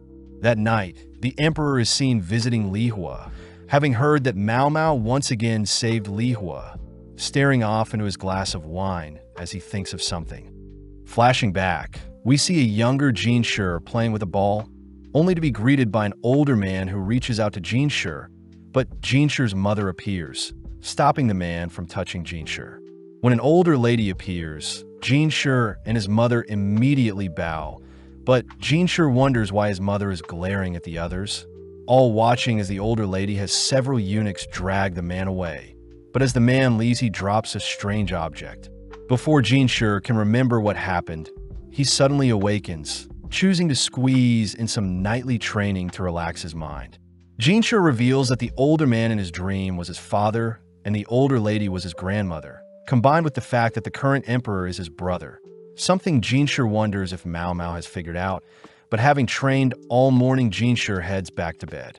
Later that day, Jinshi goes on his usual stroll, spotting Mao Mao peeping in on the other slave girl's history lesson, all learning about how their land was formed when a distant noble woman got pregnant and gave birth to the first emperor Li. Scholars assert that the woman who gave birth to the first emperor was known as a Mother Royal, a sorcerer that could see in the dark, but out of nowhere, Jinshi flirtatiously asks what Mao Mao is doing. Annoyed, Mao Mao reminds Jinshi that the girls will get distracted if they knew he was here, but Mao Mao hears that the number of students is around 20, lower than expected. Mao Mao thinks about how things are going as expected, impressed that Xiaolan is already able to read simple stories. But as Jinshi and Gaoshan depart, Mao Mao chooses to remain behind a little longer. Having been waiting for Xiaolan, Xiaolan utters that she needs to ask questions to the teacher, dragging Mao Mao along as she reveals their male teacher lives next door to their class. Passing by an old shrine, Mao Mao greets Xiaolan's teacher, but as she sits and waits for Xiaolan, she notices the shrine opposite of her has an abundance of pillars. Strange as this would mean, it has many rooms stacked next to each other. Seeing Mao Mao curious, the teacher mentions how the shrine was originally built for the Mother Royal, and it's said that only those who can pass through the shrine can become the emperor, something so monumental that the capital city was ultimately moved to their area due to the shrine. Sadly, the teacher says the shrine hasn't been used in a while, seeing as the previous emperor's brothers all passed away, meaning the previous emperor was the only one to inherit the throne. The teacher also mentions how a quirky doctor in the past shared the same interest as Mao Mao. Someone Mao Mao confirms was Luo Min, surprising the teacher as he smirks hearing that Mao Mao is Luo Min's adopted daughter. Before Mao Mao can ask how close her father and the teacher were, Xiaolan shows off her new writing, cutting to later that night, where Mao Mao finishes testing for poison in Gyokyu's food. Before Mao Mao can leave, the emperor asks Mao Mao to follow him, declaring that they'll be visiting the Shrine of Choosing. With Jinshi and Gao Shun tagging along, Mao Mao realizes the shrine from earlier is the Shrine of Choosing, surprised to see the teacher has been waiting for them. When the emperor asks to try the shrine once more, the teacher reminds the emperor that he has already failed in the past, surprising Mao Mao as the teacher's tone is more serious than before. Regardless, the teacher allows the emperor through, having chosen to bring Jinshi and Mao Mao along, only for all four to enter into the first room. With 3 colored doors in front of them, a sign asks the visitors to not enter the red door, but seeing as the only options are red, green, and blue, Mao Mao wonders if they should enter green or blue. Hearing that the emperor chose green last time, he'll enter the blue door, all guided by the teacher through a long passage that leads to 3 other doors. Seeing a green, brown, and light blue door, a sign instructs the visitors to not enter the brown door, prompting the emperor to choose the green door immediately. As several minutes pass, the emperor is prompted with the same puzzle multiple times, leading the gang in circles, all whilst Mao Mao wonders why she was brought with them. Seeing as they've reached the final door, a sign tells the visitors to not pick the blue door out of the blue, yellow, and purple doors. Mao Mao notes how another set of doors opens into the room, intrigued to see another path converges into their room. But as the emperor decides on the yellow door, the gang open the door into an empty room. Strung on the wall, a message declares that the visitor has failed and is not the son of the mother royal. Mao Mao hears the emperor admit to failing again, wondering why Jinshi is so serious as well. But as the emperor begins to despair, the teacher reassures the emperor that he'll continue to look over the shrine until a suited candidate passes by. Mao Mao realizes that the teacher must have been the shrine's guardian even before the rear palace was built, all guided outside. But Mao Mao is so curious as to where the emperor went wrong. Using a stick, Mao Mao sketches out the shrine's layout, wondering why there were so many rooms and colored doors. But suddenly the teacher utters that Luo Min would have been able to figure out the shrine's meaning. Hearing that the teacher holds her father to such a high regard, Mao Mao states she doesn't compare to the medical genius that is her father, but getting annoyed that the teacher is underestimating her, Mao Mao begins to rack her brain. As Mao Mao brushes through the rooms, colored doors, and the final message, the emperor chooses to ask about the final message as well, reminding Mao Mao that stories about the birthing of the emperor only mentions the mother royal and no father figure. Ironic seeing as their nation runs on men governing most of their infrastructure. Remembering that all the siblings of the previous emperor had passed away before anyone needed to enter the shrine, Mao Mao asks if the previous emperor's siblings all shared the same mother. Hearing that the previous emperor and his siblings were all birthed by the same mother or her sisters. Having realized something, Mao Mao asks if the previous emperor's siblings have poor eyesight, something that makes the teacher tremble, all whilst the emperor confirms Mao Mao's suspicions. With Mao Mao asking to re-enter the shrine, the teacher calms himself, stating that Mao Mao can't willingly enter seeing as she is not a concubine. Jokingly, the emperor offers to take Mao Mao as a concubine, laughing as he wonders what Lakan will think. As an alternative, Jinshi enters with Mao Mao and the emperor tagging along, all listening to Mao Mao as she chooses to pick the same blue door as the emperor. When greeted by the green, brown, and light blue door, Mao Mao opts to choose the blue door over the green one, all following Mao Mao as she states that the colors of the doors will be the deciding factor. Reaching their 10th room, they're greeted by a white, purple, and green door, all whilst a sign asks the visitors to choose the red door. Seeing as there is no red door, Mao Mao immediately picks the green door, surprising everyone as the door opens up to a balcony overlooking the palace. The teacher congratulates the gang for picking the right path, hearing that in the past the mother royal would choose who would become king, even making use of concubines to help them solve the shrine's puzzle. The teacher remarks that it's the first time an outsider like Mao Mao solved the shrine's puzzle, annoying Mao Mao as the teacher asks Mao Mao to explain her thought process.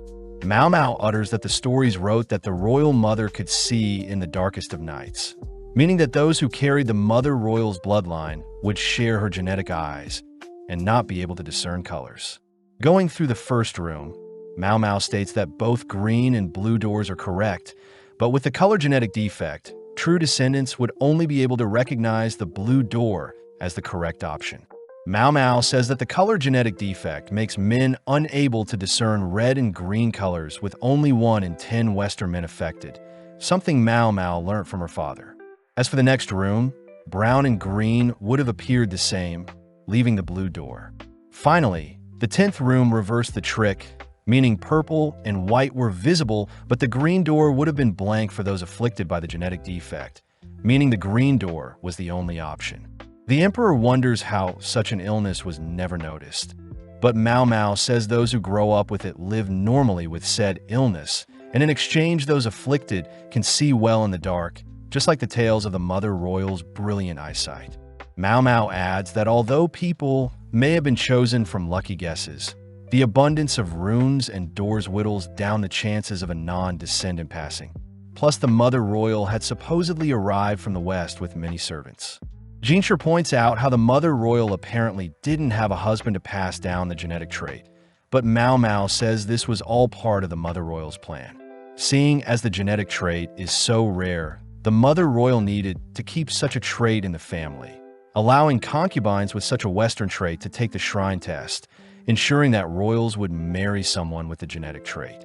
The emperor wonders if he is a descendant of the mother royal, but Mao Mao reassures the emperor that not all descendants carry the genetic defect, impressing the teacher as he suggests that the emperor marry Mao Mao, seeing as she is quite intellectual. Sadly, the emperor doesn't want to anger Locken, nor is he interested in Mao Mao's childish body. But as the gang leave the shrine, Mao Mao suspects that Jinshi is more than the emperor's favorite eunuch, choosing to suppress her suspicions as she doesn't want to pry too much. Several days later, Hong Yang assigns Mao Mao a storage shed, reminding Mao Mao of her antics, cutting back to when Mao Mao scared Yinghua and made her faint. When Yinghua woke up, she warned Mao Mao to conserve her weirdness, afraid Hong Yang would move her room to a storage room. But Mao Mao said a storage room would be more beneficial for her, rushing off to personally ask Hong Yang for a room change. In the present, Mao Mao gleefully thanks Hong Yang for her new room, rushing to assign spots for her medicine making. But later that evening, Giyuan and Ailin are surprised to learn that Mao Mao is now living out of a storage room. Hearing that Mao Mao has stopped collecting insects and now collects lizard tails, Yinghua points out a strange rumor of a girl running around catching bugs. But Mao Mao realizes such a rumor may be about Shi Sui. That evening, Mao Mao asks Xiaolan if she knows where Shi Sui is, prompting Xiaolan to ask other servant girls.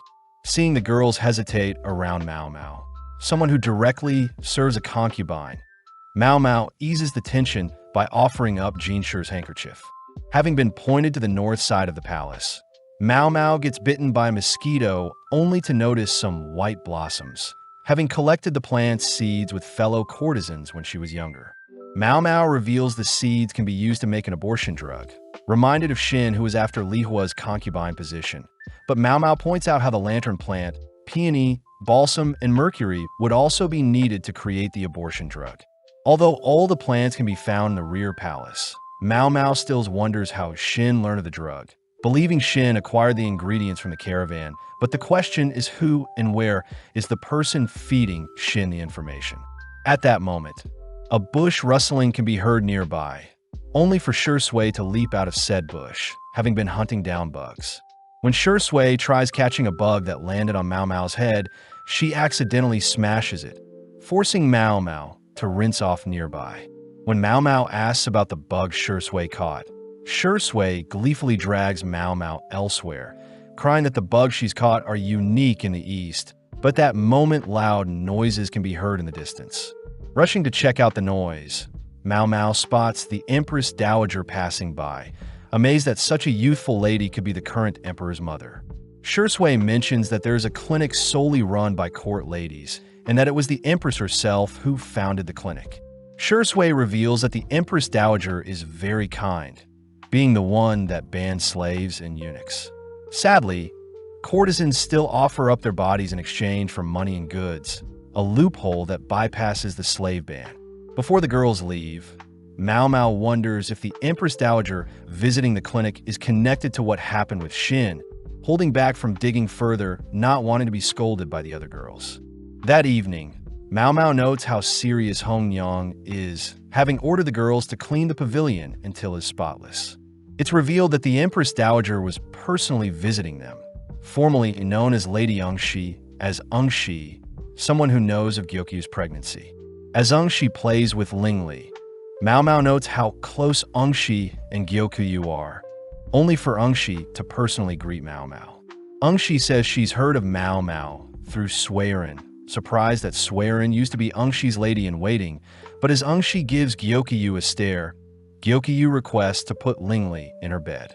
With everyone leaving the room, Mao Mao is left alone with Ungshi, asked to sit down only for Ungshi to voice the rumors she's heard of Mao Mao solving mysteries throughout the palace.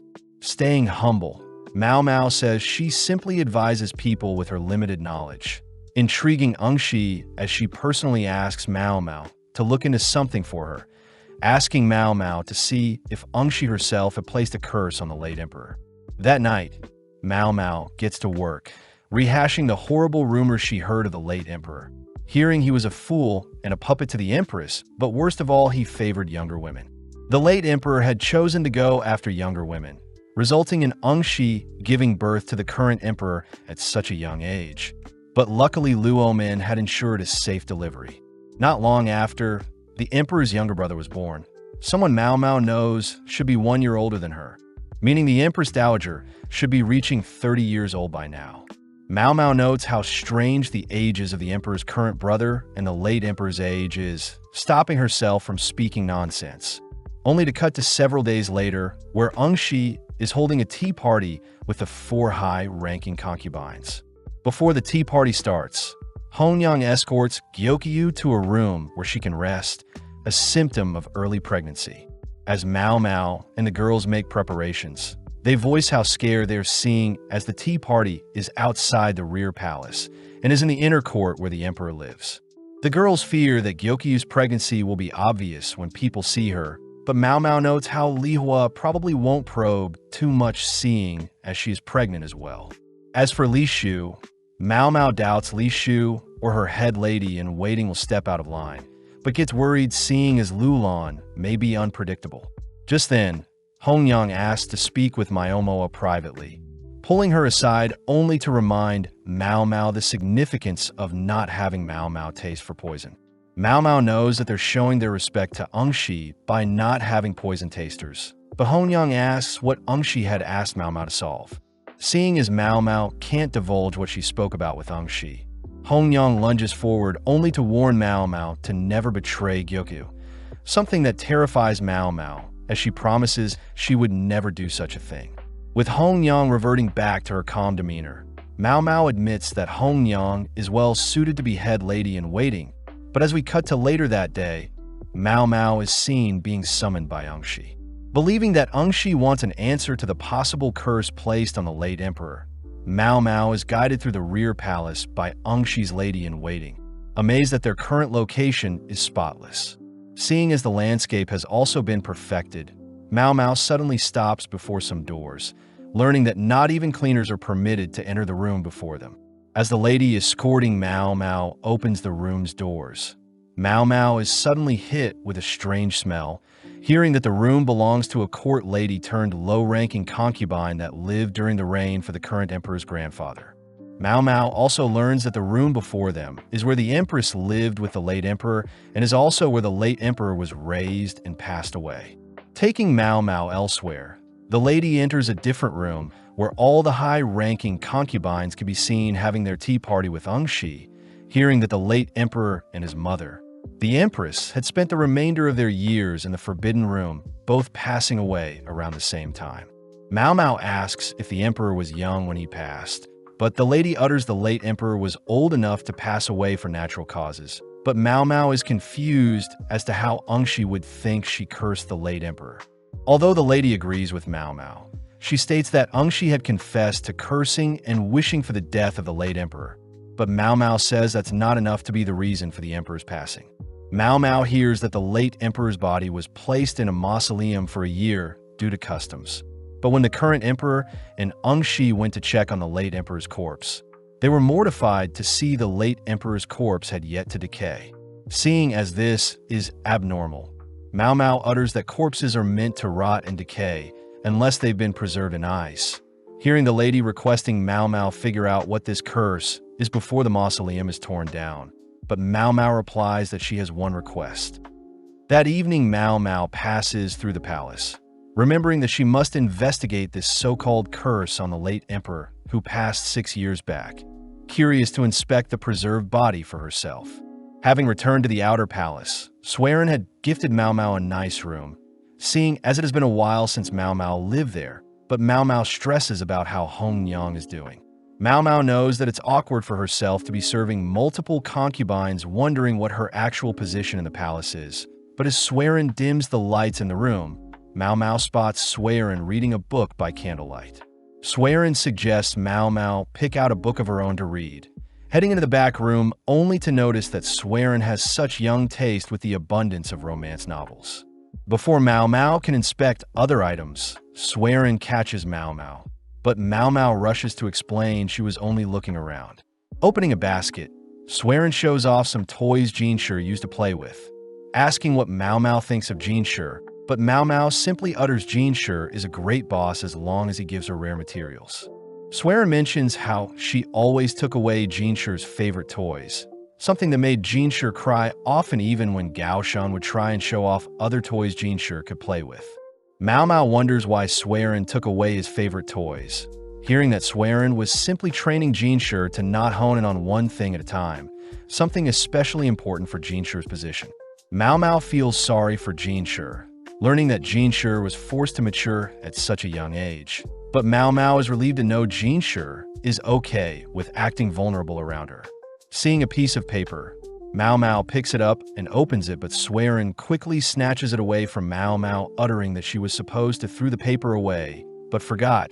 Seeing another item in the basket, Mao Mao picks up a shiny object, but Swearin said she had to confiscate the object, seeing as it looked like a dirty pebble Jinshi was playing with. Mao Mao declares that it was the right call, seeing as the so-called pebble is poison. Racking her brain, Mao Mao asks if Jinshi would often visit the inner court, confirming that Jinshi did. Having come up with a hypothesis, Mao Mao promises to explain why Jinshi was in possession of the poisonous pebble tomorrow once she solved the curse on the late emperor. The next day, Mao Mao is escorted by Ungshi and Jinshi to the late emperor's room, covering her nose, seeing as there is a horrible stench, but when she kneels down to inspect a paintbrush, she sees the end has been trimmed for a straighter finish. Mao Mao asks if the late emperor loved to paint, prompting Ungshi to explain that the late emperor only ever painted one painting for Ungshi, having hid the painting so as to not get in trouble. Mao Mao notices Jinshi getting more restless, but seeing as she needs more information, Mao Mao hears that the late emperor only had one servant before he passed, asking to speak to this mysterious man. As Ungshi's lady-in-waiting heads to retrieve the servant, Mao Mao notes a strange odor on the brush along with various shards of colors on the floor, all mixing and growing more frequent as it approaches the nearby wall. Touching the wall, Mao Mao feels several pieces of paper layered along the wall along with paint coatings, something Mao Mao is saddened to discover. Having brought the late emperor's servant, Ungshi recognizes the man, but before Mao Mao can ask the man questions, Ungshi reports that the man is sadly unable to speak. Mao Mao knows it's common practice to have servants unable to speak in fear of private information leaking, But as a compromise, Mao Mao asked the man to nod or shake his head, starting off by asking the man if the late emperor's room was once filled with paintings. Seeing the man not replying, Mao Mao wonders if the man is refusing to answer. But when Mao Mao states she knows something is on the wall beside them, the man begins to behave strangely. With Mao Mao getting permission to tear down the paper plastered on the wall, she notices the servant glaring at her, but taking the time to delicately remove the layer covering the wall. Mao Mao reveals a painting the late emperor was working on. With Jinshi demanding to know what this painting is, Mao Mao thinks about how unfortunate it was for the late emperor to have passed before he could show off his hidden talent as a painter. Seeing the yellow color used to paint, Mao Mao knows a mineral known as orpiment, a material similar to arsenic that prevents decay of living things. Mao Mao had initially believed that the wallpapers had contained orpiment when made, but it turns out the late emperor had used orpiment to paint, and unknowingly the chemical was absorbed by the late emperor's body, explaining how the late emperor's body didn't decay even after death. Thinking about the late emperor's life, Mao Mao deduces that the emperor had spent the remainder of his years confined in a room to indulge in painting, explaining the mute servant that would keep such a look down upon a hobby secret from the outside world. Pushing against the painting, Mao Mao knows that there are multiple layers of paintings behind their current one, but seeing the lady in the yellow dress, Mao Mao realizes that the lady must be the late emperor's mother. Mao Mao wonders how the empress felt when she found out her son was not fit to be the emperor, suspecting that the empress took over the role of ruling to protect her son, only to give the late emperor a room filled with paint where he could express his deepest desires. Sadly, the empress's gift to the late emperor was ironically poison, but regardless, Mao Mao declares this is the secret curse Ongshi was looking for. Satisfied, Ongshi takes a moment to appreciate her husband's painting, something that makes Mao Mao tear up.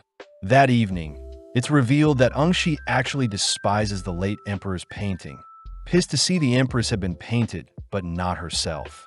Ongshi reveals that her giving birth at such a young age was due to her family pressuring her to give herself to the despicable emperor in order to give her family political advantage. Flashing back, Ongshi was working as a lady and waiting in the rear palace for a mid-ranking concubine, her half-sister. That night, Ongshi and her sister had met up with the late emperor, but when Angshi's sister had tried to touch the late emperor, he threw her away, quaking in fear. Seeing the late emperor in such a pathetic state, Ongshi had taken the chance to check on the late emperor, immediately captivating his eyes. As several years passed, Ongshi grew pregnant with the late emperor's child, even dodging several assassination attempts, but luckily gave birth to a son that was accepted by the empress at the time. Ongshi had heard of a case where a lady had claimed her daughter to be the child of the late emperor, but the late emperor had refuted such a claim, instead assigning a random doctor to be the true father of the baby girl. Ongshi knows that all doctors have to be castrated in order to enter the rear palace, feeling bad for the doctor that helped her give birth, but even more sad for the lady that was forcibly separated from her baby girl. With more time passing, the late emperor no longer visited Ongshi, but one day whilst Ongshi was touring the palace, she noticed the late emperor passing by. Seeing his head hung low, Ongshi despised the late emperor who wouldn't even look at her, growing more infuriated when she sees the late emperor prioritizing younger women over her. One night, Ongshi had confronted the late emperor, taking out all her frustrations on him for the scar on her belly along with the lack of attention he had shown her over the years, and not long after that the late emperor shut himself away from the outside world. Thinking back, Ongshi admits that the late emperor truly had no ambitions except painting, remembering the only time when the late emperor had painted her, but Ongshi reveals she had swearing her lady-in-waiting at the time throw it out. As Ongshi leaves the room, she notices Jinshi waiting for her, uttering that the late emperor did visit him in the past. Taking out the pebble he had as a kid, Ongshi feels sad for Jinshi, seeing as Jinshi was born out of mistake, but still Ongshi values Jinshi. Jinshi reveals that he had seen the painting of Ongshi the late emperor had painted for her, reminding Ongshi that her favorite dress color was yellow, something that makes Ongshi wonder if the painting was truly about her and not the empress. brushing that fact off as a coincidence. Jinshi wonders what the late emperor was trying to tell them in the past, but Ungshi admits she doesn't know, nor does she want to know. Ungshi takes the chance to ask what Jinshi thinks about Mao Mao. Noticing Jinshi acting shy as he utters Mao Mao is a useful asset to him. But having raised Jinshi from birth, Ungshi reminds Jinshi to hide his favorite toys, or else someone will take them from him. A few days later, we see Gyokyu introducing Mao Mao to her 3 new ladies-in-waiting, Haku, Koku, and Saiku, 3 sisters. Mao Mao notices the sisters are actually quite close with the other girls. Hearing that they're all from the same hometown, and Haku is the eldest seeing as she is the same age as Gyokyu. Mao Mao respects the decision to only hire people Gyokyu knows. But when Mao Mao introduces herself to the sisters, she accidentally gets the girls' names wrong. The sisters agree to wear headbands to distinguish themselves moving forward. But later that day, we see Inghua wrestling Mao Mao as she wants Mao Mao to leave the storage and go back to living in a normal room.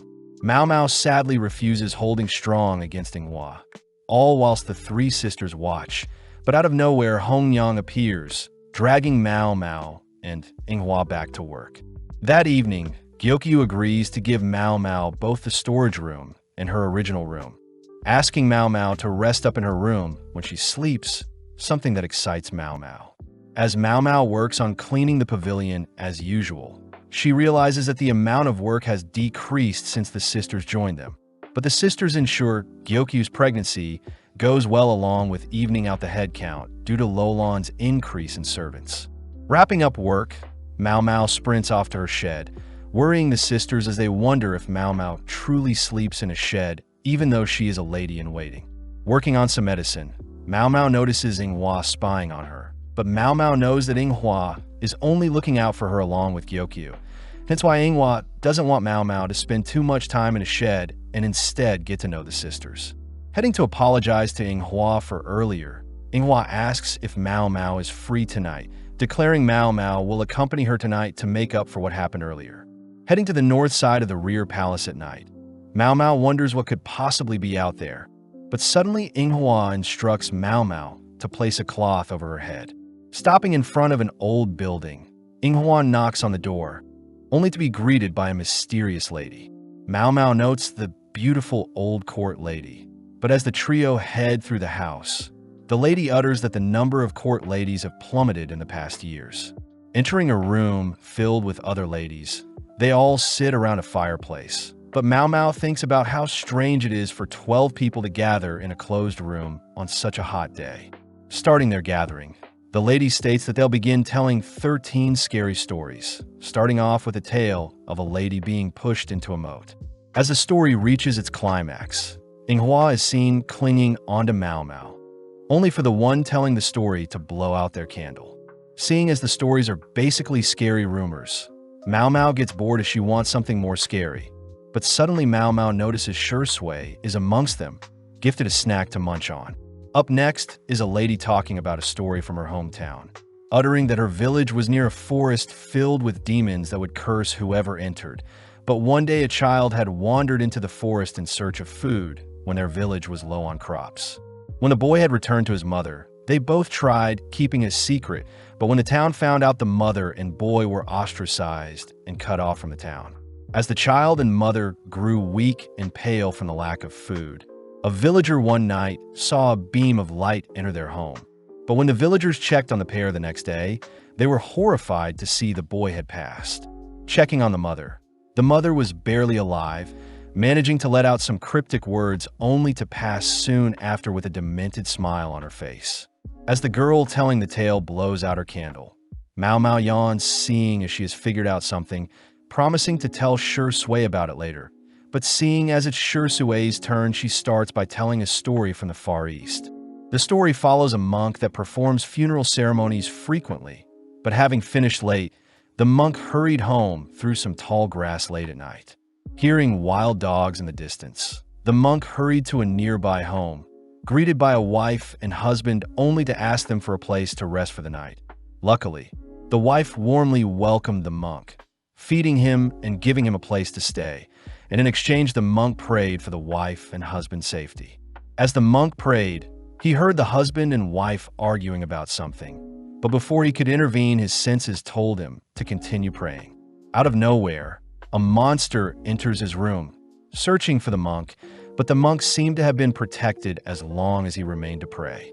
Having prayed for a long time, the monk noticed the monster had disappeared, heading out to search for the husband and wife, but they had disappeared with only insect wings left behind. As Shui wraps up her tale, Mao Mao is surprised at how serious Shui looks, wondering who Shui reminds her of. Stepping up to the table, Mao Mao begins telling a tale her adopted father told her about, mentioning it's about spirits that float near graveyards. Mao Mao utters that men had gone to investigate said spirits at night, but realized it was simply a grave robber with a twisted interest with strange curses. But before Mao Mao can continue, Inghua silences Mao Mao with a headbutt. Moving on to Inghua herself, she stutters through her tale, leaving only the older court lady, but Mao Mao wonders why she said there will be 13 stories told when there are only 12 ladies in the room.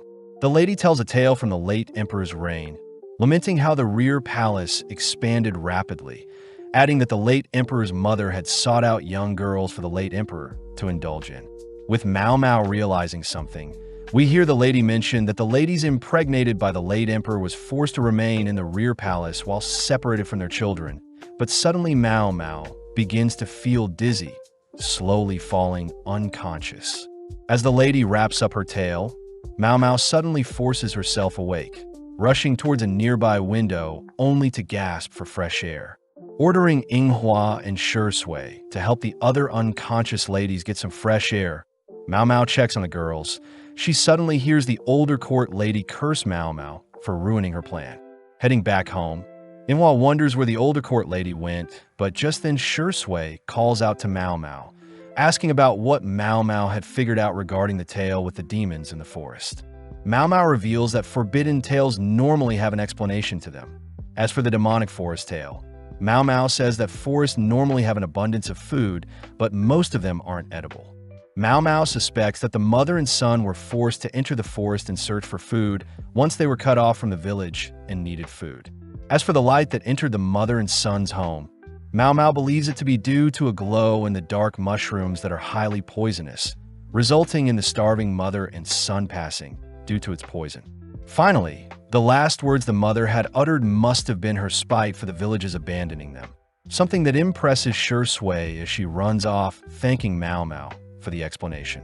With Mao Mao and Inghua heading home, they report back to Hongyang about their gathering, but Hongyang mentions how the organizer was replaced, seeing as last year's organizer had mysteriously passed away. Hearing all of this, Mao Mao and Inghua realize the older court lady must have been the girl trapped in the rear palace after the late emperor impregnated her.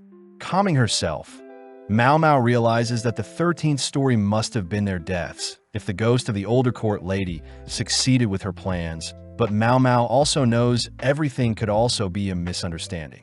As Inghua begs to spend the night with Mao Mao, they're both seen cuddled up in Mao Mao's bed, all whilst Jinshi indulges in a late-night drink, pondering something. The next morning, we see Jinshi thinking about Mao Mao, but as Gao Shun greets Jinshi, he reports that preparations for the upcoming expedition are ready.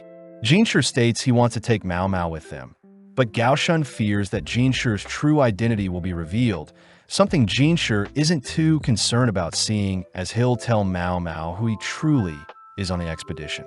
Following Mao Mao, we see her being summoned suddenly, greeting Gyokyu only to hear that Jinshi is the one who summoned her. Jinshi asks for Gyokyu to give Mao Mao back, seeing as he'll need her for a few days, but when Gyokyu wonders who will be tasting her food for poison, Jinshi offers up his own servants as replacement. Gyokyu wonders where Jinshi will be going, hearing that Jinshi has been invited by Shursho to go on a trip. As Gyokyu and Jinshi continue to argue over if Mao Mao should accompany Jinshi or stay to help with Gyokyu's pregnancy, we see the room growing tense. Suddenly, Gyokyu points out that Jinshi doesn't refer to Mao Mao by her name, something that makes Jinshi embarrassed, but ultimately Gyokyu gives Mao Mao back to Jinshi. The next day, we see several carriages passing by some wheat farms. Apparently, Li is used to denote the name of the nation we're currently in, and the term three swords under grass represent the Mother Royal and the three warriors that assisted her. Of the three swords, the largest one represents Shihokashu, the northern lands, where wheat and sorghum is abundant, and further north are mountainous areas. Basin is seen explaining these facts to Mao Mao, but sadly Mao Mao is barely listening, only to hear that Shursho's clan controls the northern lands and has invited Jinshi to hunt. Mao Mao hears that the emperor couldn't come, but seeing Basin annoyed at her, Mao Mao remembers that Gao Shun had been invited as a guest, so Basin will be serving Jinshi as his replacement. With Mao Mao still impressed that Basin is Gao Shun's son, but as the carriages stop, Mao Mao notes the chilly air due to their high altitude. The area apparently was the late emperor's favorite summer resort that he would frequent yearly, but the current emperor has yet to visit the resort whilst under Shursho's reign. Stopping at their inn, Mao Mao wonders why the room is so warm, but gets annoyed seeing Jinshi resting and looking exhausted for no reason. Seeing a mask, Mao Mao wonders if Jinshi was hiding his face, but Basin suddenly asks how he should address Jinshi. Jinshi states that whilst alone uses his name, but in public he likes to be called Kaozen. Mao Mao is weirded out by these rules, watching as Jinshi stumbles over his words attempting to explain things, but Mao Mao suddenly hears that Gao Shun is staying at the same place as Jinshi. Mao Mao wonders what the relationship between Gao Shun and Jinshi truly is, but Basin suddenly cries that Gao Shun and himself are from the Ma clan and that it's obvious that they're quite highly ranked. With Mao Mao grateful for the information, we see Gao Shun reminding Basin to keep his lips tight, seeing as Mao Mao doesn't know anything yet. Plus, Jinshi will be the one to break the news to Mao Mao. As Gao Shun disciplines Basin, Mao Mao heads to help unpack things. We cut to later that night, where a party is held at the inn. Sadly, Mao Mao notes how Jinshi has locked himself away from the others. But when Mao Mao asks if they can open a window, Jinshi asks Mao Mao to focus on testing the food for poison. As Mao Mao is presented with the foods she needs to taste, she makes note of the soft shell turtle only to take a sip of the alcohol, making note of the strong flavor with hints of fruity aftertaste. Looking at the other food items, Mao Mao states that all the foods are fatty and packed with calories. But suddenly Mao Mao sees Gao Shun bringing some preserved food for Jinshi. Mao Mao hears Jinshi utter that he can't eat any of the delicious food. But as Mao Mao herself takes a bite of the soft shell turtle, she asks if Jinshi is truly holding back from eating. Seeing Jinshi about to change his mind, Gao Shun reminds Jinshi he can't eat, prompting Jinshi to order Basin to eat the food in his place.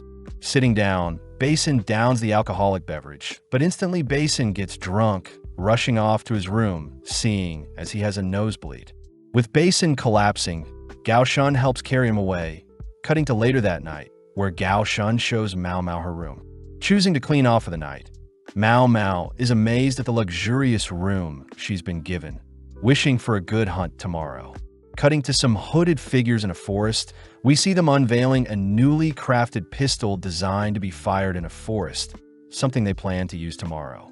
The next day, we see the gang heading up a mountain to the hunting location half an hour away, where they'll eventually need to walk another hour by foot. Having made it to the location, Mao Mao hears that the nobles want to cook the game they catch at camp, but seeing as there is nothing to do, Mao Mao goes on a walk into the nearby forest. Admiring the greenery around her, Mao Mao suddenly wonders if a waterfall is nearby, but upon turning around spots Lihaku adoring a dog. As Mao Mao greets Lihaku, she finds out that Lihaku had been assigned as one of the guards, but Mao Mao is impressed that Lihaku had been recently climbing the ranks quite quickly. Mao Mao takes the chance to point out Lihaku's horrible whistling skills, but luckily Lihaku has brought a dog whistle, stating that such a talented dog can be summoned from miles away. That evening, we see everyone gathered for a feast, but Mao Mao says that summer resorts are meant to be cool, but for their current room, it is quite toasty. Turning to face Jinshi, Mao Mao notes how Jinshi is still wearing his mask even through the heat. Nor will he eat food, something that draws the attention of others as Jinshi is clearly a very important person. Seeing Jinshi speaking to Shursho, the leader of the Shihokashu clan and the organizer of the hunt, Mao Mao notices Jinshi acting flustered. Mao Mao realizes Jinshi is being affected by the heat, But before Mao Mao can say or do anything, Gaoshun signals to Mao Mao to remain still. Having had enough, Jinshi excuses himself from the gathering, prompting Mao Mao to quickly retrieve a bottle of water, filling it with salts. Chasing after Jinshi, Mao Mao tries removing Jinshi's mask, but fearing that someone may see him, Mao Mao escorts Jinshi to a nearby waterfall. Mao Mao starts by wiping down Jinshi's face, wondering how she can feed him water without removing the mask, but Jinshi asks if he can tell her the secret he's been hiding. Before Jinshi can utter another word, a bullet strikes the ground where our duo are sitting, revealed to be bandits holding a FIFA gun. With another shot being fired, Jinshi tackles Mao Mao out of the way, but Mao Mao can smell some sulfur. Seeing no other way out, Jinshi carries Mao Mao towards the tip of the waterfall, both leaping off the cliff into the water. As the bandits rush after them, they reason that Jinshi and Mao Mao have no chance of surviving such a fall, instead rushing to hide their gun. Deep in a cave behind the waterfall, Jinshi gets to work giving Mao Mao mouth-to-mouth CPR, followed by chest compressions that bring Mao Mao back to life. Mao Mao is pissed that Jinshi would even jump off a 50-meter waterfall, but Jinshi states that the water below softened their fall, and luckily Jinshi could swim to save them. Seeing her soaking wet, Mao Mao apologizes as she disrobes, only to wring out the water from her clothes, leaving only her undergarment. As Mao Mao offers to help squeeze out the water from Jinshi's wet clothes, Jinshi gets embarrassed, declaring that he'll do it himself. Mao Mao is glad Jinshi doesn't look as exhausted as earlier, but as Mao Mao checks her pockets for items she needs to worry about, she suddenly offers up the little butterbur food she has. Mao Mao states that Jinshi is lacking salt at the moment, having forgotten her water and sugar at the top of the waterfall. But seeing as Jinshi went hunting without food or water, Mao Mao knows Jinshi is starving. As Mao Mao leans in to check Jinshi's temperature, Jinshi can't help but get flustered, but heeding Mao Mao's advice, Jinshi snacks on the butterbur. Jinshi also offers Mao Mao some of the food as well, but Mao Mao asks what that weapon earlier was, something Jinshi recognized as a FIFA. Luckily, such a weapon is powered by gunpowder and needs to be reloaded after each shot, but Jinshi had seen 2 consecutive shots. Mao Mao realizes that there must have been 2 guns and multiple attackers after Jinshi, but looking around the cave, Mao Mao asks if Jinshi knows how to get out. Jinshi states that there's a hole deeper in the cave, something that Basin should know about, but not Gaoshun. As the duo suit up, they wound up standing below a hole out of their reach. But Jinshi fears that yelling will be their best bet at rescue. Mao Mao starts off by whistling to get someone's attention, but when that doesn't work, Jinshi asks if Mao Mao can step on him to reach the hole. Although Mao Mao fears what Swearin will say when she hears Mao Mao stepped on Jinshi, Mao Mao gives in after Jinshi orders her to, choosing to kneel on Jinshi's shoulders. Feeling the slimy walls, Mao Mao begins to stand on Jinshi's back, but having almost reached the surface, a frog suddenly jumps onto Mao Mao. Although unfazed, Mao Mao suddenly loses her grip, fighting to stay balanced but sadly collapses onto Jinshi.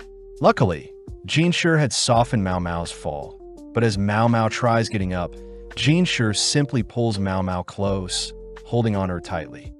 Back with Basin, we see that several high-ranking officials have begun to search for Jinshi, but Basin gets annoyed seeing the officials joking about Jinshi running off with a servant girl.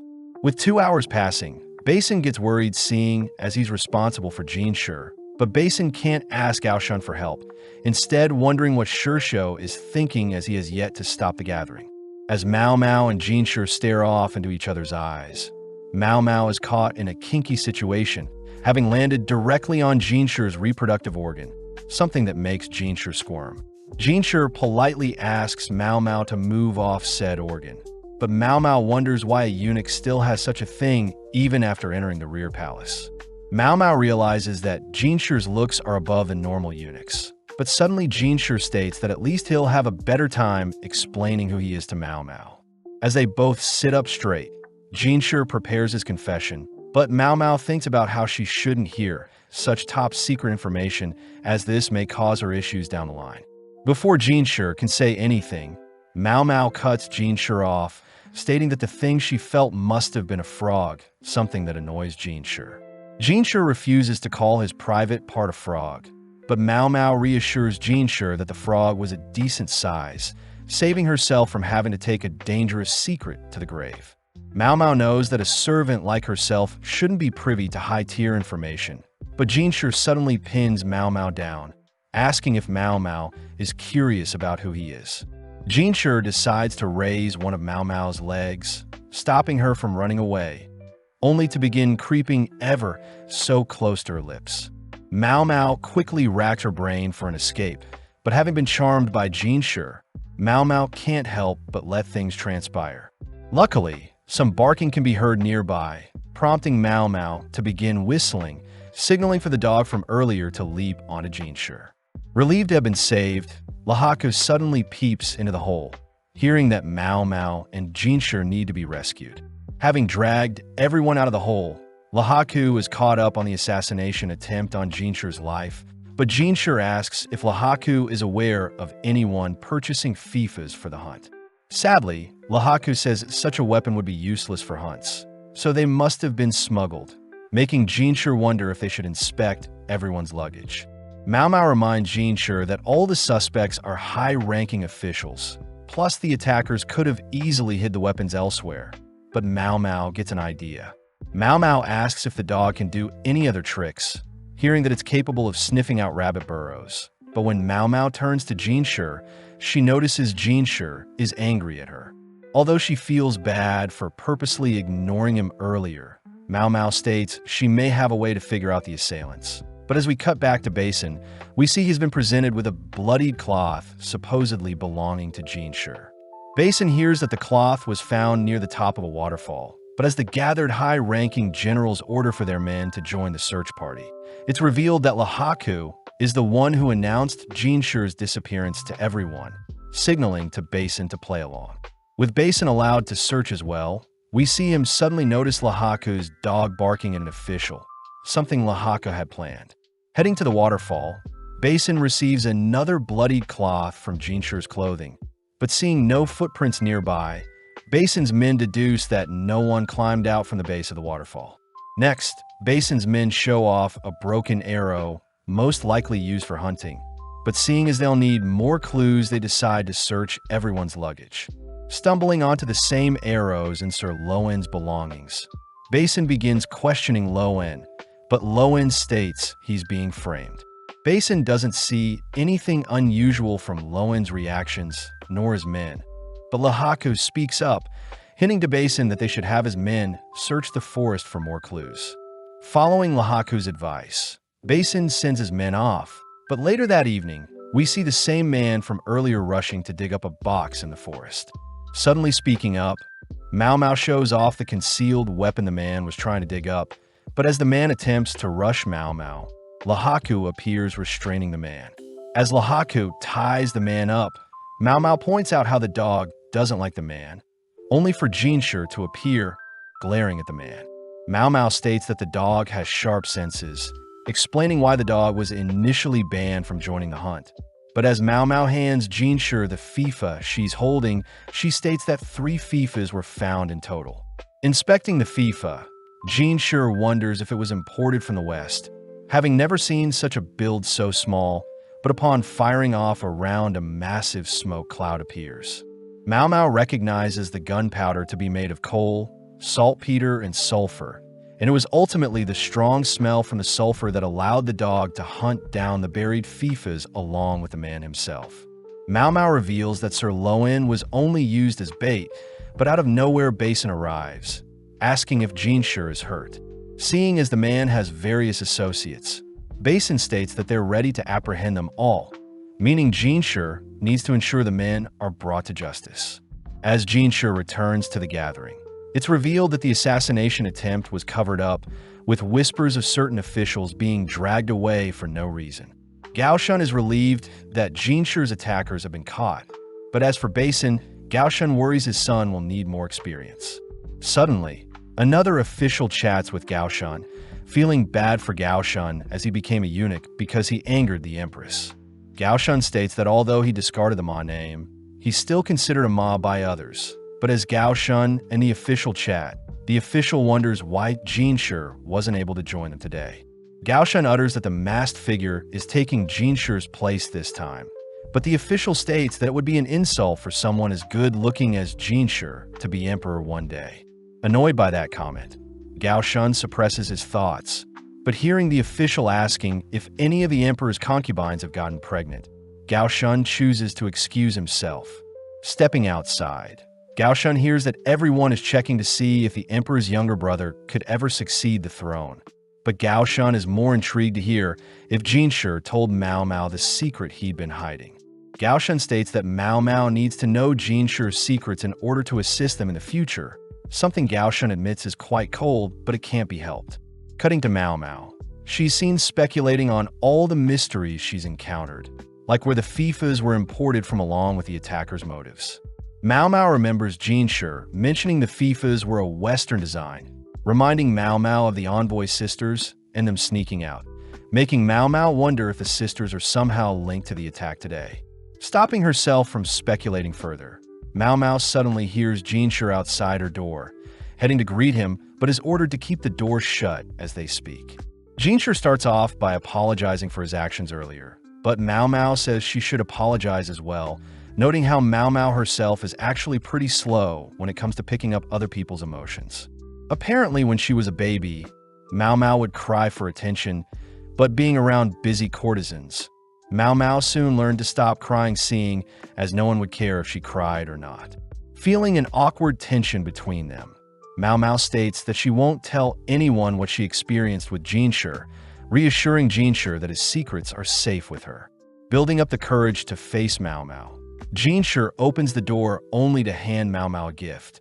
But as Mao Mao opens the gift, she begins quivering, seeing as she's finally in possession of the ox bezoar she had been promised. When Jinshi tries telling Mao Mao something else, Mao Mao once again ignores Jinshi, instead locking her doors only to leap on her bed admiring the ox bezoar. As Jinshi continues to pound on Mao Mao's door, we cut back to Gao Shun thinking about how, although the current emperor is the ruler of their nation, Jinshi the Moon Prince will eventually succeed the current emperor, especially since Jinshi is the emperor's younger brother, Kazujetsu. With several days passing, we see several men being gathered, but as the organizers call out to inspect the men, we notice a familiar-looking person is amongst the attendees with a limp in their leg. Following Mao Mao and Xiaolan, we see Xiaolan stressed about getting a job, seeing as her contract in the rear palace ends in 6 months. Xiaolan wished she could be rich, that way she can simply marry a merchant or noble and not have to worry about money. But Xiaolan asks if Mao Mao has any connections to help. Thinking back, Mao Mao notes how much Xiaolan has grown, having met Xiaolan as a gossipy girl, but now she works hard at the new school for servants and hopes to get a job.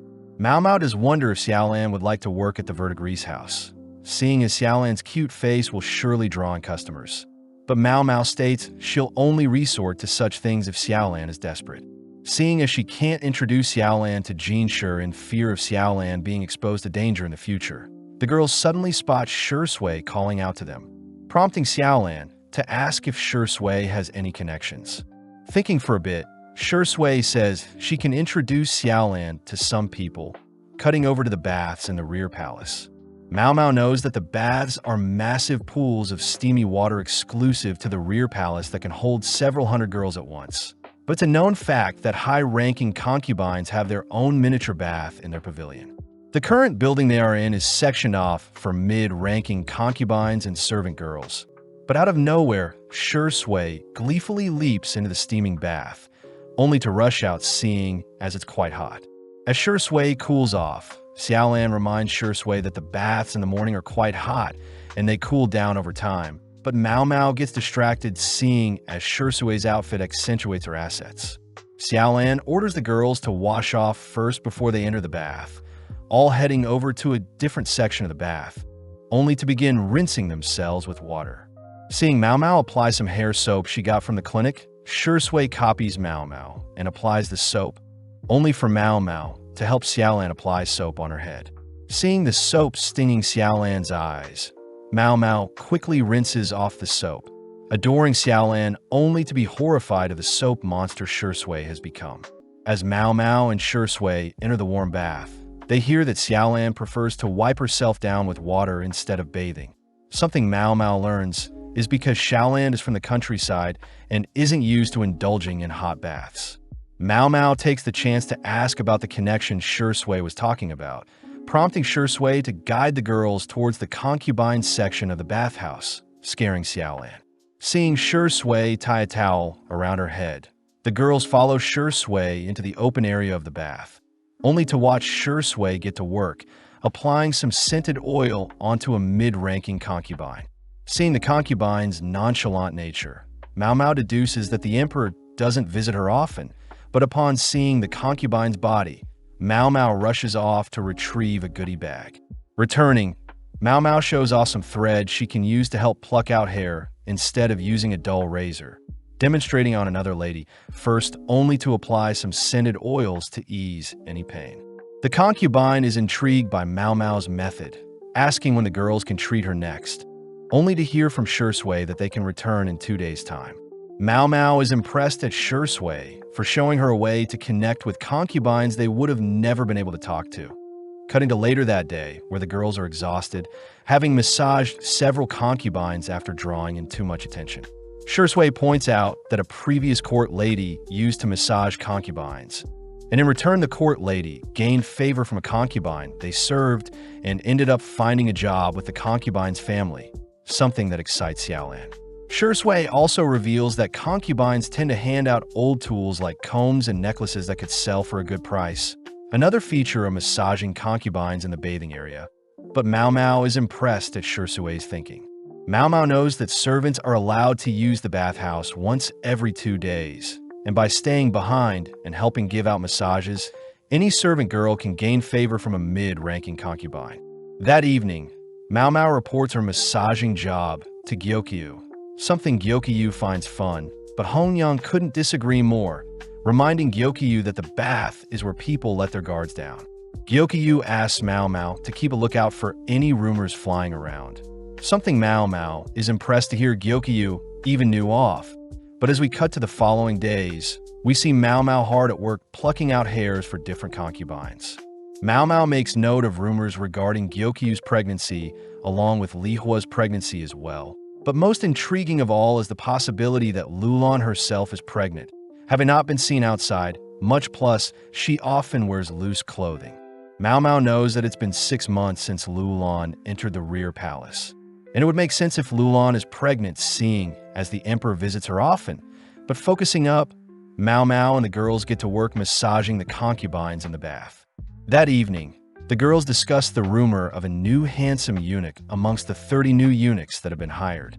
Mao Mao remembers that the surgery to create eunuchs was removed, hearing from Shui that the new eunuchs were former slaves. But Mao Mao states that slaves are forbidden in their country.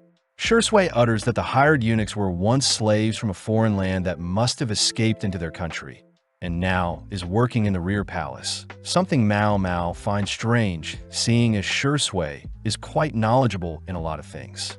Xiaolan says she heard the new eunuchs fill up the baths, exciting Xiaolan as she wants to run into them.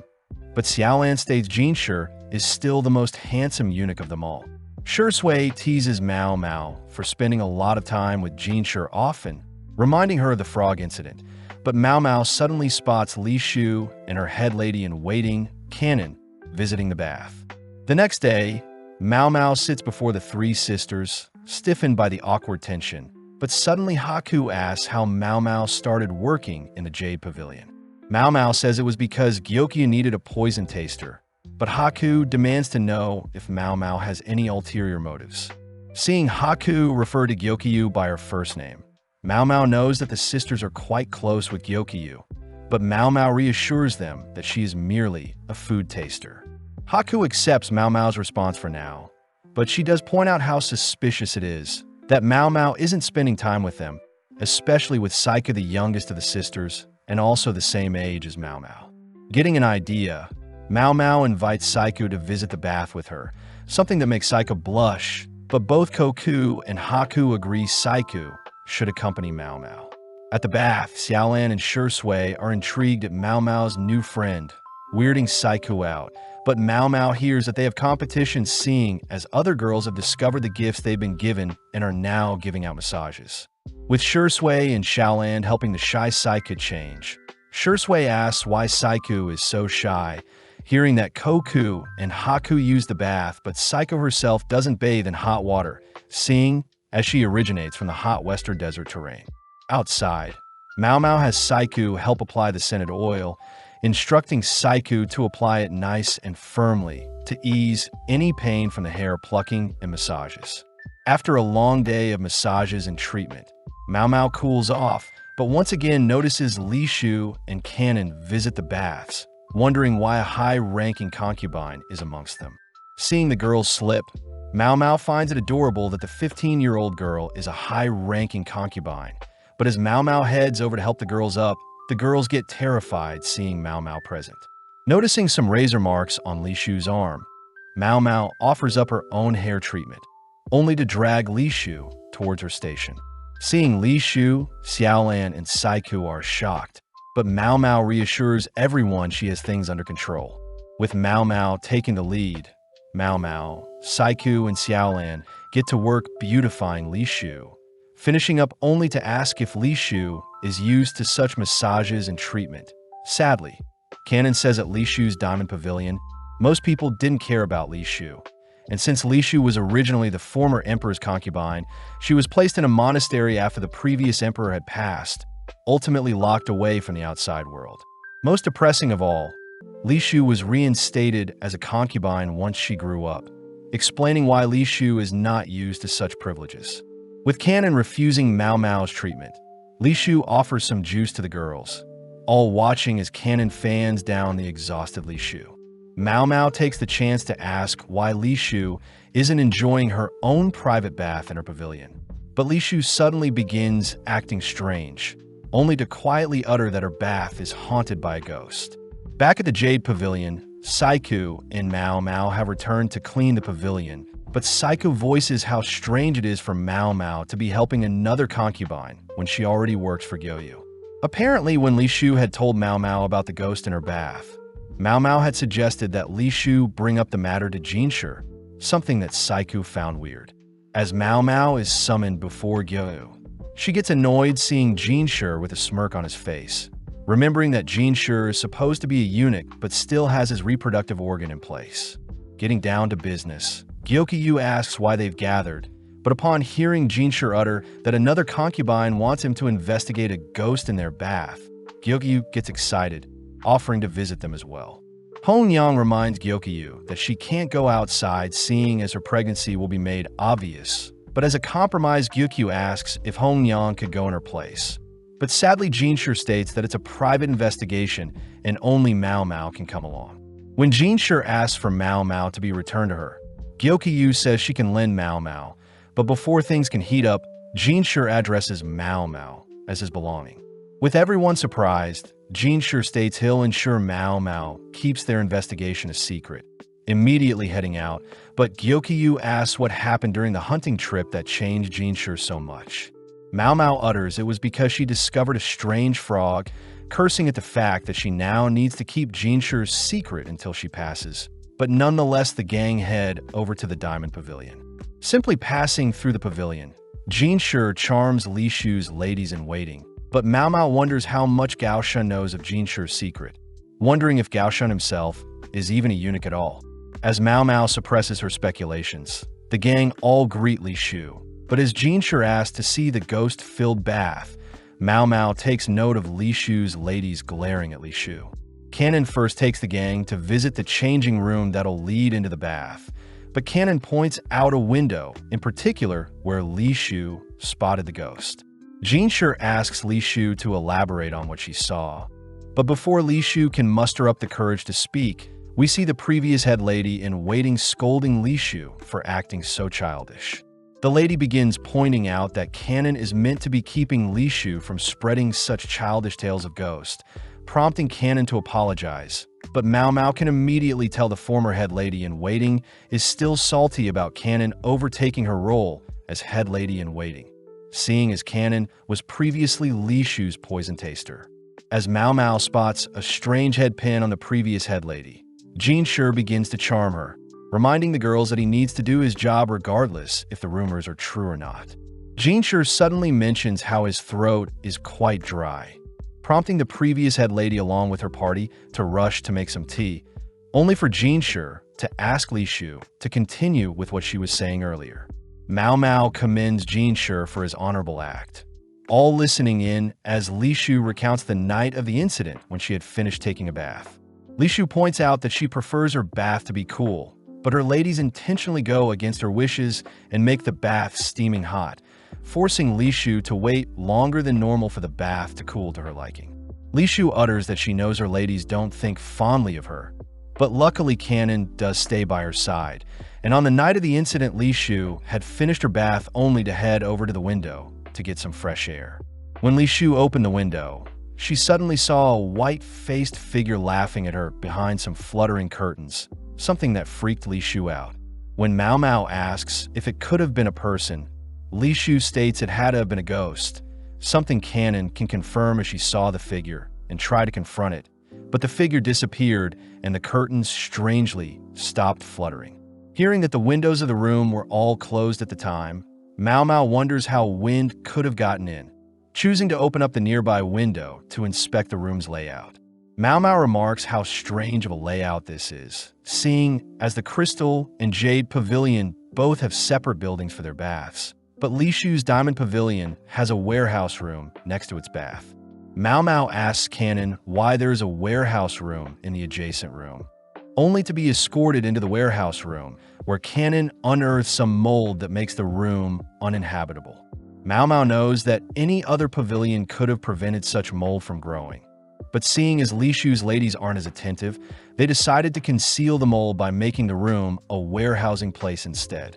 Inspecting the mold, Mao Mao sees it has begun to eat away at the room's foundation, surprised to hear that Li Shu's pavilion is actually quite new as it was built when Li Shu was reinstated as a concubine.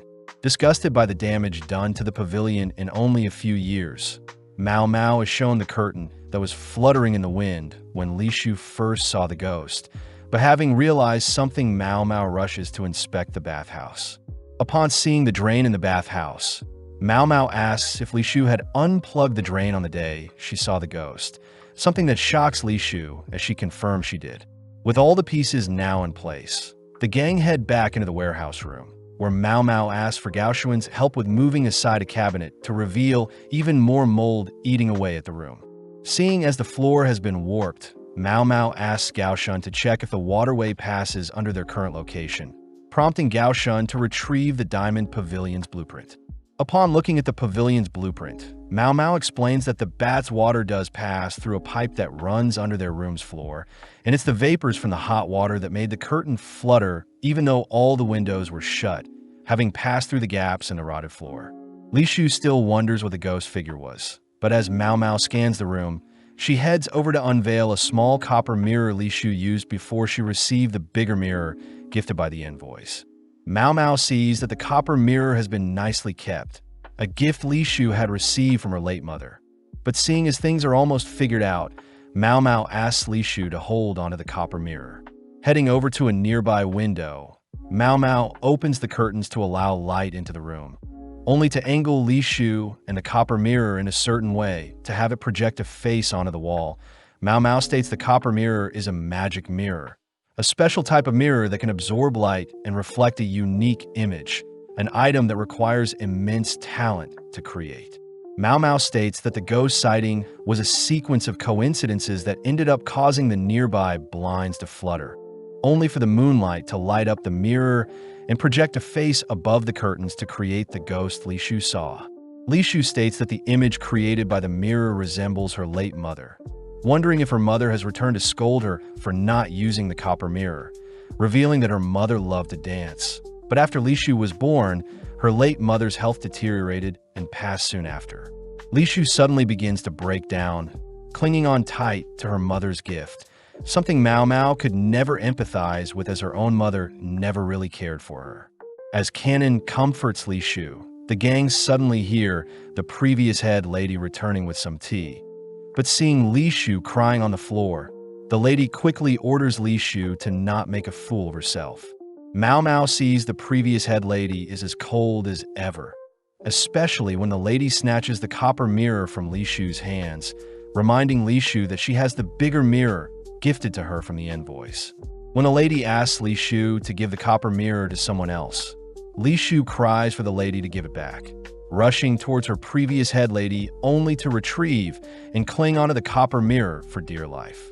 The head lady orders Li Shu to be less childish, but Jinshi suddenly steps in, stating that Li Shu is entitled to keep the mirror if she pleases. With some quick hand movements, Jinshi swiftly plucks a hairpin from the lady's hair, glaring at her as he asks if Li Shu gave this to her. Jinshi states that the hairpin is engraved with a crest for high-ranking concubines, an item normal ladies in waiting shouldn't be parading around, something that frightens everyone.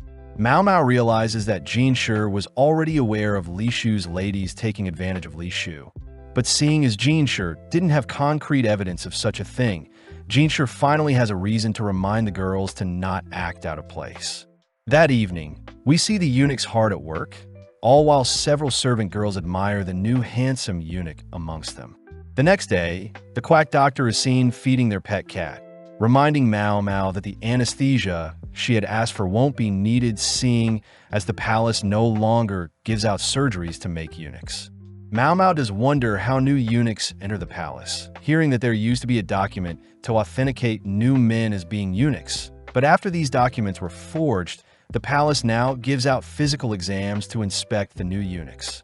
Apparently, 3 officers inspect the new eunuchs to ensure their reproductive organ is gone, and it's an exam all eunuchs have to undergo, including the quack doctor when they exit and return into the rear palace. But this does exclude the emperor and his kin. The quack doctor brings up the new eunuchs that were swarmed by the low-ranking concubines recently in the baths. But elsewhere we see Gao Shun questioning Jinshi on when he'll officially reveal his secret to Mao Mao. Gao Shun reminds Jinshi he'd better bring Mao Mao to their side quickly. But Jinshi fears that Locken will intervene and stop Mao Mao from being tied up in such affairs involving Jinshi. Jinshi states that Grand Commander Locken is a genius that took over his family at such a young age, and is someone the Emperor highly respected, able to do whatever he wants and is untamable. Seeing as Mao Mao is a valuable asset, Jinshi states they'll have to interact with Locken in the foreseeable future, but Jinshi still fears how Mao Mao will react when she learns the truth about him. Getting back to work, Jinshi points out half of his work revolves around the overabundance of Lolan's servants along with their flashy dresses. But suddenly Gao Shun shows off an interesting issue where a court lady is supposedly flirting with the new eunuchs. Gao Shun reminds Jinshi that the new eunuchs are former slaves, motivating Jinshi to double-check the eunuchs just to be safe. But the next day, Jinshi and Gao Shun watch over the eunuchs as they perform their usual task. Jinshi hones in on the handsome one in particular, hearing that the left side of their body is disabled due to abuse, and they have scars all over their body they like to keep concealed. Seeing the handsome eunuch attracting several servant girls, Jinshi chooses to greet the eunuchs personally, promising to assign tailored jobs to each eunuch. But out of nowhere, a large crash can be heard nearby. At the scene of the crime, we see a eunuch has dropped a large piece of ice mint for a high-ranking concubine, and the culprit seems to be Xiaolan, who desperately apologizes, all whilst clinging onto a hairpin. As Xiaolan trembles in fear, she sincerely apologizes, all whilst a crowd begins to form. Immediately, Mao Mao says it was an accident, but the eunuch says an apology won't cut it, especially since ice is quite expensive and the block broken has equal value to a slave. Tying up the broken ice, Mao Mao hears that Lulan herself had requested the ice in order to make some ice treats, horrifying Mao Mao seeing as she has no connections to Lulan. As Mao Mao racks her brain for a solution, she asks if she can take the ice and return in an hour with a replacement, something the eunuch welcomes as he doesn't believe Mao Mao can make up for Xiaolan's mistake. But when Mao Mao prepares to leave, she suddenly notices Jinshi watching everything transpire. Running low on time, both girls head to the medical office, only for the quack doctor to calm the grieving Xiaolan. Apparently, Xiaolan had finally received her first hairpin from a low-ranking concubine she was massaging, but having been too fixated on her future, Xiaolan had bumped into the carriage holding the ice. Mao Mao feels sorry for Xiaolan, seeing as her future may be sealed after this mistake, but seeing as Jinshi has arrived, Mao Mao asks if she can borrow a kitchen and some ingredients. Smirking, Jinshi asks what he'll get in return, annoying Mao Mao as she doesn't have time to mess around, boldly declaring that she has nothing to offer Jinshi. Jinshi reminds Mao Mao she wasn't the one that broke the ice, but Mao Mao reasons that helping a friend in need is something that just makes sense. Plus, Mao Mao cries she won't be able to sleep well and it may affect her working abilities, something Jinshi finds adorable. Jinshi agrees to help, but choosing to lean in close, Jinshi orders Mao Mao to listen to him more intently when he's speaking. Mao Mao is confused by the request, prompting Jinshi to think of another request, making Mao Mao wonder if she should just ask Gyokyu for help. Knowing that concubines shouldn't be involved with other concubines, Mao Mao's hair tie suddenly comes loose, forcing Jinshi to catch it only to return it to Mao Mao, asking why Mao Mao doesn't use a stick to tie up her hair. Mao Mao says she doesn't have fancy accessories, but Jinshi is insulted seeing as he gave her a hairpin during the garden party, asking Mao Mao to wear it in exchange for his help. Jinshi whispers he'll also tell her his secret soon, heading to prepare the ingredients and kitchen Mao Mao had asked for. But as we move forward in time, Mao Mao is seen handling some fruits, sugar, and fresh cow milk. With Xiaolan doubting Mao Mao's skills, the girls get to work whilst the eunuch waits outside, prompting Mao Mao to begin mixing up the sugar into the milk only to smash apart the remaining ice. Mao Mao proceeds to sprinkle salt onto the ice, only to place the milk mixture atop the ice, slowly stirring the mixture as Xiaolan watches the liquid slowly solidify. Finally, the girls dice up the fruits and mix them into the mixture, ultimately creating ice cream, an icy sweet treat. Mao Mao calls for the eunuch to deliver the meal to Lulan, giving both Xiaolan and the eunuch a taste of the ice cream to prove the treat is worthy of a high-ranking concubine's taste. Mao Mao reveals that Jinshi had disclosed Lulan's likes and dislikes, confident that Lulan will at least give the ice cream a taste. But just then Shui appears, having rushed over when she heard Xiaolan was in trouble. Luckily, Shui has lightened up the mood, choosing to run away with the leftovers of the ice cream, teasing Xiaolan only to feed the adorable girl after a while. Elsewhere, we see Gyokyu feel her child beginning to move in her womb. Cutting to the next day, where Mao Mao has brought the cat to play with Lingli, only to watch Lingli approach Gyokyu, both excited to meet their new family member. With everyone adoring the mother and daughter, Mao Mao hears Gyokyu mention how she feels downward kicks in her belly, alerting Mao Mao as she asks to touch to confirm. Getting serious, Mao Mao asks how Lingli's birth was, intrigued to hear the delivery was quite smooth seeing as Lingli was a small baby. And it was ultimately Hongyang herself that helped deliver her, seeing as the court lady assigned to them got sick and most doctors couldn't be trusted. Mao Mao wonders who will be helping with Gyokyu and Li Hua's deliveries, seeing as last time a midwife helped with Li Hua's delivery, fearing that Hongyang won't be enough this time to deliver Gyokyu's child. Mao Mao reveals that Gyokyu may experience a breech delivery, opposite from Lingli's birth as she came out head first, whereas a breech delivery is more painful and it's when the legs of the child come out first. Seeing Gyokyu concerned, Mao Mao offers to do some further tests to double-check, stressing Mao Mao out as she only learned of such things from watching her father. Gyokyu asks if Mao Mao can inspect her, agreeing to undergo any tests if it means they can have a safe delivery. But as we cut to later that evening, Mao Mao is seen washing up after her examination.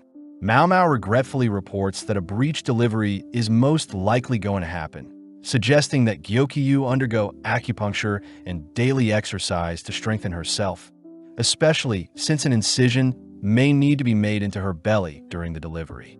Mao Mao fears an ordinary midwife won't be able to deliver the baby, wondering where she can find a doctor that has already been castrated to help with the delivery. But suddenly the perfect candidate comes to mind. Mao Mao tells Gyokyu she has the perfect doctor in mind, reassuring Hongyang that it's not swearing, revealing that the doctor she has in mind is actually a criminal. Hong Yang immediately refuses the person Mao Mao has in mind, but Mao Mao cries that the doctor is the most qualified doctor in their nation. Intriguing Hong Yang as Mao Mao is speaking so highly of a criminal. Gyokyu asks Mao Mao to elaborate, hearing that the doctor was originally a doctor in the rear palace and was responsible for delivering the emperor and his brother, but due to issues with Aduo's delivery, the doctor was exiled. Mao Mao admits that the doctor is actually Luo Min, her adopted father, and the person that taught her all she knows, something that impresses Gyokyu, as she says she'll ask Jinshi to have Luo Min be brought in.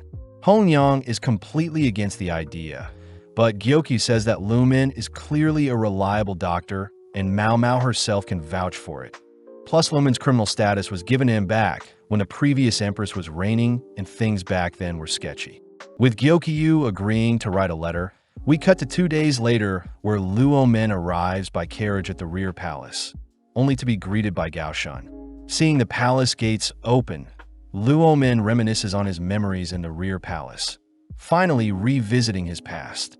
Heading to greet Gyokyu, Luo Min reports he'll be temporarily serving in the rear palace's medical office, handed his walking stick only to be escorted away by Gao Shun. Immediately, the girls wonder if Luo Min is really Mao Mao's father, seeing as he is very calm and normal compared to Mao Mao. But technically, Luo Min is Mao Mao's great uncle.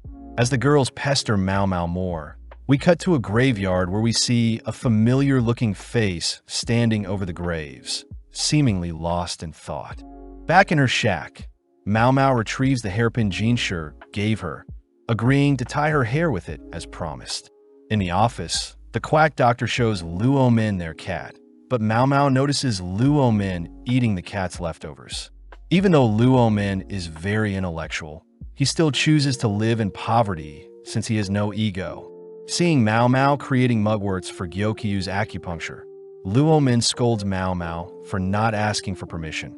But seeing as Luo Min isn't busy today, he says he'll write for the rest of the day. Mao Mao applauds Jinshi for placing Luo Min in the doctor's office, and not just under Gyokyu, seeing as Li Hua herself is also pregnant and could use Luo Min's magic touch to have a healthy delivery.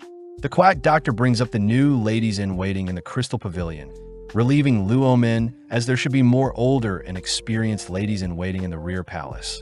But right now, most of them are quite young. Seeing as the emperor will be giving birth to more children, Mao Mao wonders how the issue of inexperience will be breached, but suddenly Luo Min utters he's written up issues that plague the rear palace at the moment. The quack doctor notices the writing to be quite childish, a feature Mao Mao knows Luo Min had purposely added, seeing as it's meant to be read by servants and people not as well educated. Addressing the quack doctor personally, Luo Min asks when the quack doctor if he has papers of a certain size, managing to convince the quack doctor to manufacture more paper for a cheaper price.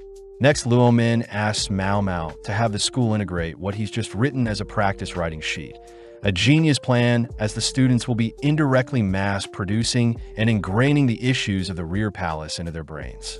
Having created the mugworts she is after, Mao Mao retrieves some alcohol to help with disinfecting the Jade Pavilion, but remembering that Gyokyu gets fatigued often, Mao Mao wonders how she can help. As the cat comes over to claw at Mao Mao's skirt, she's seen retrieving some more material, only to head towards the school. Mao Mao fears asking Jinshi to integrate the new writing exam sheet will cause issues, seeing as she hasn't gotten used to tying her hair with Jinshi's hairpin, having gotten curious looks from the other girls. Instead, choosing to visit the school directly, but upon handing the writing sheet to the teacher, he immediately recognizes the writing to belong to Luo Min. The teacher reveals that everyone used to copy Luo Min's handwriting to pass their civil exam. Unfortunate, seeing as Luo Min could have become a government official, but instead chose to become a doctor and help homeless children. Mao Mao reveals that Luo Min has returned to the rear palace, intriguing the teacher, but the teacher asks why Xiaolan hasn't been attending his classes. Mao Mao says Xiaolan is quite busy searching for a job, but the teacher utters the influx of younger eunuchs have caused the court ladies in the south side to be distracted more often, and this caused some of the eunuchs to be sent north towards the clinic. Mao Mao reasons Shenlu could use the help, But back on topic, the teacher is impressed to hear Luo Min wants to make copies of his concerns regarding the rear palace, revealing that himself and Luo Min would manually create similar pieces in the past and plaster them throughout the palace. Mao Mao is surprised that Luo Min was aware of issues 20 years ago that exist today, these being not to use white lead powder, avoid strong scents, and not to pick random plant from the rear palace. But Mao Mao can't help but shake off an unnerving feeling. Promising to provide blank papers for the writing sheets, Mao Mao sprints off, realizing that Luo Min's warnings in the past must have ultimately revealed dangerous information to those who plan to abuse the harmful substances. Since most of the workforce is replaced every 2 years, and seeing as the concubines would have been replaced as well when the late emperor passed, Mao Mao visits the only person that would have remained around the same time Luo Min was last working. Visiting Xinlu, Mao Mao breaks the ice by giving some concentrated alcohol, only to sit down as Xinlu serves her some tea. Mao Mao acknowledges the skills of the workers in the clinic. Seeing as the ladies have remained for over 20 years, Mao Mao wonders why the clinic ladies haven't been replaced like the workers in concubine. Getting serious, Xinlu reveals that she along with the other clinic ladies were brought in at the age of 10, making Mao Mao realize that the late emperor must have deflowered them at such a young age. And seeing as people are only after pure maidens, the clinic ladies were forced to settle for a job in the rear palace. Mao Mao realizes the festering hatred in the rear palace must be carried by the clinic ladies, reminded of the time when Xinlu had asked Mao Mao to check in on Susu, believing Xinlu had good intentions. But Mao Mao wonders if Xinlu had been discreetly feeding Xin information on how to create an abortion drug through the sick servant girl. This would also explain how Xinlu knew of Li Hua's pregnancy, as Susu could have accidentally told Xinlu, leading Xinlu to warn Xin of things that can cause an abortion, but that warning could have been twisted and used to empower Xin to create the abortion drug. The clinic ladies could also manipulate which items were sold by the visiting merchants. But as Mao Mao's mind spins out of control from all of her speculations, Mao Mao reminds herself she has no evidence. Plus, the clinic is quite a valuable place. Calming herself, Mao Mao notices several books around the clinic, picking up a book in particular about insects that even Xinlu admits is quite new. Flicking through the book, Mao Mao spots the book documenting the moths she had used for the moon party, remembering the Shui herself was capturing and studying them. Mao Mao finds it weird that a servant girl like Shui had access to such expensive paper, plus she could read and write, making Mao Mao suspicious of who Shui is. At that moment, the familiar-looking eunuch enters the room, a person Mao Mao immediately recognizes to be Suire. Suire warned Xinlu to be careful around Mao Mao, seeing as Mao Mao had figured out Xinlu's involvement with the abortion drug, plus Mao Mao prevented Suire's clean getaway from the palace. Mao Mao wonders how she can escape, but Suire threatens to stab Mao Mao if she acts up, reassuring Mao Mao that they can settle things peacefully. Myomoa takes note of Suire's beaten-up arm, wondering if it's due to the resurrection drug she took, but Suire asks if Mao Mao wants to know what her end goal is. When Mao Mao refuses to listen, Suire suddenly drags Shui in, threatening to slay her if Mao Mao doesn't listen, revealing that they'll be leaving the rear palace for a bit. Suire knows Mao Mao will listen to her, especially since Suire will tell Mao Mao how to make the resurrection drug. It's quite well known that there are two beasts in the palace, one in the east that is ruled by military power and one in the west that is ruled by bureaucracy. These beasts, of course, being the military official Locken from the east and Shursho, the political heavyweight from the west. Locken asks to have tea with the emperor's younger brother, inviting Shursho as it's been a while since they've gotten to speak to the emperor's younger brother. As the three men change locations to the center courtyard, the three men enjoy a beverage in silver cups, all whilst Jinshur has Basin communicate for him. Locken gets down to business, reporting his findings regarding the recent assassination, choosing to pull out the schematics for a FIFA only to ask if Shursho knows anything about it. Shursho has no idea what a FIFA is, but Locken reveals that he had disassembled the FIFA and sketched out its build, uttering that the weapon had been developed in the West and uses a flint instead of a fuse. Shursho is surprised to hear the newly designed FIFAs are more efficient for warfare. But Locken glares at Shursho, uttering that it's strange that random assailants were able to get a hold of such valuable weapons. With the mood tense, Shursho says it's Locken's job to find out, but Locken admits that the people they captured are no longer able to speak, having interrogated them too violently. Locken takes the chance to ask if Shursho has any leads, but sadly Shursho knows nothing. Moving on, Locken chooses to show off a game of Go he had with his wife, breaking the tension. Seeing Locken going on about his brilliant Go game with his wife, Shursho chooses to excuse himself, but Locken says he'll make sure to send Shursho more details on the Go game he had. Before Shursho leaves, Locken asks Locken to stay for some of their finest red grape juice, but when the juice is poured in a glass cup, the grape juice is shown to be a green color. As both Shursho and Locken exchange glares, Shursho finally departs, all whilst Locken says some grapes when squeezed produce a green liquid. Basin wonders why Locken offered a red drink when the grape juice is clearly green, but as Jinshur heads back, he finally removes his disguise, revealed to be Lady Aduo instead of Jinshur. Aduo was impressed to hear that Mao Mao is Locken's daughter, weirded out by how Locken and Shursho were acting, but at the same time we see Mao Mao knelt down in a strange place, having been reported missing. Following Jinshur, he's seen asking Gyokyu why Mao Mao is missing, but Gyokyu says she has no idea, believing Jinshur was borrowing Mao Mao. Jinshur asks Hongyang when Mao Mao was last seen, hearing that Mao Mao was visiting the doctor's office to prepare the mugworts. But after she visited the teacher, Mao Mao had apparently vanished with no traces. Jinshur says Mao Mao is aware of the punishments for leaving her post, especially when serving a high-ranking concubine like Gyokyu, but suddenly the gang begin to wonder if Mao Mao's past had finally caught up to her. Gyokyu knows Mao Mao can easily be attacked if surrounded by multiple people, but Gaoshan says Mao Mao would have at least left something behind for them, annoying Jinshur as they must find Mao Mao quick. Heading over to the doctor's office, Jinshur immediately heads to speak with Luo Min, asking if Luo Min can recall the exact talking points before Mao Mao went missing.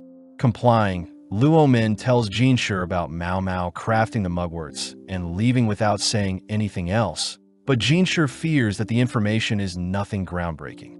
Thinking for a bit, Jinshur wonders where the cat is, surprising the quack doctor as he admits the cat was clinging to Mao Mao before she left.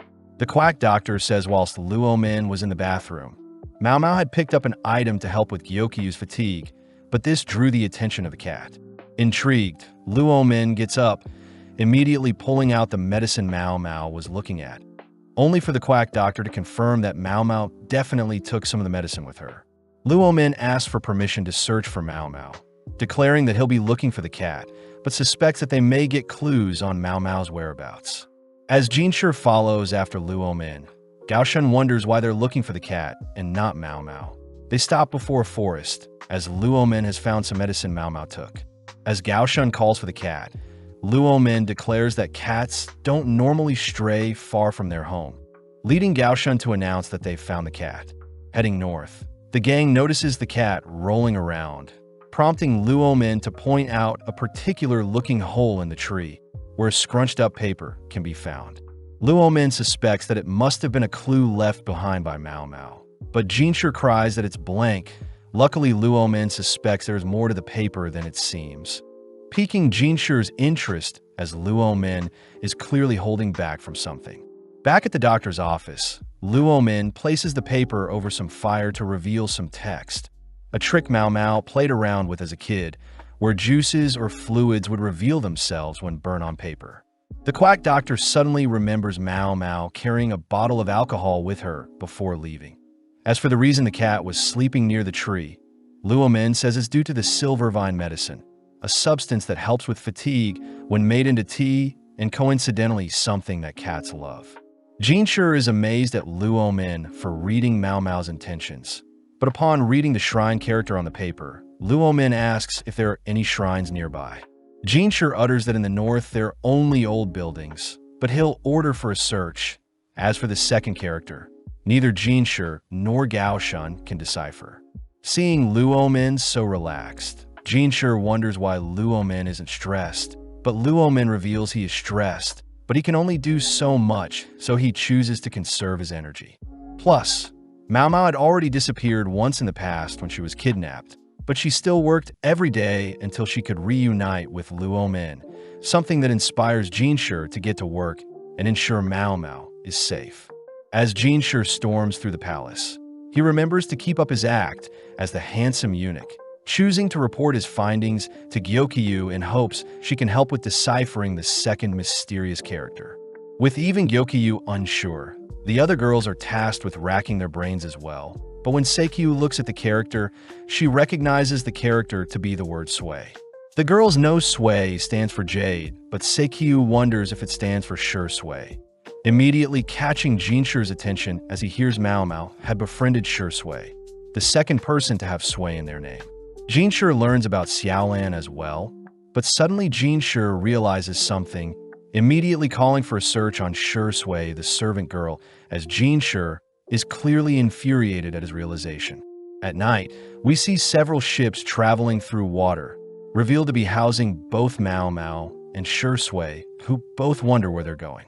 With Sui standing guard and observing the girls, Mao Mao utters that she had to follow Sui as she couldn't risk Sure Sui getting attacked. But more importantly, Mao Mao was surprised to have been led to a secret passage. Mao Mao recognized the passage to be near where she and Sure Sui first met. But while Shinlu and Sui were distracted, Mao Mao had quickly written up her note and stuffed it into a nearby tree along with some silver vine. Passing through a strange tunnel, Sui says Mao Mao and Sure Sui are to pretend they were sold off, and from there they were picked up by carriage and departed from a port. Mao Mao is only allowed to keep Jinshi's hair tie, but seeing as there is nothing they can do at the moment, both girls agree to rest and prepare for what is to come.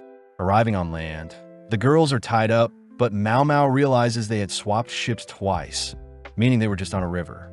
Escorted by Sui and some guards, Mao Mao believed they were heading north, but the surrounding forest is quite humid. As Mao Mao scans the surrounding areas for clues, she suddenly notices Sui shriek, turning to see a snake nearby, but Mao Mao notices something strange about Sure Sui. Picking up the snake, Mao Mao tosses the snake in front of Sui, frightening her enough for her to fall back. But Sure Sui quickly removes the snake, leaning down only to reassure Sui that it's fine. Fearing that Sui's irregular breathing may cause harm, Mao Mao assists with calming Sui down, but once things have calmed down, Mao Mao calls out Sui for being quite close to Sure Sui. Sui tries denying it, but Mao Mao calls out Sure Sui for having a lot of noble tendencies while still housing her servant attitude. Sui points out how Mao Mao herself can read and write as well, even though she is a servant. But Mao Mao deduces that Sure Sui must have been the one to lead the cat into the palace through the secret passage, having never anticipated to have run into Mao Mao when they first met. Laughing out loud, Sure Sui admits they've been caught, revealing that Sui, her sister, is quite afraid of snakes. Mao Mao realizes that Sure Sui and Sui have similar names, but it was never an issue since other servants couldn't read. Mao Mao is happy that the mystery of the cat appearing has been solved.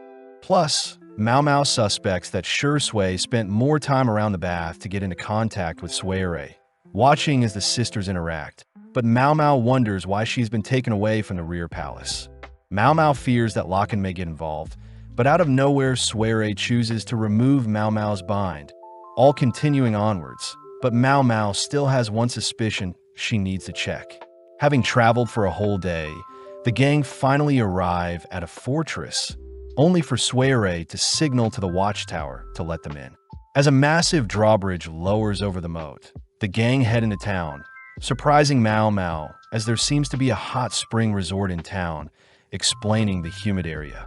Off in the distance, Mao Mao notices a foreigner, wondering if they could be one of the envoys that visited, but before Mao Mao can speculate, she bumps into a little boy, Kyu. Before Mao Mao can tussle with the boy, Sure Sui scolds Kyu for bumping into Mao Mao, but Kyu is impressed by Sui's looks, even calling Sure Sui Big Sis and mentioning a maid of sorts. Mao Mao hears Kyu bring up a festival tomorrow, exciting Sure Sui as they all head towards the town's inn. But as the girls check in, Mao Mao spots a familiar-looking man. seeing as he resembled a guard the envoys had brought with them. Suere reveals that she had a lot of work to do after her resurrection, something that only piques Mao Mao's interest more.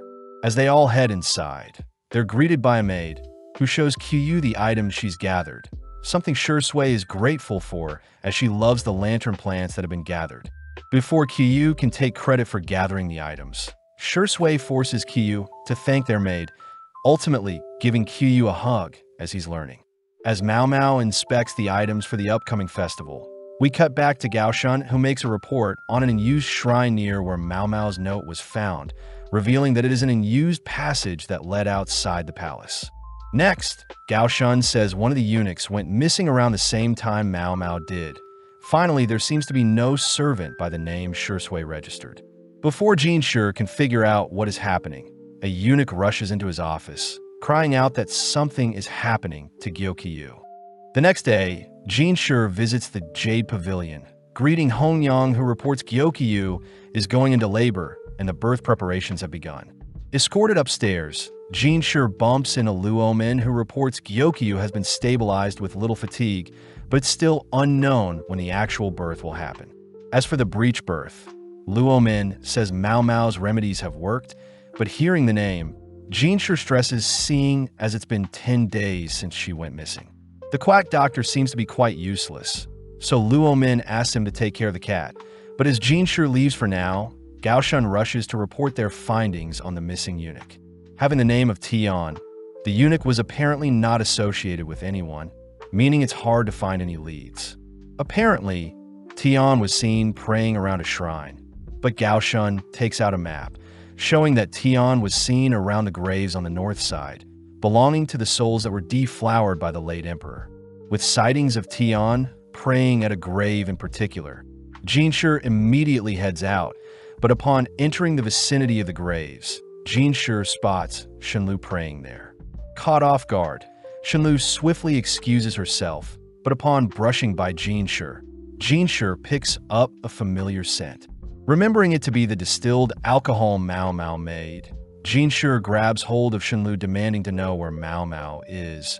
But having let his true face slip, Jinshi calms himself only to ask if Shenlu knows where Mao Mao is. Seeing Jinshi up and close, Shenlu is reminded of the late emperor, attempting to pull away, but Jinshi refuses to let go. Shenlu cries that she is reminded of the first time she ever met the late emperor, having been given a sweet and greeted warmly by the late emperor. Shenlu says after she grew up, the late emperor never visited her, beginning to cry as she wonders why Jinshi is pretending to be a eunuch. As Shenlu flees, she is captured by Gaoshan and other eunuchs, but seeing Jinshi frozen in place and unable to issue an order, Shenlu quickly drinks a poison. Collapsing to the ground, the eunuchs swiftly works to have Shenlu throw up, quickly dragging her away as Gaoshan wakes Jinshi up from his shock.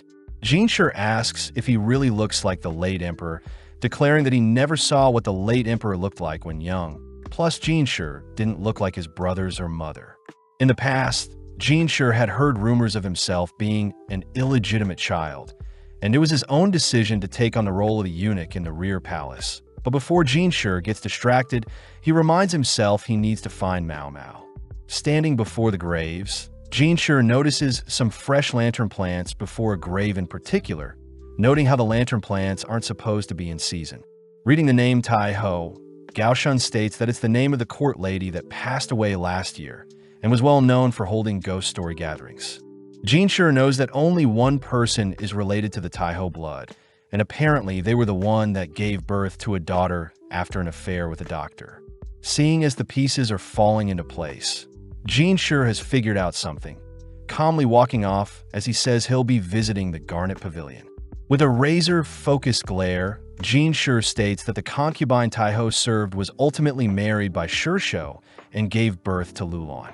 As for the daughter of Tai Ho and the doctor, there are no records for where they disappeared to, as they had left the rear palace. Jinshi suspects that Lulan may know where Tai Ho's child and the doctor went, declaring he'll do everything he can, only to greet Lulan. Jinshi apologizes for the sudden visit, But Lulan, whilst covering her face, has one of her ladies reassure Jinshi it's fine. Jinshi can't help but notice Lulan's ladies all wearing matching outfits and makeup, all resembling foxes. Before Jinshi can ask a question, he locks onto a marking above Lulan's eyes, immediately rushing to have a closer look at Lulan. Apprehending Lulan, Jinshi says Lulan is meant to have 7 ladies in waiting, demanding to know why there are only 6 present. Jinshi says he had been keeping track of everyone's names and faces, and since Lulan and her ladies changed outfits every day, he had to remember their eyes, lips, and more importantly, moles. Seeing as Rinpu is in front of him, Jinshi says he knows Lulan had intentionally hired huge amounts of servants and recruited similar-looking women that look like her to disguise themselves. Before anyone can stop him, Jinshi orders Rinpu to reveal where Lulan has gone, but as Rinpu bawls her eyes out, Surin, another lady in waiting, cries that Rinpu doesn't know anything. With Jinshi trying to calm himself, we see all of Lulan's slaves gathered and being questioned, only for Surin herself to admit that Lulan won't be returning to the rear palace, something Jinshi says has never been done before. Seeing as their interrogation isn't going anywhere, Jinshi says Lulan has committed a huge crime, wondering what Shursho was thinking to have handed his daughter over to the emperor only for her to flee. Seeing as they're at a standstill, Jinshi wonders what other clues can lead them to Mao Mao. But at the same time, we see that Lakan has uncovered Mao Mao's disappearance, immediately rushing to search for her only for a massive explosion to occur. The next day, Basin regretfully informs Jinshi that Lakan has found out about Mao Mao's disappearance. Plus, Shursho himself has seemingly disappeared. Jinshi fears it probably isn't a coincidence, and Shursho will be charged alongside Lulan. As for Shinlu, she seems to be okay, but hasn't awoken yet. Basin reports that Shinlu had connections to Taiho, but Jinshi is surprised the other clinic ladies didn't know of Shinlu's plans, suspecting that they all still shared the same resentment caused by the late emperor. Jinshi knows he has to find Lulan, wondering who will be searching for Shursho in the process. But just then someone knocks at their door. Entering the room, Lahan greets Jinshi. Someone Jinshi knows is the adopted son of Lakan himself. Lahan shows off a scroll, an item Jinshi recognizes to be the receipt journal for the National Treasury. Lahan says his father had asked him to look into the origins of the FIFAs, but when Lahan looked into the captured men who attacked Jinshi, he wound up digging up the receipts before Jinshi, asking Jinshi to reread over the prices of food. Jinshi notices the price for grain has gone up over the years, strange since there has been no droughts nor plagues. Lahan also points out that the cost of iron has increased nationwide, believing the government is building some sort of massive structure somewhere.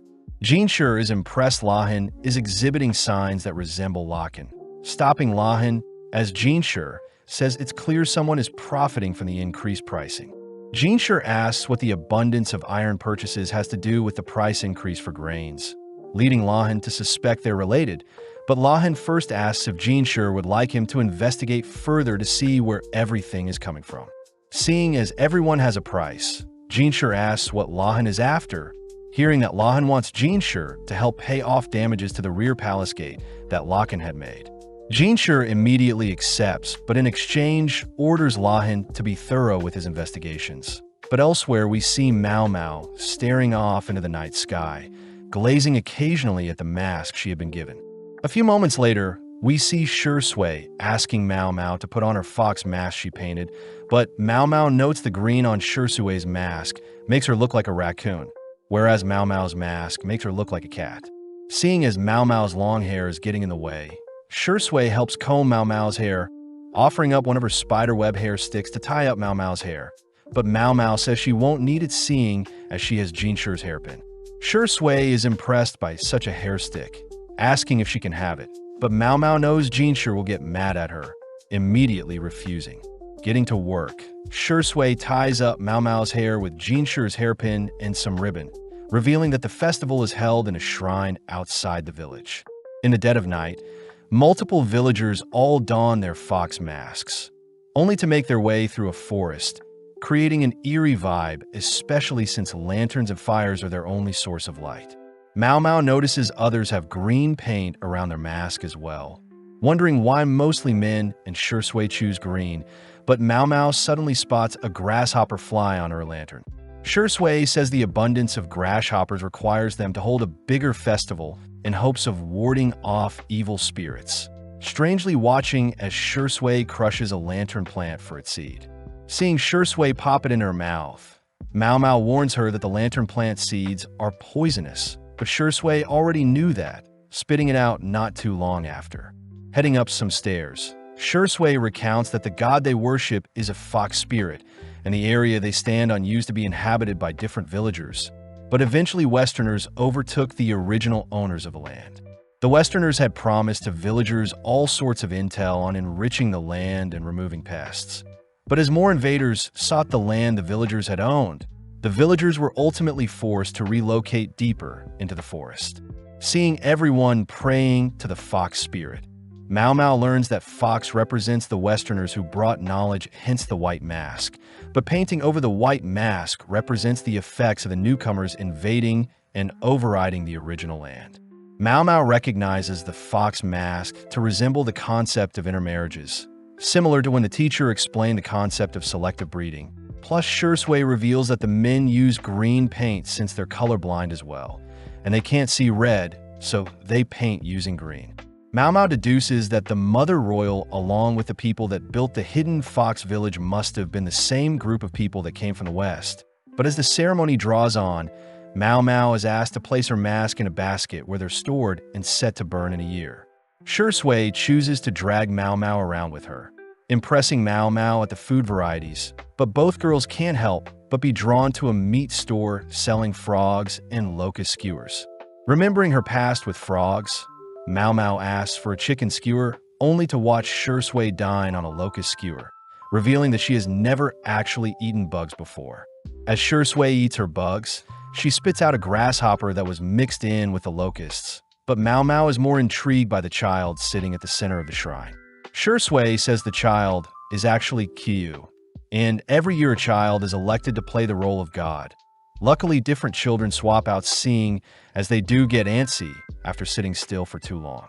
As the girls head to wait for Kyu, they run into other children that are disappointed to have received some poor-looking wheat, all wondering why the elder only gives them wheat from their fields. Luckily, Mao Mao offers up the wheat she had been carrying around, exciting the kids as they run off, but right on cue Kyu appears having finished his duties for the night. Shui praises Kyu for a job well done, but Kyu wishes his mother could have seen him, intriguing Mao Mao as Kyu's mother isn't living with him. To wrap up the night, the villagers gather near a lake to watch the burning of the previous year's masks. But Kyu asks what the girls wish for seeing, as everyone gets one wish when painting their mask, and it's said to come true when the masks are burnt.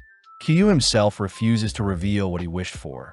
But just then, everyone turns their attention to the group of villagers carrying a torch towards the river, making Kyu jealous as he wanted to be the child to carry the torch. With the torch being passed onto a villager with a bow, the lone archer fires a single fiery arrow towards the masks, setting the mast-filled structure ablaze. As several masks burn up completely, we see that most masks actually sink to the bottom of the lake, a spectacle that reminds Shui of insects as they normally leave their children behind to survive the harsh winters. Returning home, the girls are greeted by Sui, who had been waiting for them, gladly serving up some dinner only to notice Mao Mao glaring at her. Mao Mao demands to learn about the resurrection potion Sui had promised, but is still confused by Sui and Shui's dynamic, especially since Mao Mao has been given a lot of freedom even though she is meant to be a hostage. With Shui asking Sui to keep up her end of the promise, Mao Mao immediately asks if thornapple and blowfish were used for the potion. Plus, Mao Mao wonders how Sui felt going in and out of consciousness. Sui is a little weirded out, but says thornapple wasn't used in the potion, as foreign recipes make use of thornapple to keep their patients in a near-death state and are used to enslave them.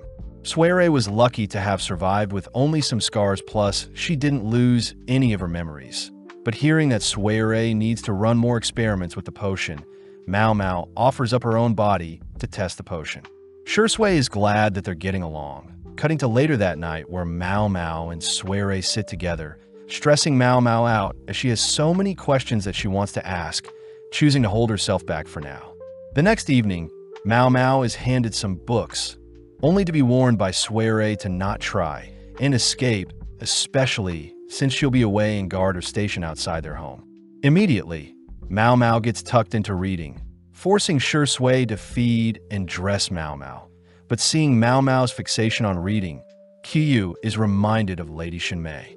As Qiyu heads off to do the dishes, Shui heads to retrieve Mao Mao's headpin, reminding Mao Mao to take better care of such a valuable-looking hairpin. Shui chooses to add her own hairpin to ensure Mao Mao's hair is tied correctly.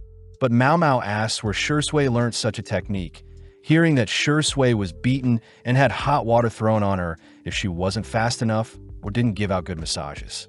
Mao Mao wonders what master would punish a student so badly, but using a calm smile, Shui says it was actually her mother, refusing to elaborate further as she asks Mao Mao to not act up as Shui herself needs to head somewhere as well. With 6 hours of reading passing by instantly, Mao Mao decides to get some fresh air, immediately stunned by the gorgeous view of the village and fields beyond its walls. Mao Mao wonders if the shack outside the village is where they store the wheat, wondering what the reason for the town's poor harvest could have been along with that strange patch of unharvested wheat next to the shack. But out of nowhere, Qiyu returns, asking to know where Shui went. Mao Mao is annoyed at how loud Qiyu is, but Mao Mao asks what that shack outside town is, hearing that it's the elder's old storehouse and it's not in use, seeing as a new one had to be built to keep the rats out. Mao Mao suddenly realizes something, asking if they could visit the storehouses, and seeing as Qiyu is more than glad to show Mao Mao around town, he unveils the secret passage he uses to get away from his studies. Easily making it outside the village with Qiyu's help, Mao Mao begins inspecting the nearby crops, making Qiyu ask if the unharvested patch of crops is due to a lack of nutrients. Mao Mao corrects Qiyu, suspecting that the light from the nearby storehouse must be messing up the growth of the unharvested patch of crops. Mao Mao also reasons that the infestation of rats has to do with Suere, suspecting that Suere had been capturing them for her experiments with perfecting the resurrection drug. Qiyu chooses to show off his lockpicking skills and unlock the old storehouse, allowing Mao Mao to confirm her suspicions as she uncovers a room filled with various medicines and caged rats. Surprisingly, Qiyu asks why there are metal tubes in the room as well, something that catches Mao Mao's attention as she rushes to pull back a strange-looking curtain, horrified to discover some fifas. Mao Mao wonders what a workshop to design fifas is doing in the storehouse. But as the duo hear a voice, Mao Mao and Qiyu rush to hide, only for Lady Shinmei herself to enter the room. Shinmei finds it suspicious that the storehouse was unlocked, but as Lady Isla herself enters the room as well, Shinmei says she must have been imagining things. With Mao Mao relieved to have not been found, Shinmei suddenly borrows a sword, instantly cutting down the room's curtains only to reveal Mao Mao's hiding spot, demanding to know why filthy rats have snuck into her space.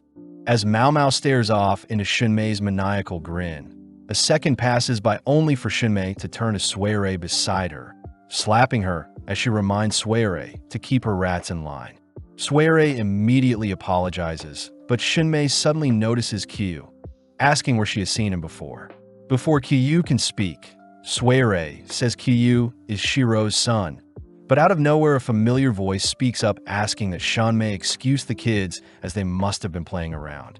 With Lulan asking her mother Shinmei to leave Mao Mao and Qiyu alone, Mao Mao uses the chance to inspect Lulan a little closer, confirming one of her suspicions. Shinmei says she isn't done, declaring that Mao Mao still needs to be punished and that Mao Mao will be tied up and lashed 100 times. But before Suere can ask Shinmei to calm down, Shinmei once again smacks Suere, asking her to be quiet. Mao Mao recognizes Shinmei to be a very dangerous person, fearing that Shinmei plans to accidentally execute her, but luckily Lulan speaks up, revealing that Mao Mao is actually an apothecary that can be of use to Shinmei. Shinmei doubts that Mao Mao is qualified, but Lulan makes up that Mao Mao is actually 30 years old and that her various experiments have slowed down her aging, something that intrigues Shinmei. Lulan continues by declaring that Mao Mao is capable of making immortality potions, plus Shunmei can get rid of Mao Mao whenever she wants, referencing a man that Shunmei made disappear prior.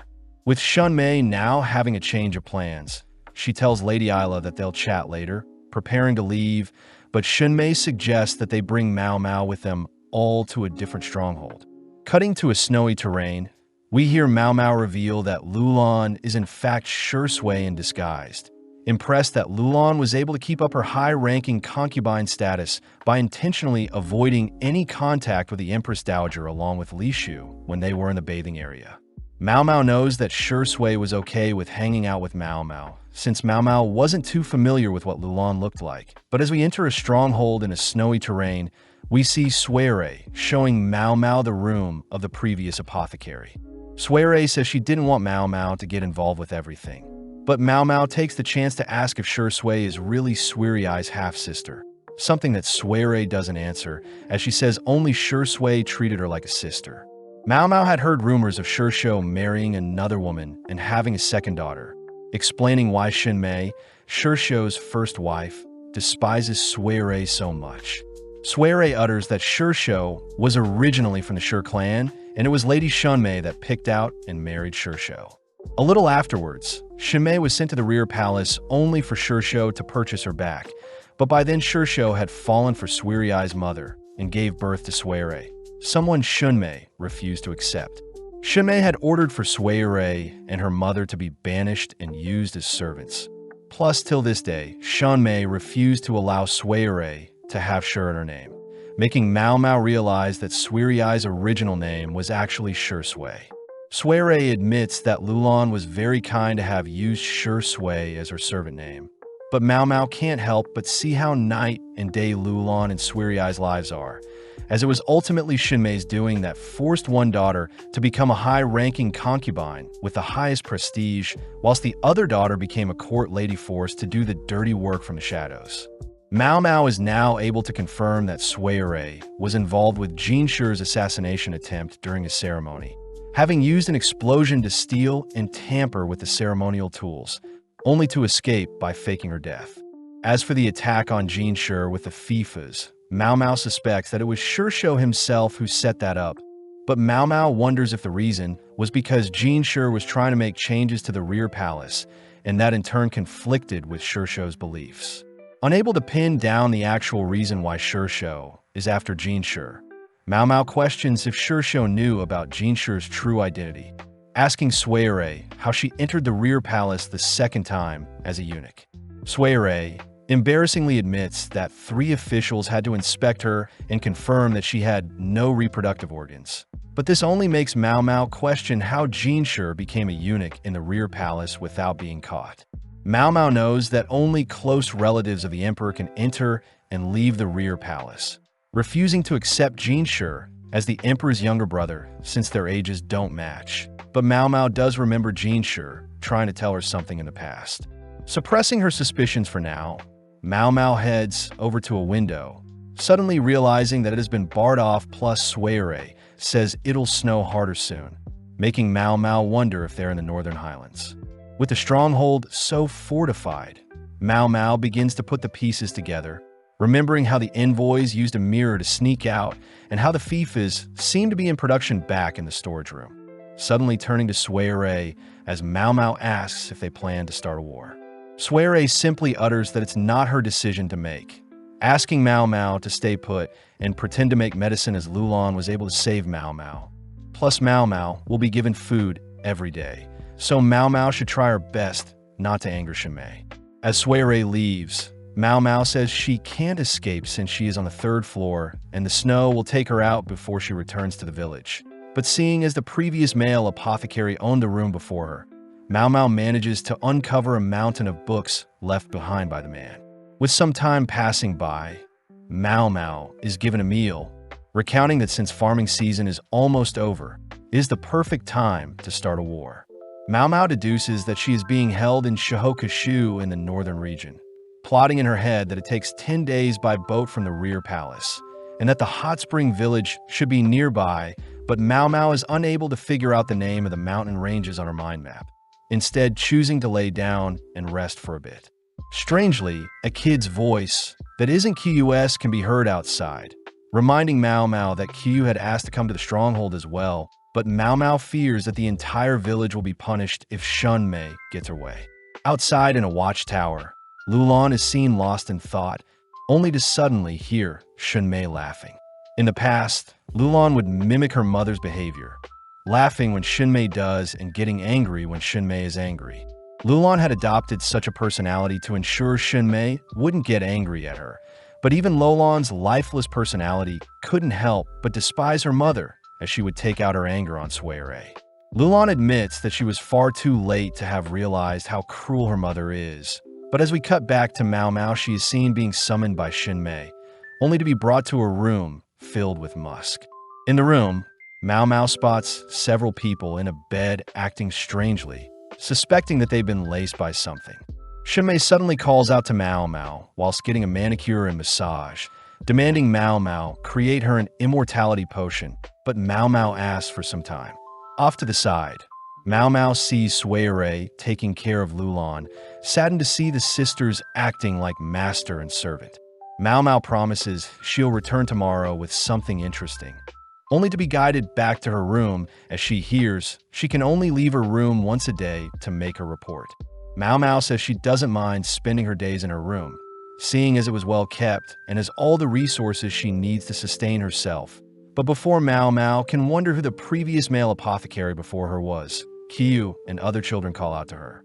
Mao Mao chooses to greet Kyu formally, but is horrified to hear that Kyu's mother was apparently amongst the people acting strangely on the bed, and it seems Kyu was kept in the village to stop him from seeing what was in the room. Mao Mao does have an alternative theory for what Kyu's mother was doing in the room, but as Mao Mao leaves, Kyu tries saying something, cutting himself off before he can finish only to run off. Back in the rear palace, we see Lahan making his report to Jinshi, revealing that the once abandoned stronghold in the north belonging to Shursho is expanding. Seeing as nothing of the sort was reported to them, Jinshi suspects Shursho is rebelling, and this is unforgivable since Shursho was the closest advisor to the Empress Dowager. Lahan continues by adding that the stronghold's preparations are quite far along, but out of nowhere Lahan storms into the room, demanding to know what Lahan is doing. Lahan warns Lahan to be wary around Jinshi, accusing Jinshi of being both female and male, but Jinshi understands Lahan is simply annoyed at Jinshi's cowardice. Jinshi wonders what took Lahan so long to show up, but Jinshi can only blame himself for allowing the enemy to kidnap Mao Mao, and Lahan is now asking Jinshi why a man with Jinshi's power is still sitting idly by and doing paperwork. Jinshi allows Lahan to vent his frustrations, but Lahan simply asks why Jinshi is still sitting still when he knows everything already, showing Jinshi that Lahan knows about his secret. Jinshi admits he lacks confidence in himself, but Lahan continues to pile on his insults. As he says Jinshi, hiding away from his responsibilities and living out his life as a pretend eunuch won't get him anywhere and is a waste of life. Jinshi is clearly unable to respond, but luckily Luomin appears, apologizing for Lahan, but Lahan is frozen in sight, seeing as his uncle is here. Luomin slowly approaches Lahan, apologizing for being a pathetic eunuch himself, but Lahan says the insults weren't targeted at him. Luomin says people had to carry him here, seeing as his body is so frail, reminding Lahan that he tends to lash out when stressed, but before Lahan can apologize, Luomin asks Lahan to ask for what he wants in a more tame manner. Now calm and locked in, Lahan chooses to stand before Jinshi, diligently bowing before him as he humbly asks Jinshi to rally together an army to face off against Shursho the traitor. Jinshi is taken aback by Lahan's apologetic manner, but Lahan takes the chance to present a scroll to Jinshi, bowing as well, as he says the production of illegal FIFAs has been happening for several years now, and is the final piece showing that a rebellion is on the horizon. With Luomin pleading with Jinshi as well, Jinshi says that the Forbidden Army will need to be mobilized to fight off the rebellion, and seeing as the army belongs to the Emperor itself, Jinshi says Lahan won't be allowed to command the army. Lahan asks Jinshi once more how long he plans to hide away as a eunuch, demanding that Jinshi finally succeed in his role as the Moon Prince. With that final remark, Jinshi admits this day was bound to come, triumphantly stating that he himself will command the Forbidden Army to fight. Back in the fortress, we see Lulan heading to check on Mao Mao, all whilst Mao Mao begins making some medicine. Mao Mao learnt that the previous apothecary was able to create the resurrection potion in the process of making the immortality potion, but Shinmei had apparently asked for a potion to make her 10 years younger with each sip. Mao Mao knows that such a potion is impossible, but her pride prevents her from giving up, something Lulan overhears, so she chooses not to disturb Mao Mao. With days passing, Mao Mao presents her findings to Shinmei only to work diligently in her room for the remainder of the time, but several days fly by in an instant. Mao Mao occasionally hears Kyu and several other kids playing around the halls outside her room, but interestingly enough, Mao Mao is able to sniff out a familiar smell, wondering if fifas are being produced on the floor below her. At that moment, Mao Mao receives a letter from a stranger, opening it only to see that there's a piece of wire attached to a note telling her to flee whilst the guards are distracted. Funnily enough, it's revealed to be Kyu, and it seems he had failed to draw away the guards. With Suirei appearing, she demands to know what Kyu and Mao Mao were doing, but Kyu simply says he was playing around, but Suirei takes note of the piece of paper barely hanging out of Mao Mao's shirt.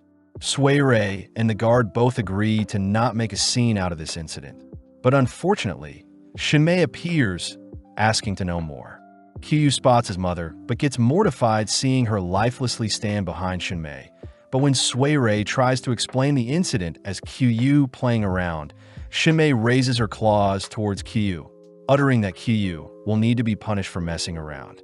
Suirei reminds Shinmei that Kyu is still only a kid, but when Kyu looks to his mother for help, she once again doesn't respond. Shinmei begins asking who is at fault for such a ruckus, threatening to punish the culprit by putting them in a water chamber, pissing Mao Mao off as it seems Shinmei gets excited seeing others suffer. Mao Mao reasons she should just let Kyu or the guard be punished, but unable to bear Shinmei's personality, Mao Mao calls out Shinmei for being despicable. Instantly, Shinmei smacks Mao Mao, but Mao Mao simply continues by crying that she had asked Kyu to help her escape the stronghold, personally accepting all the blame. Shinmei declares that Mao Mao is of no use to them, ordering for Mao Mao to be put in the water chamber, but Suirei says they'll need to look for another apothecary to replace her. Shinmei reminds Suirei to only speak when asked to, following up by breaking her fan over Suirei's head, only to strangely lick up the blood from Suirei's new wound. Shinmei spits out the blood, uttering that Suirei's existence taints her bloodline, but Mao Mao can only feel bad for how Suirei is being treated. Lulan speaks up, asking to use the Taibon, something that makes Shinmei excited, but Mao Mao wonders where she heard such a thing before. At that moment, Suirei begins to act strange, weirdly grasping onto herself as she begins to breathe heavily. Shinmei orders for the guard to first take Mao Mao underground, creepily heading into a darkened room solely lit up by a single torch, but before the guard leaves, he places a box onto the ground, apologizing as he flees the scene. Locked inside and seeing the box before her, Mao Mao remembers what a Taibon is, recounting that a Taibon is a capital punishment created by a mad king that involves trapping someone in a pit alongside some dangerous-looking creatures. As various snakes, bugs, and spiders emerge from the box, Mao Mao smirks, retrieving her 2 head pins, but with some time passing, the guard returns, freaked out when he sees some smoke coming out from Mao Mao's room. Opening the door, the guard sees Mao Mao leisurely dining on some skewered snake, learning that Mao Mao was able to slay the creatures in the box by creating some insect repellent ash with some medicine she had on her. The guard reveals that Suirei and Kyu had asked him to check in on Mao Mao, even handed a jade pendant that Kyu wanted Mao Mao to have, plus the guard himself says he is done working in the stronghold. The guard also mentions how there was a smoke signal not too long ago, signaling that a rival force is making their way towards a stronghold, and seeing as the entire stronghold is in a frenzy, the guard utters he is using the chance to sneak away. Mao Mao is instructed to avoid the staircase on the other side of the floor since they're making gunpowder in the basement, But Mao Mao gets intrigued, rushing towards the basement against the advice of the guard. Following the scent of gunpowder, Mao Mao manages to sneak into the room filled with gunpowder, horrified since the gunpowder is quite close to a fire source. Mao Mao knows that the smoke being created is poisonous, but to make things worse, Lulan suddenly appears, ordering the workers to flee. To convince the men, Lulan hands the men a bag filled with silver coins, and before the men can change their minds, Lulan tosses her torch into the nearby gunpowder, setting the room ablaze. Outside, we see the guard take note of the room filled with smoke, cutting back to Mao Mao, who seems to be barely alive, managing to make it outside only to spot Lulan gasping for air. Lulan is shocked to see Mao Mao here. Relieved Mao Mao was able to survive the typhoon, especially since Mao Mao isn't afraid of bugs, something Mao Mao can only thank Lulan for setting up. With another explosion ringing out from the gunpowder room, Mao Mao cries for Lulan to flee with her, but Lulan pulls away, declaring that she still has things she must do. As Lulan heads up some stairs, Mao Mao chooses to follow her, but Lulan reminds Mao Mao that it's the perfect chance for Mao Mao to escape. Mao Mao wonders if Shan Mei cares for Lulan, but Lulan says her mother doesn't even remember her face, revealing that she was forced to put on makeup and be Shin Mei's doll from a very young age. Flashing back, Lulan had tried to hang out with Suirei in the past, but out of nowhere Shan Mei had smacked Lulan, believing she was a servant since she didn't have any makeup on. Lulan says she wants to be on good terms with Suirei, especially since Shan Mei was always horrible to both Suirei and her mother, and it was ultimately Shin Mei's doing that caused Suirei's mother to pass away. Lulan feels despair remembering how Shan Mei flipped out when Shursho showed off Suirei's mother as his new wife. But suddenly Mao Mao realizes something about Suirei. Lulan reveals that the court lady that gave birth to the emperor's daughter and had passed away a year prior was actually Suirei's grandmother, meaning Taiho is actually Suirei's grandmother. Apparently, when the doctor left with the daughter ended up growing up and marrying Shursho, ultimately giving birth to Suirei, who technically has imperial blood passed down from the late emperor. As the girls head through the stronghold, Mao Mao is reminded of the time when they were almost suffocated because of the ghost Taiho, but Mao Mao says it couldn't have been her since ghosts aren't real. Lulan reveals that Shan Mei had married Shursho to get revenge, taking advantage of the fact that Shursho was a Westerner that originated from the same lineage as the Mother Royal, explaining why Lulan was wearing a green mask since she can't see red as well. As the girls stop in front of a door, Lulan says Shan Mei had always wanted Lulan to become the new Mother Royal, but Mao Mao is conflicted, wondering if she should refer to Lulan as Shursui. Remembering all the time she spent together with Shursui, Mao Mao calls out to Shursui, surprisingly exciting Shursui as she tears up a bit. Getting serious, Mao Mao asks if Shursui had taken the abortion medicine that was circulating around in the rear palace. Seeing Shursui refuse to answer, Mao Mao follows up by asking if the ghost story Shursui told regarding the cricket wife eating her husband was about Shursui herself. Mao Mao says that Shursui is supposedly the cricket locked in a cage. In this case, the cage is the rear palace, and Shursui will eventually devour the father cricket, this being the emperor. With all the pieces coming together, Mao Mao begins to ask about the poisonous lantern seed Shursui had tasted before the festival, but Shursui stops her, instead opening the room in front of her. Immediately, Mao Mao spots Q passed out on the floor, rushing to his side only to be horrified seeing as he is not breathing. Seeing the other kids knocked out as well, Mao Mao demands to know if Shursui had forced them to drink poison, but Shursui can only calmly walk over to the sleeping children, uttering that it was a medicine they drank. Before Mao Mao can attack Shursui, Mao Mao holds herself back, hearing Shursui declare that every single person, including the children in the stronghold, would be slain if the emperor captured them. So Shursui decided to give them a more comforting goodbye. Apparently, Shursui had gathered the kids and read them a picture book, apologizing to them since their mothers were under the control of Shinmei. So Shursui fed them their medicine before they could reunite with their parents. Interestingly enough, Qiyu came late since he was trying to rescue Mao Mao. But when it was Qiyu's turn to drink the medicine, he drank it even though he had an inkling of what was to come. As silence fills the room, Mao Mao glares at Shui, demanding to know why Shui has brought her to this room and shown her something so tragic. Shui apologizes for getting Mao Mao involved in everything, especially since Shui says Shunmei wasn't always this psychotic, but Shui disagrees since the moment she was born Shunmei was always cruel to her. Shui says Shunmei is mean to everyone, and Shui can't do anything to stop her because he seeks her forgiveness, something akin to an insect devouring their husband after giving birth, but Shui says insects do that to protect their newborn child, whereas Shunmei devoured Shui for her own benefit. Shui states she doesn't want to be like her mother, hence why she willingly placed the poisonous lantern plant seed in her mouth, a known abortion medicine. Mao Mao says Shui not liking her mother must be what's driving her, but suddenly Shui reveals that she did some digging into Mao Mao's history, impressed that Lachen is Mao Mao's biological father, but Mao Mao says she doesn't have any parents, and Luo Min is the only person Mao Mao accepts as her father figure. Shui says Mao Mao is similar to Suirei, since Suirei isn't related to Shui in any way, but Shui suspects Shui was plotting something by marrying Suirei's mother, and now Shui has control of someone with imperial blood. With a single glance, Mao Mao knows Shui is hiding something, wondering if Shui is hiding a deeper connection with Suirei than she is letting on.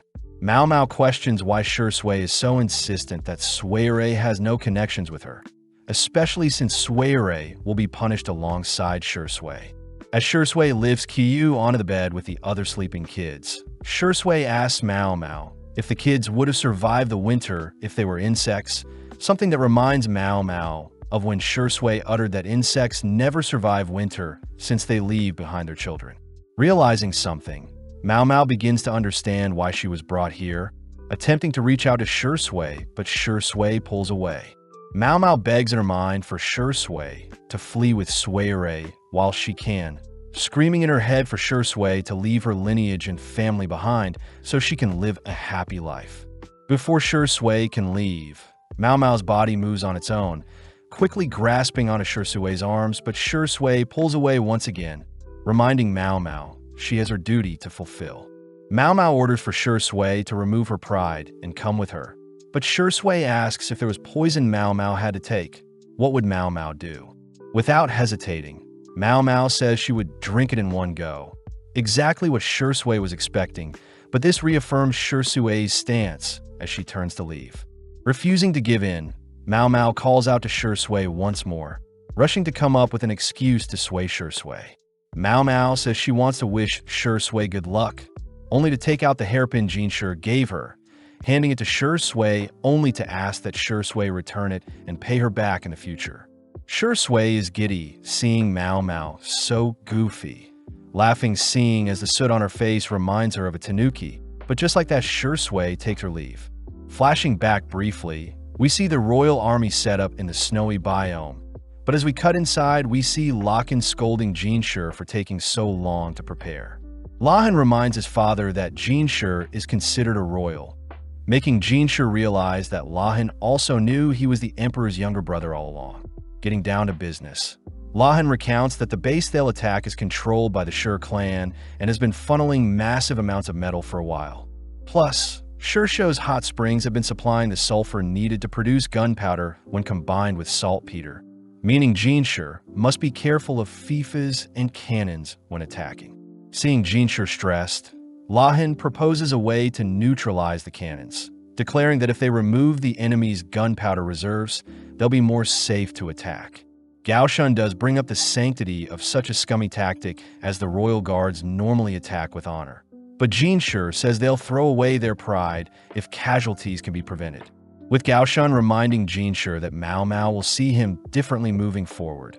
Lachen heads outside, receiving a report that the snow will subside by nightfall, and they're free to start soon. As Lachen orders for the fire lancers to be ready, we cut over to Shui's, who is unable to sleep, completely weirded out, seeing Shunmei unfazed by the threat of attackers raiding them. In the room next to Shui's, Shunmei had intentionally gathered various wives and given the men to have fun with, something Shunmei seems to enjoy watching fondly.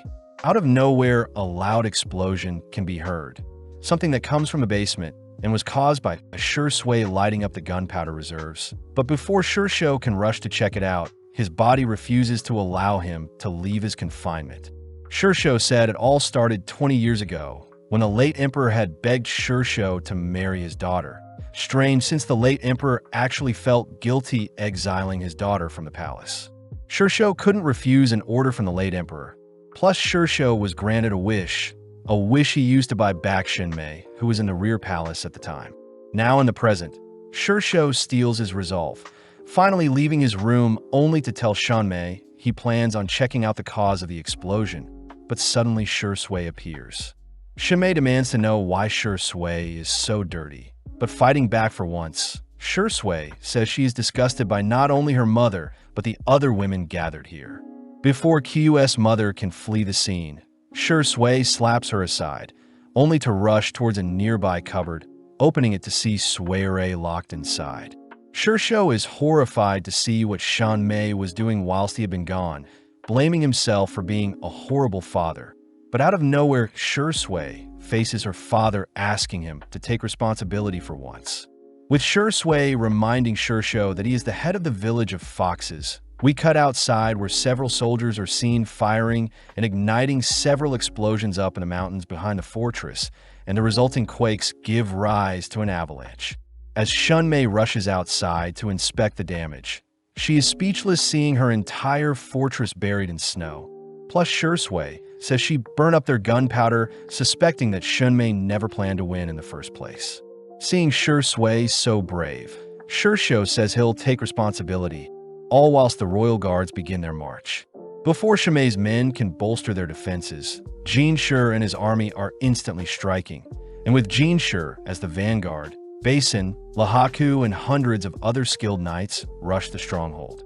With many of Shinmei's men falling, Jinshi gives an order to capture those who don't want to fight, and seeing as most of Shinmei's men are still inside attempting to cease the flames from the explosion, Jinshi says they must capitalize.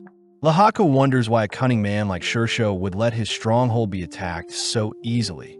Plus, Lahaku is more stunned to learn that Jinshi was their commander, a once eunuch but is now the leader of the imperial army.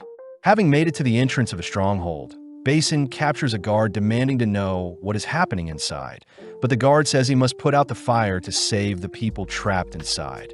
Before Jinshi can rush inside, Lahaku says the smoke from the explosion will naturally draw out the people inside, but Jinshi says he can't stand idly by since there may be people trapped inside. To convince Lahaku otherwise, Jinshi mentions that Mao Mao is also amongst the people inside the fortress, and seeing as no one wants to upset Lakin, they continue onwards into the fortress all whilst Mao Mao watches from above, shocked to see Jinshi. Mao Mao reassures the sleeping children that everything will be fine, and seeing as Mao Mao may get confused as an enemy, she prays that the people storming the fortress will recognize her. At that moment, Jinshi himself breaks open the door to the room, only to lock eyes with Mao Mao. As Jinshi walks towards Mao Mao, she is speechless, wondering if Jinshi is here to save her. Jinshi cries that Mao Mao is bleeding, but Mao Mao says it's nothing, taking in the moment as she admits she misses chatting with Jinshi. Before Jinshi can inspect the wound on Mao Mao's face, an imperial soldier addresses Jinshi as the crown prince. But Jinshi reveals that since Gyokyu gave birth to a baby boy, Jinshi is no longer considered the crown prince. Mao Mao finally is forced to accept that Jinshi is the emperor's younger brother. Wondering how Jinshi the eunuch, who was supposed to be 25, is now the 19-year-old brother of the emperor. But as Jinshi leaves to explore the remainder of the fortress, Lahaku is tasked with assisting Mao Mao. Lahaku is shocked to hear Mao Mao is Lakin's daughter, uttering that Lakin hurt himself while searching for Mao Mao, but Mao Mao is more impressed that the avalanche and raid was perfectly timed. Lahaku wonders who is sleeping in the beds, saddened to hear that they're kids that have been put to sleep with poison, but it's a better fate than being executed once captured. Mao Mao wonders if the kids can be buried next to their mothers, but Lahaku can't promise such a thing, as he orders for others to help him bury the bodies nearby secretly. Mao Mao says Lahaku may get punished for such a thing, but Lahaku jokes that Lakin could easily help Mao Mao sweep something under the rug. With Mao Mao glaring at Lahaku, he proceeds with carrying the corpses of the children away, only to sound a whistle to indicate he's fulfilled an order. As Lahaku leaves, he asks Mao Mao to follow him, and seeing as Shui had entrusted Mao Mao with the lives of the children, Mao Mao declares she'll simply do the best she can. Following Jinshi, he confirms that Lahaku had successfully helped Mao Mao escape, and as the squad moves to enter one of the rooms, a FIFA can be heard deterring them. Before the guards can fire twice, Jinshi charges in and disarms the guards, only for Jinshi to demand to know where Shursho is. The guards cry that they have been deceived and know nothing, but Basin gets angry, raising his blade to one of the guards' necks. At that moment, Shursho appears from one of the rooms holding a FIFA, something that puts people on edge. Jinshi declares that Shursho has been ordered by the Emperor to be arrested, but Shursho already knew that, preparing to fire at Jinshi. One of Jinshi's men cry that Shursho is bluffing since there is no lit match on the FIFA, but Jinshi detects something off about the FIFA, swiftly tackling his men out of the way, but the deflected projectile hits one of the guards. Shursho points out how ironic it is for the guard to be struck by a weapon they use to hunt down animals. But Jinshi is more horrified to see how advanced the FIFA has become, something that makes Shursho admit to the attempted assassination on Jinshi during their hunt. Shursho utters that he only wanted a little more time, weirding Jinshi out as he notices something strange about the way Shursho is acting. But as Shursho drops his FIFA, Jinshi's men rush to impale Shursho. Closing his eyes, Shursho still remembers how beautiful Shunmei looked in the past. But in the present, all he can do is take responsibility and laugh maniacally. Jinshi is disgusted at how fake Shursho is acting, still confused as to why Shursho, a trusted acquaintance of the Emperor, would willingly betray everyone. With nothing left in the room, Jinshi and his men continue throughout the stronghold, running into several adults who point Jinshi into Shunmei's room, declaring that Lulan and Shunmei are inside. With Jinshi asking his men to scope out the perimeter, he alone enters into one of the side doors, immediately uncovering a secret passage in the room. When Jinshi goes to inspect it further, Lulan suddenly holds him at gunpoint, nonchalantly asking if Jinshi could follow her. Although hesitant, Jinshi listens to Lulan, surprising even Lulan as she knows Jinshi could easily overpower her. Within a few minutes, Lulan escorts Jinshi into a room where Suirei and Shunmei are waiting. But Jinshi immediately notes how bruised Suirei is, having believed Suirei to be a more bold and masculine person. Lulan says she has brought Jinshi to Shunmei, calling out how Shunmei always hated Jinshi since he looked like the late Emperor plus Jinshi, if far more pretty than Shunmei herself. Lulan continues to lay into Shunmei, revealing that Shunmei was thrown to the side by Shursho after some time. But when Shunmei yells for Lulan to stop, Lulan decides to switch things up, suddenly putting away her FIFA.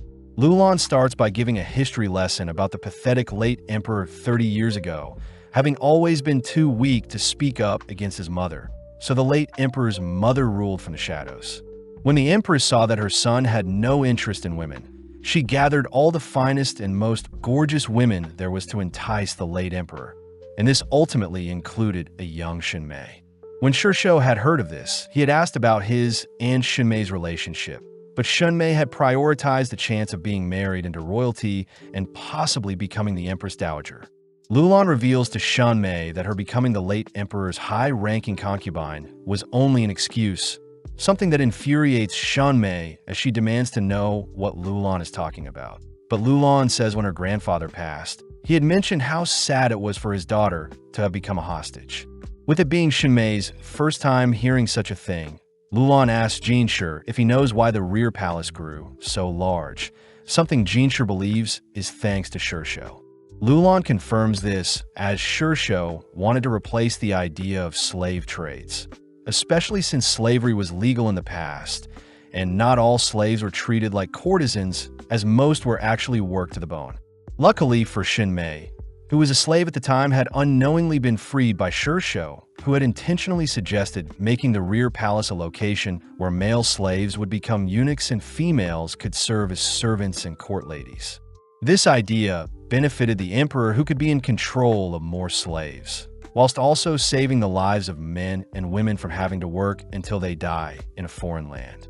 Lulan reiterates that Shursho worked very hard to reunite with Shinmei, asking why Shinmei didn't escape with him in the past.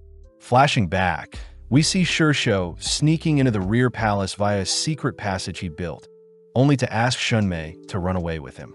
Shursho professed his love to belong only to Shinmei, something that hit Shinmei hard, but before Shinmei could accept Shursho's offer, memories of being mocked by other ladies for being inferior, older, and of lower status clouded her judgment.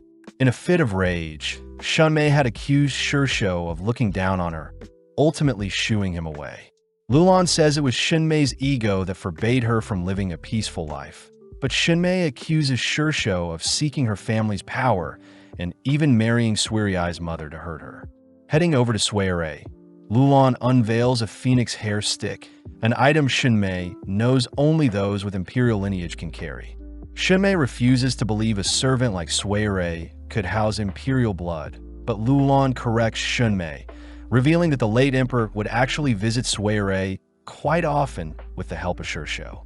Lulan reiterates that it was the late emperor who asked Shursho to take care of his daughter, and when Shursho had fulfilled the late emperor's wish, the late emperor willingly gave back Shinmei to Shursho, having not needed to hold Shinmei as a hostage any longer.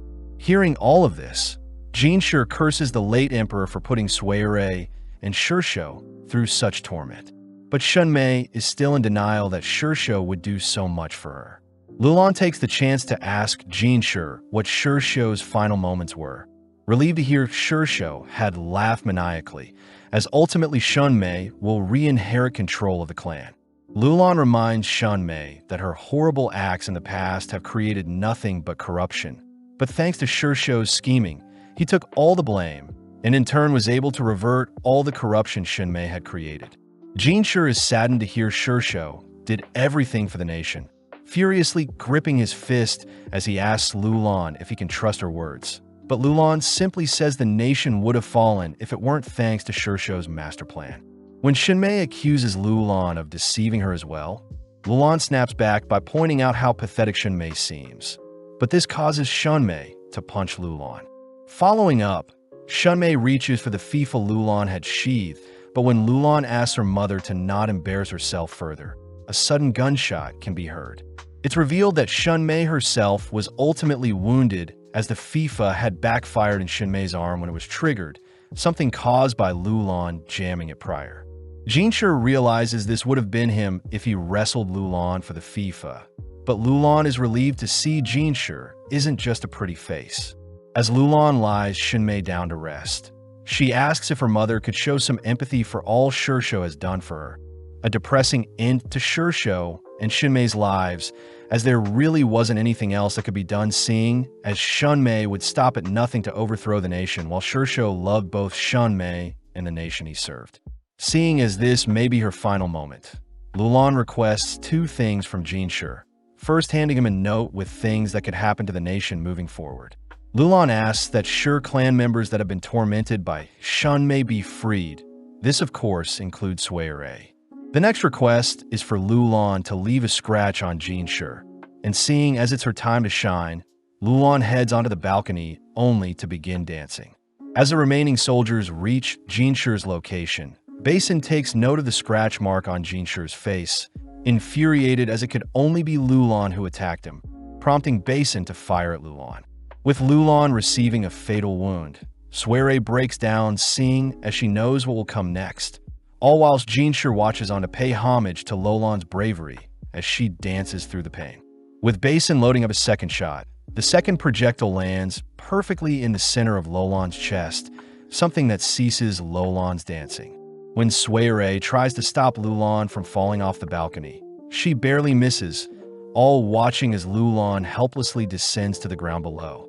In the aftermath, we see Jinshi being patched up, only for Gaoshan to report that Mao Mao is fine. Although Jinshi hasn't slept much, he asks to see Mao Mao, but upon entering her tent, Jinshi sees Mao Mao resting alongside the bodies of several deceased children. Jinshi says Basin was beaten up for firing without an order, but Jinshi didn't stop him as it was what Lulan wanted, plus the situation could have been worse if Locken was present. With Jinshi asking to be alone with Mao Mao for a bit, he chooses to kneel down beside Mao Mao, blaming himself for the reason why she was caught up in everything. But before he can inspect the wounds Mao Mao received, Mao Mao suddenly awakens, asking what Jinshi is doing here.